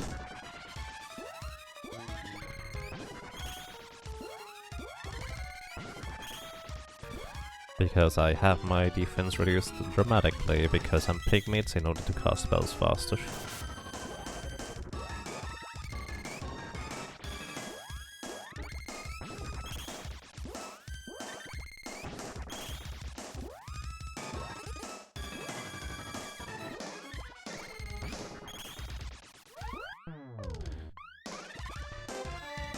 Loosened beam costs 8 MP per,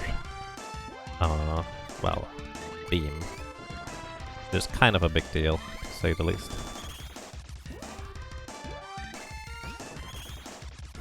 And in theory, this can knock him out already. Either way, we should be fine for the most part anyways. It didn't knock him out. The reason why I say I'm fine anyways is because my magic defense is not reduced.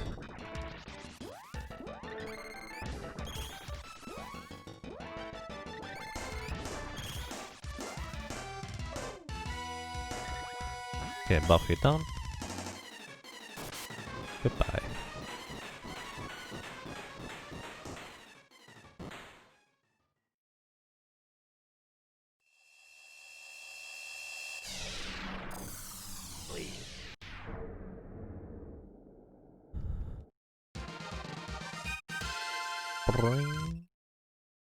In one level.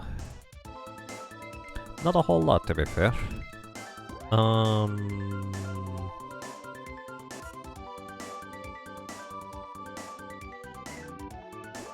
The wolves are for the rings. Don't care about the rings. If anything, I would want to have a fairy cloak. Do I? Actually, doesn't that prevent Witch Mallet from working?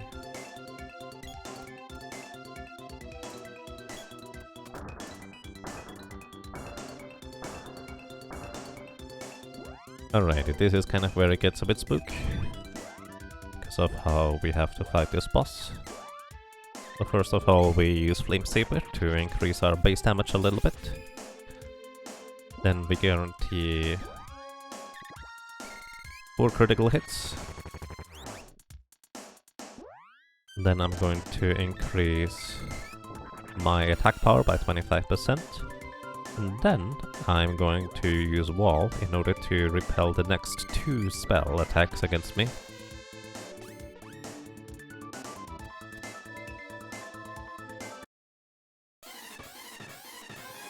In order to defeat Red Slime here.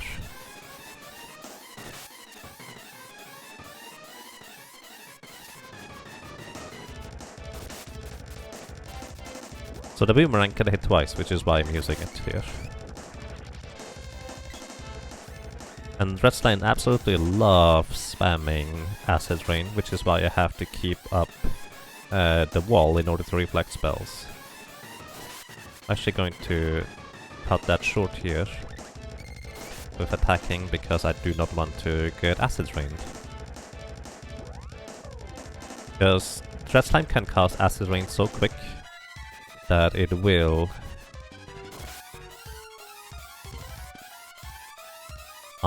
potentially just lock me into like a complete combo from 100 HP to 0. There's not a whole lot I can do about that anymore. Unfortunately, I do no longer have any critical hits guaranteed at this point. Now I'm just hoping to get, well, natural critical hits. Because if I buff myself, I open myself up to potentially getting comboed. Wow, that's lucky. I got another critical hit right away. And it does not really have that much more HP left at this point.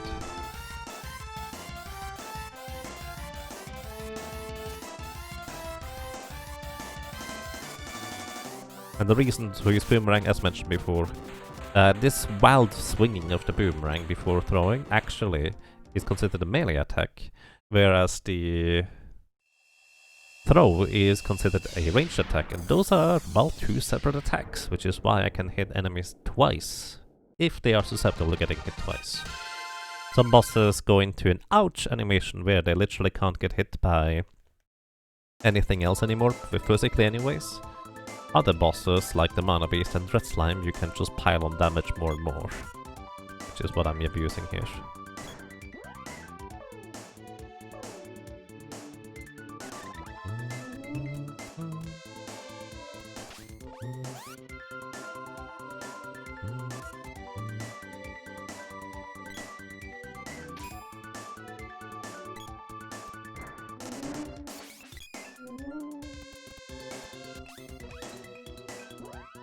Okay, for safety here I'm going to use Lucid Barrier. Because there's enemies that hit like a truck, and Lucid Barrier absorbs a lot of physical damage.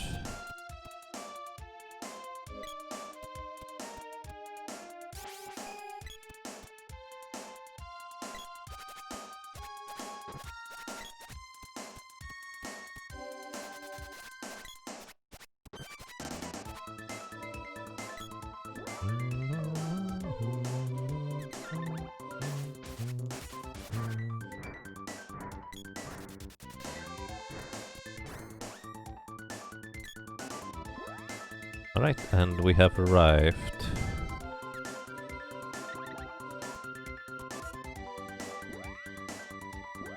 It's the next boss here.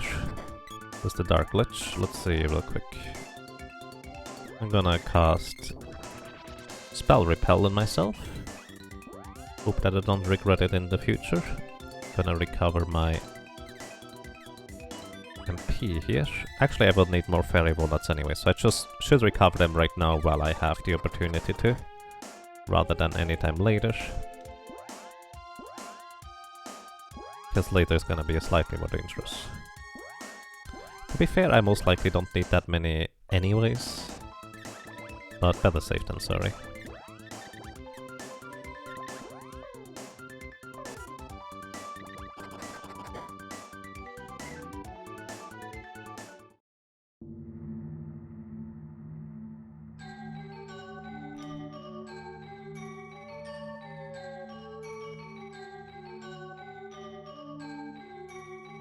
Good luck in getting headbang. I'm actually not going for headbang in this, although it's actually interesting to think about whether headbang would be worthwhile while pigmid, because it could be easier to perform potentially if you're small.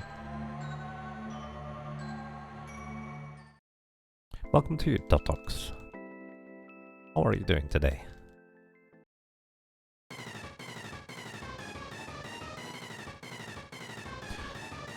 Level of the character gives you MP. In fact, initially the first few levels when you get magic, you get like 1 MP every 4 or 5 levels. Then over time you get like 1 MP every 3 levels, 1 MP every 2 levels, 1 MP every level, then you get 2 MP every level, 3 MP every level. It actually just is a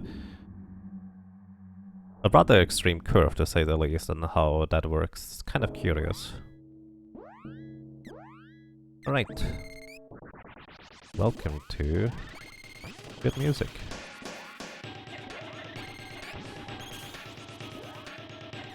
I'm also going to use Fire Bouquet here. I don't expect it to deal any damage, but it will reduce his physical attack power, which is relevant.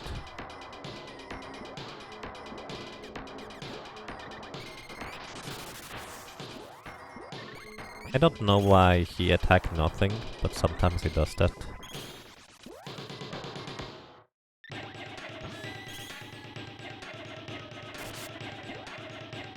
But yeah, this guy has 6,666 HP. He always alternates between using physical abilities and then a magic ability. The magic ability is the reason why I have given myself wall, so it's just gonna get reflected. Unless it is specifically Dispel Magic.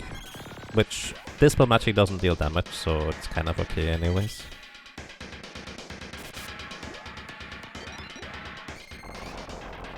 Dark Force will deal 1 damage to him back, so it doesn't really do anything aside from just, well, not damage me, and also not lock me into animation, which is kind of useful.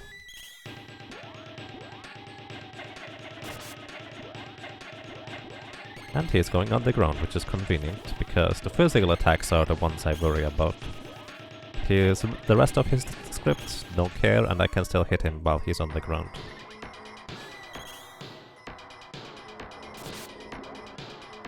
Also, what I'm gonna do is a bit unusual, is I'm actually gonna give myself Flame Saber to remove my wall, and then I'm gonna finish him off here.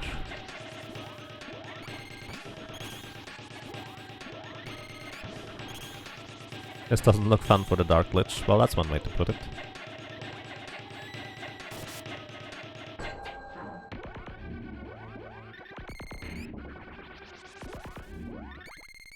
Listen to this music last night on the soundtrack CD. Nice. You're doing fine, Totox. That's good to hear. I'm doing quite alright, thank you. Boom.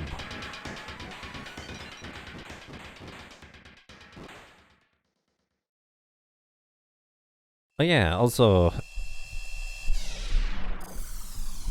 Candy barrel on the dark... on the mana beast, maybe? Could be interesting. I don't know when actually, was it Letty who came up with that?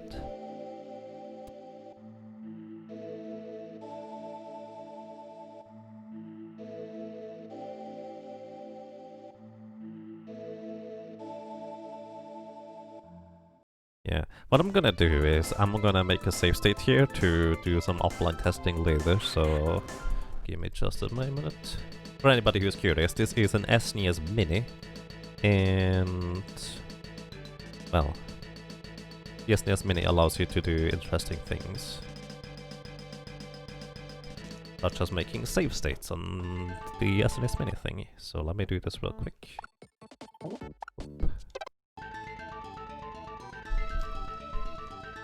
Yep, my favorite soundtrack. How do you get the girl by herself? Here, let me show you a clip. This is gonna illustrate it better than I can explain it probably. But basically I'm using a glitch that involves snowmen and pushing enemies around. I didn't spell that right, did I? There it is.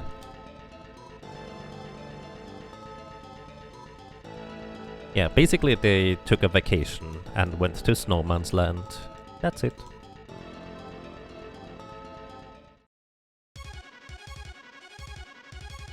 Now the lady is just having a conversation with herself at this point. With her imaginary friends.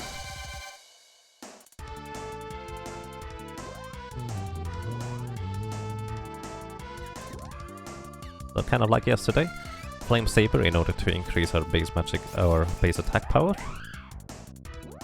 Luna in order to guarantee 4 critical hits.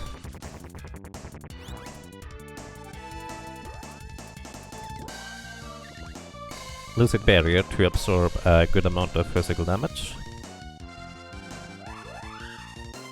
And wait a little bit here. So while I'm casting, I'm immune to that fire swirl.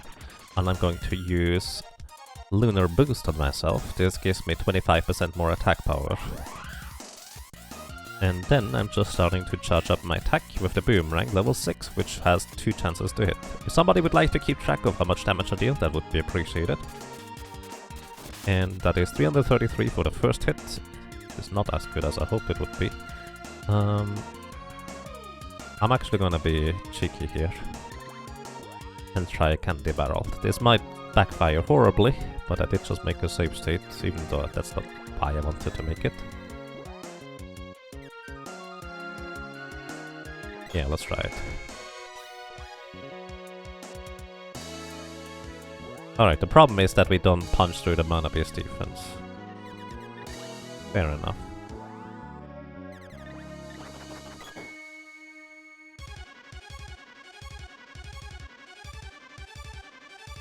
No damage yet. The mana beast has 450 defense, which means unless you deal 450 damage or more in one single attack, you deal 0 damage.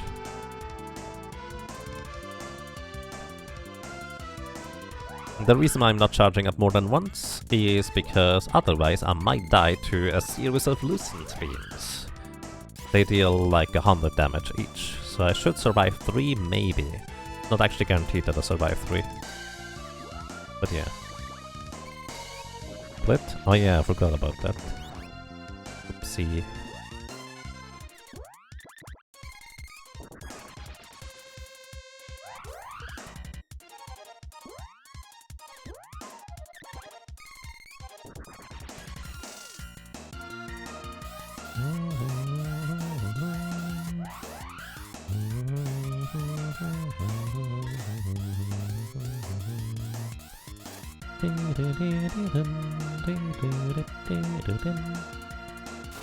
$610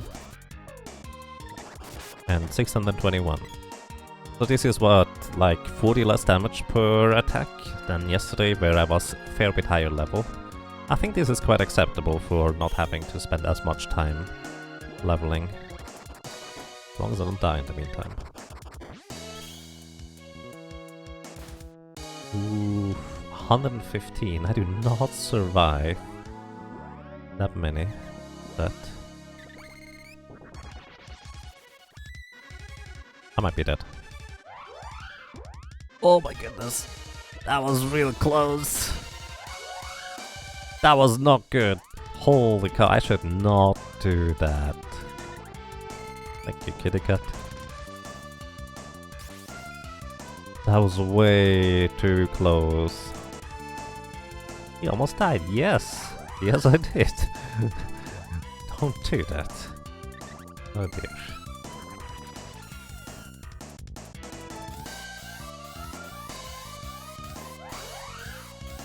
Yes, it would have been a pretty crazy amount of damage. I guess I still had part of Lucid Barrier, so I may have survived it, but chances are I would have died. 615. And 332.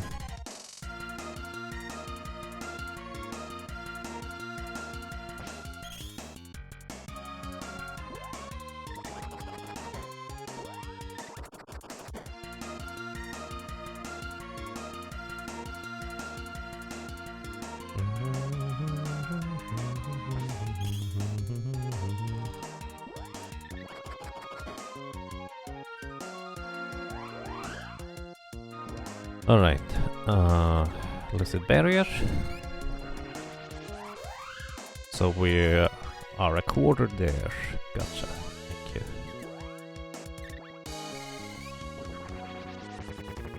Moon Energy.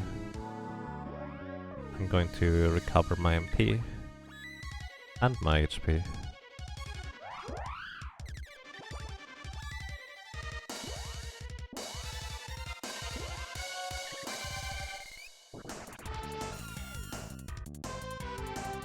Didn't have enough time for Salamander, but this should be okay overall.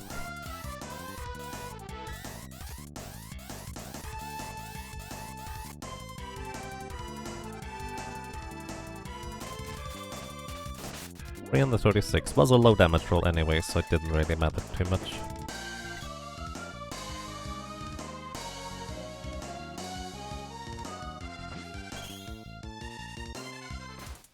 Ooh.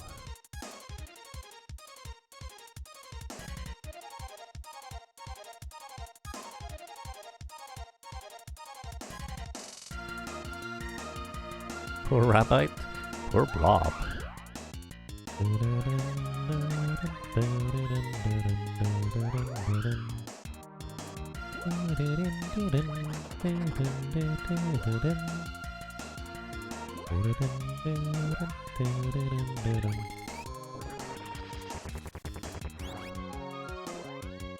Oh, I forgot we had that command.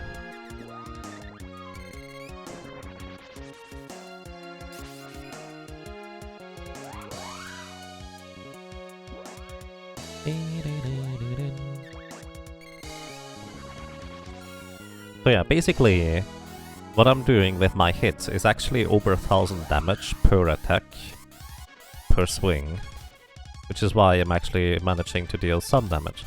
I must not have had Lucid Barrier up. That's concerning.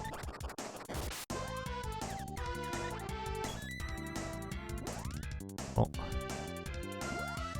This is gonna be a bit weird, but I'm gonna use this. And instead of Lucid Barrier, the mana piece is going to cast Dispel Magic. Lucent Beam. Wall is a bit safer, but because I'm always getting dispelled, I would have to redo all my abilities here. Actually, it seems like Lunar Energy didn't get cancelled.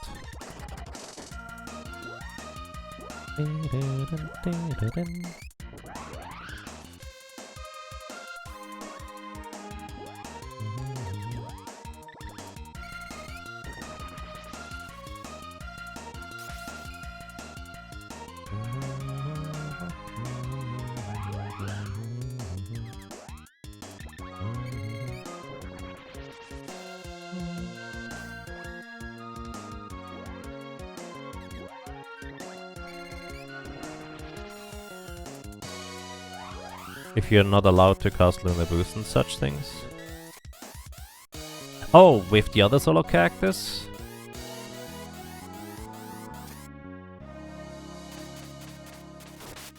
Yeah, you actually deal more than 450 damage with charged weapons, just naturally, with other characters too.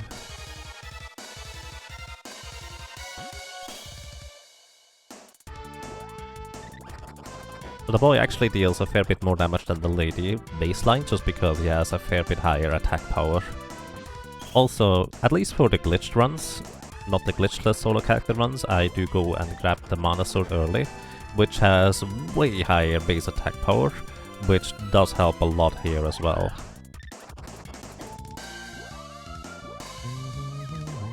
Cool, right.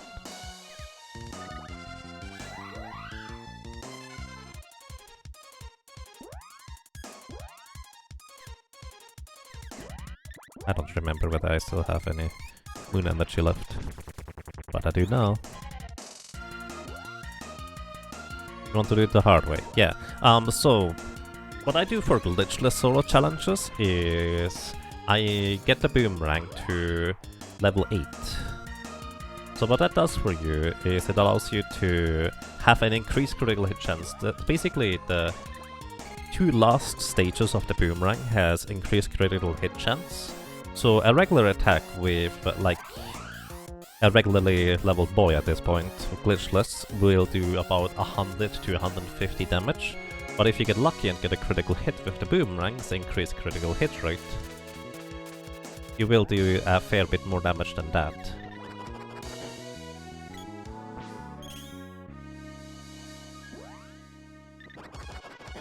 But you need to get a little bit lucky. But you can certainly do it.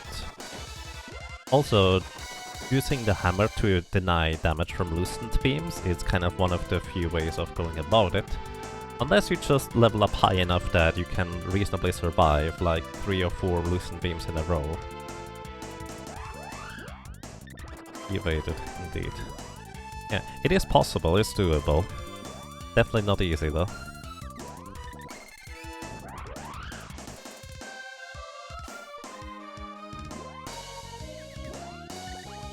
I'd have to say the sprite has it the hardest glitchless, because you don't get the Mana Sword in order to boost your pitiful attack power. And again, that's just where I use the boomerang a bunch.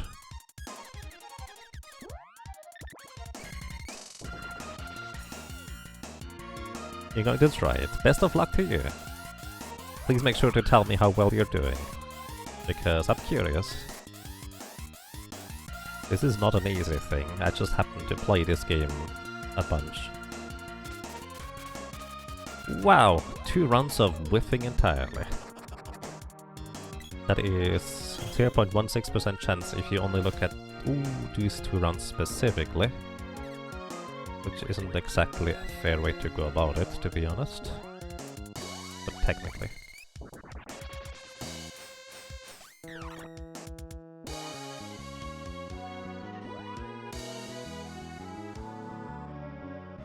You play through it 30 or 40 times or so? Nice. Well, you can certainly try. You might learn a thing or two actually. So here's a thing. I've mentioned that a few times now, but I've recently actually saw somebody on YouTube do a solo character playthrough at low level, and I actually managed to glean some strategies and tactics from them. So it's not like I know everything, I just know a lot.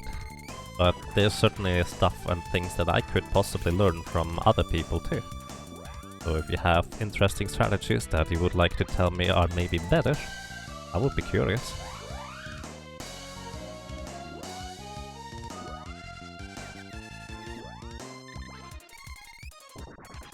One of the things I will tell you is Gorgon Bull is quite a monster to get past. So if it gives you trouble, I do recommend, instead of finishing the Palace of Darkness, you want to grind until you get a gauntlet from one of the Dark Knights. 592 damage, that's it. What's difficult about Gorgon Bull? To be fair, with the strategy I'm currently using, not a whole lot anymore. But previously, Gorgon Ball will one-shot you for about 500 damage per Earth Slide. Unless you have a Gauntlet, which reduces that damage by a lot. Ooh. Ooh. I lost chocolate if I use it here. It should be mostly fine. This is terrifying. Failed to deny the damage twice in a row.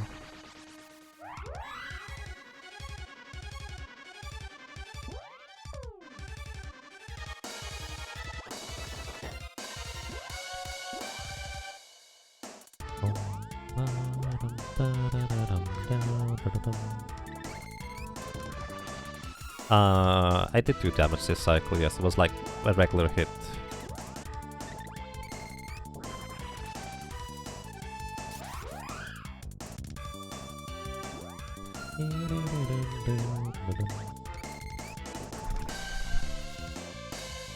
About 300, no more like 550 or so. Like a regular... 300 is a low damage roll. Those are less common. One of these. 626. Let's just see. Let's say 600. Just 600. Oh well. Another miss. Oh, that was much earlier, yeah. There's a bunch of hurdles, honestly. Like, the fire gigas can be really difficult. I guess it depends on whether you play a solo sprite. A solo sprite will breeze through pretty much all the bosses without too much trouble overall.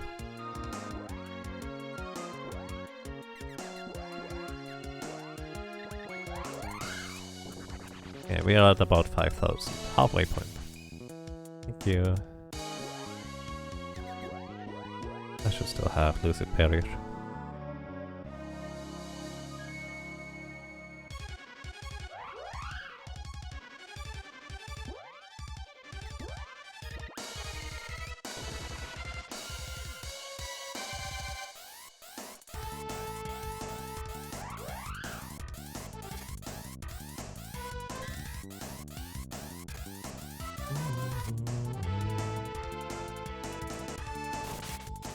$598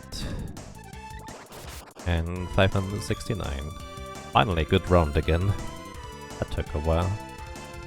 So, if we're lucky, 4 more rounds like that and we're done, but the past is anything to go by.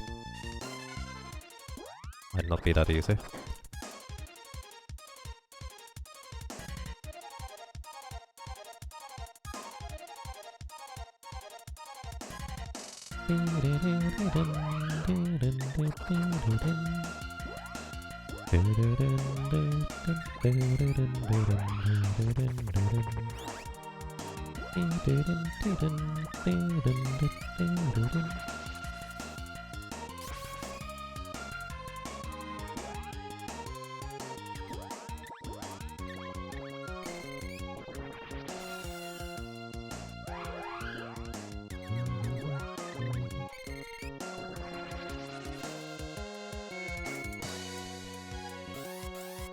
Oh, by the way, something for the Solar Sprite. You can use High Level Dispel Matcher to get rid of the Mana Beast's wall, and then use Acid Rain in order to reduce its physical defense. So while the spells don't deal damage, 641, it still helps. Just 641.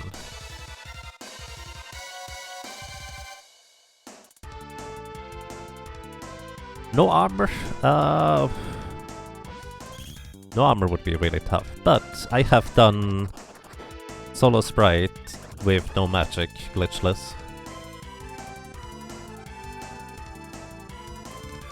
I think no armor would technically be doable, but I don't think it would be much fun. Actually, it might... I'm not sure that would be doable. Well, it probably is, to an extent. You just need to level a lot.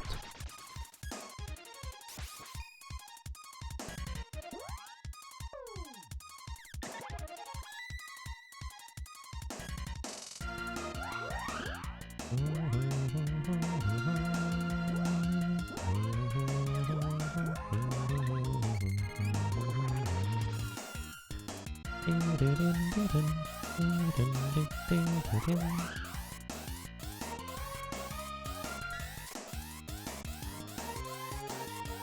you can do it. Well then, best of luck to you. 676. That's it.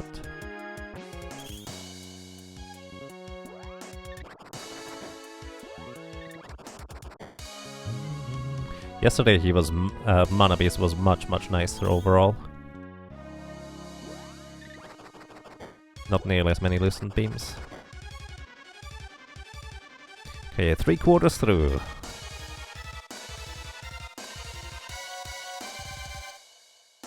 Now we need to redo all the buffs.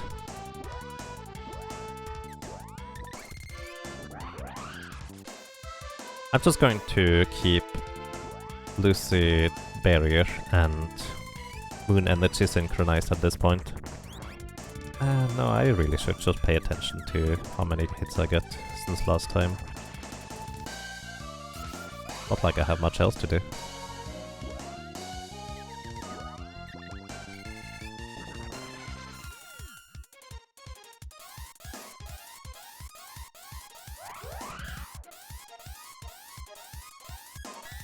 Yeah, with no armor you either want to nuke the bosses before they hit you, or just deny all the damage. 657.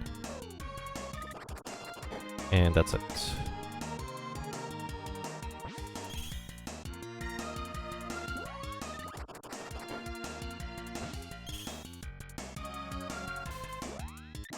Oh, I got hit actually, so I'm gonna cast a spell here to deny that.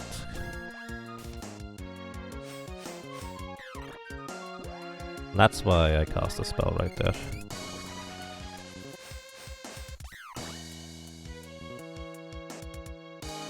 Yeah, we're fine.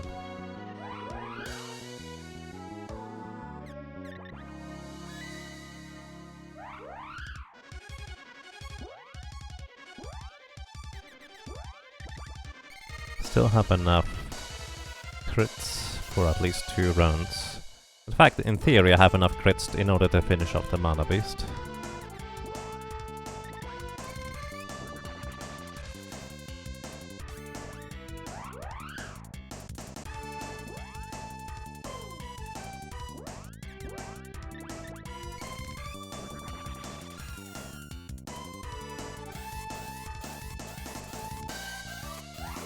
You did not use the Nagging Strats at all. Well, are you sure about that? Because it's really hard to... Well, I guess not intentionally denying damage is probably the way to go in that case. That's spooky.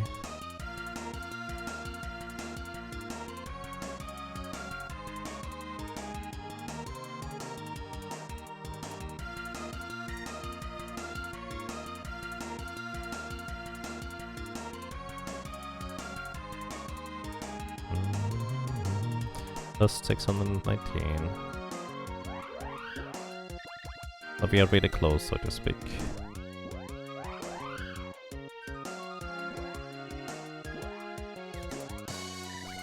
Oops, wrong spell. That's not gonna last. Some pigmid.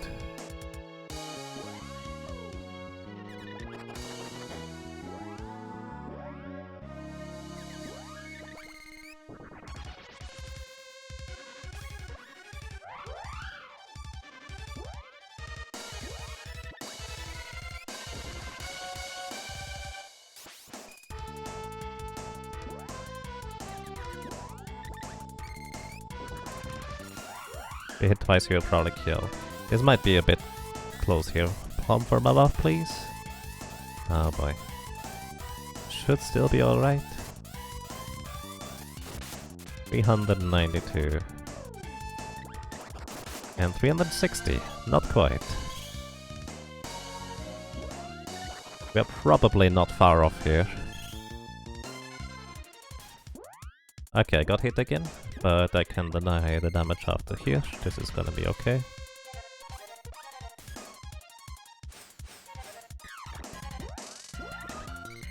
Just gonna spam wall.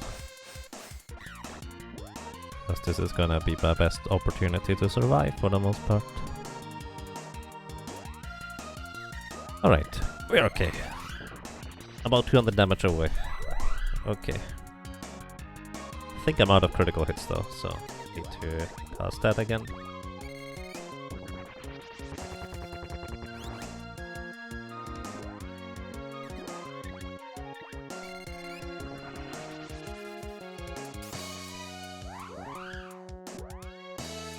Alrighty. Let's do this. Hold down the button and release it in time. Unless it's the 4% chance of the mana beast dodging both attacks. I say 4%, but I actually don't know what the chance is at this level for the lady. It's about 4% for the boy. And there we go.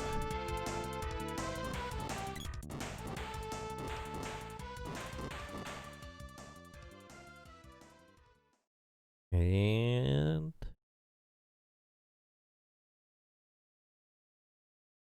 what? Okay.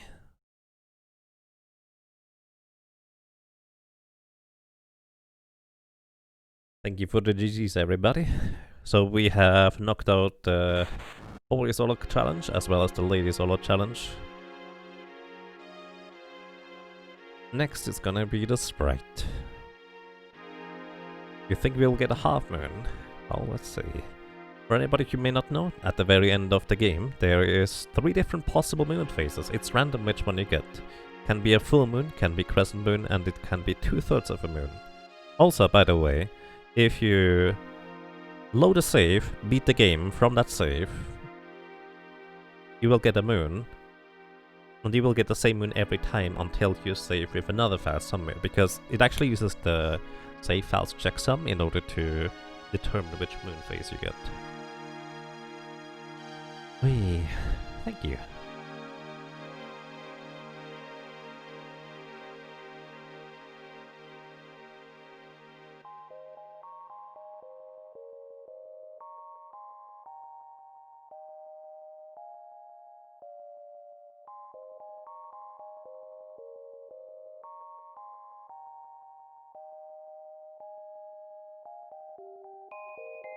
Welcome to your hut. You just finished your own challenge speedrun, Final Fantasy V 2020. Clocked in under 17 hours. Nice, congratulations. That's kind of neat.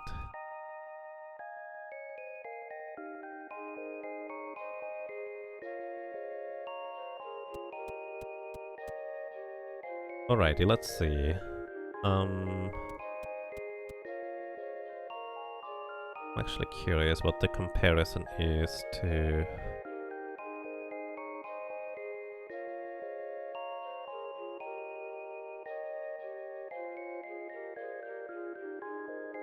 yeah, I really like this music.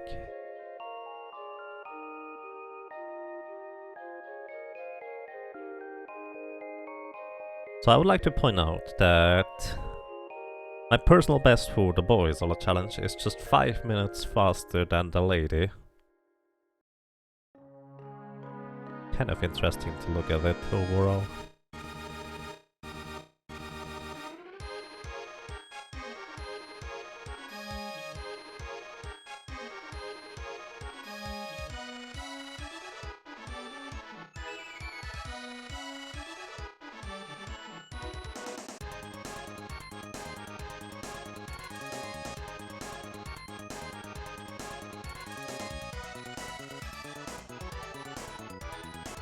What's the record for solo girl? I mean...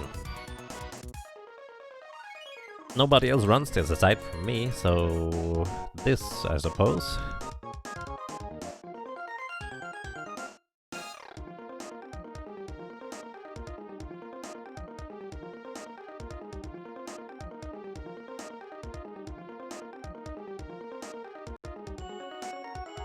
In fact, if there is somebody else who runs this aside from me, please let me know, because I would love to watch other people run as well. Then congrats. Thank you. It's not a terribly competitive or refined category, to be fair.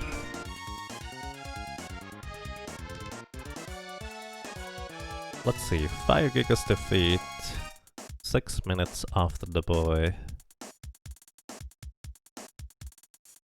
Let's see, Boreal Phase is kind of the one of the bigger differences. The boy is about 8 minutes ahead at Boreal Phase. 19 minutes ahead. No, actually only 4 minutes ahead at Mech Rider. Vampire. The lady is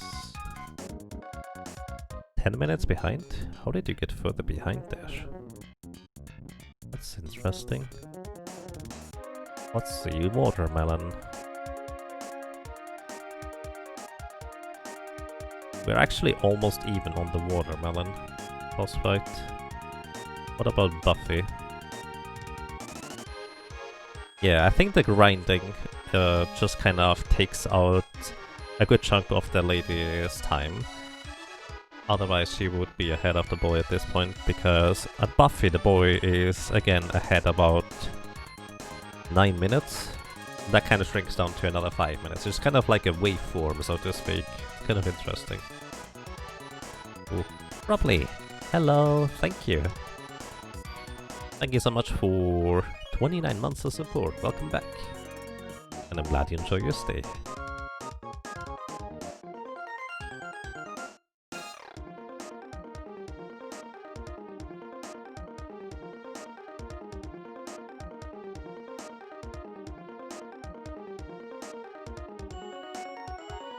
I'm going to be really curious what the sprites time is going to be.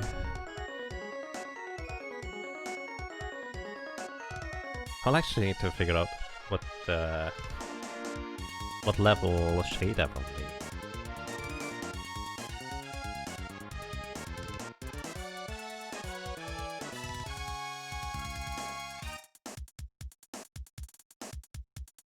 There are no frogs in the food box, because frogs don't belong into the food box.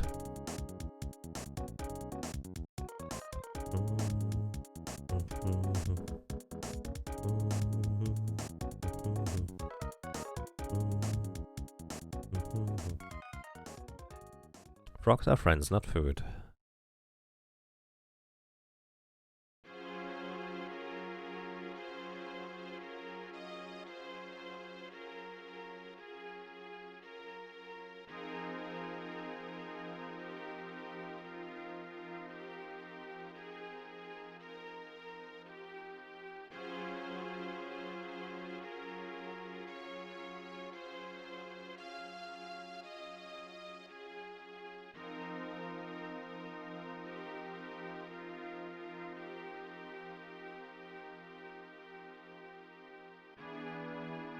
Alrighty, and today we get a crescent moon.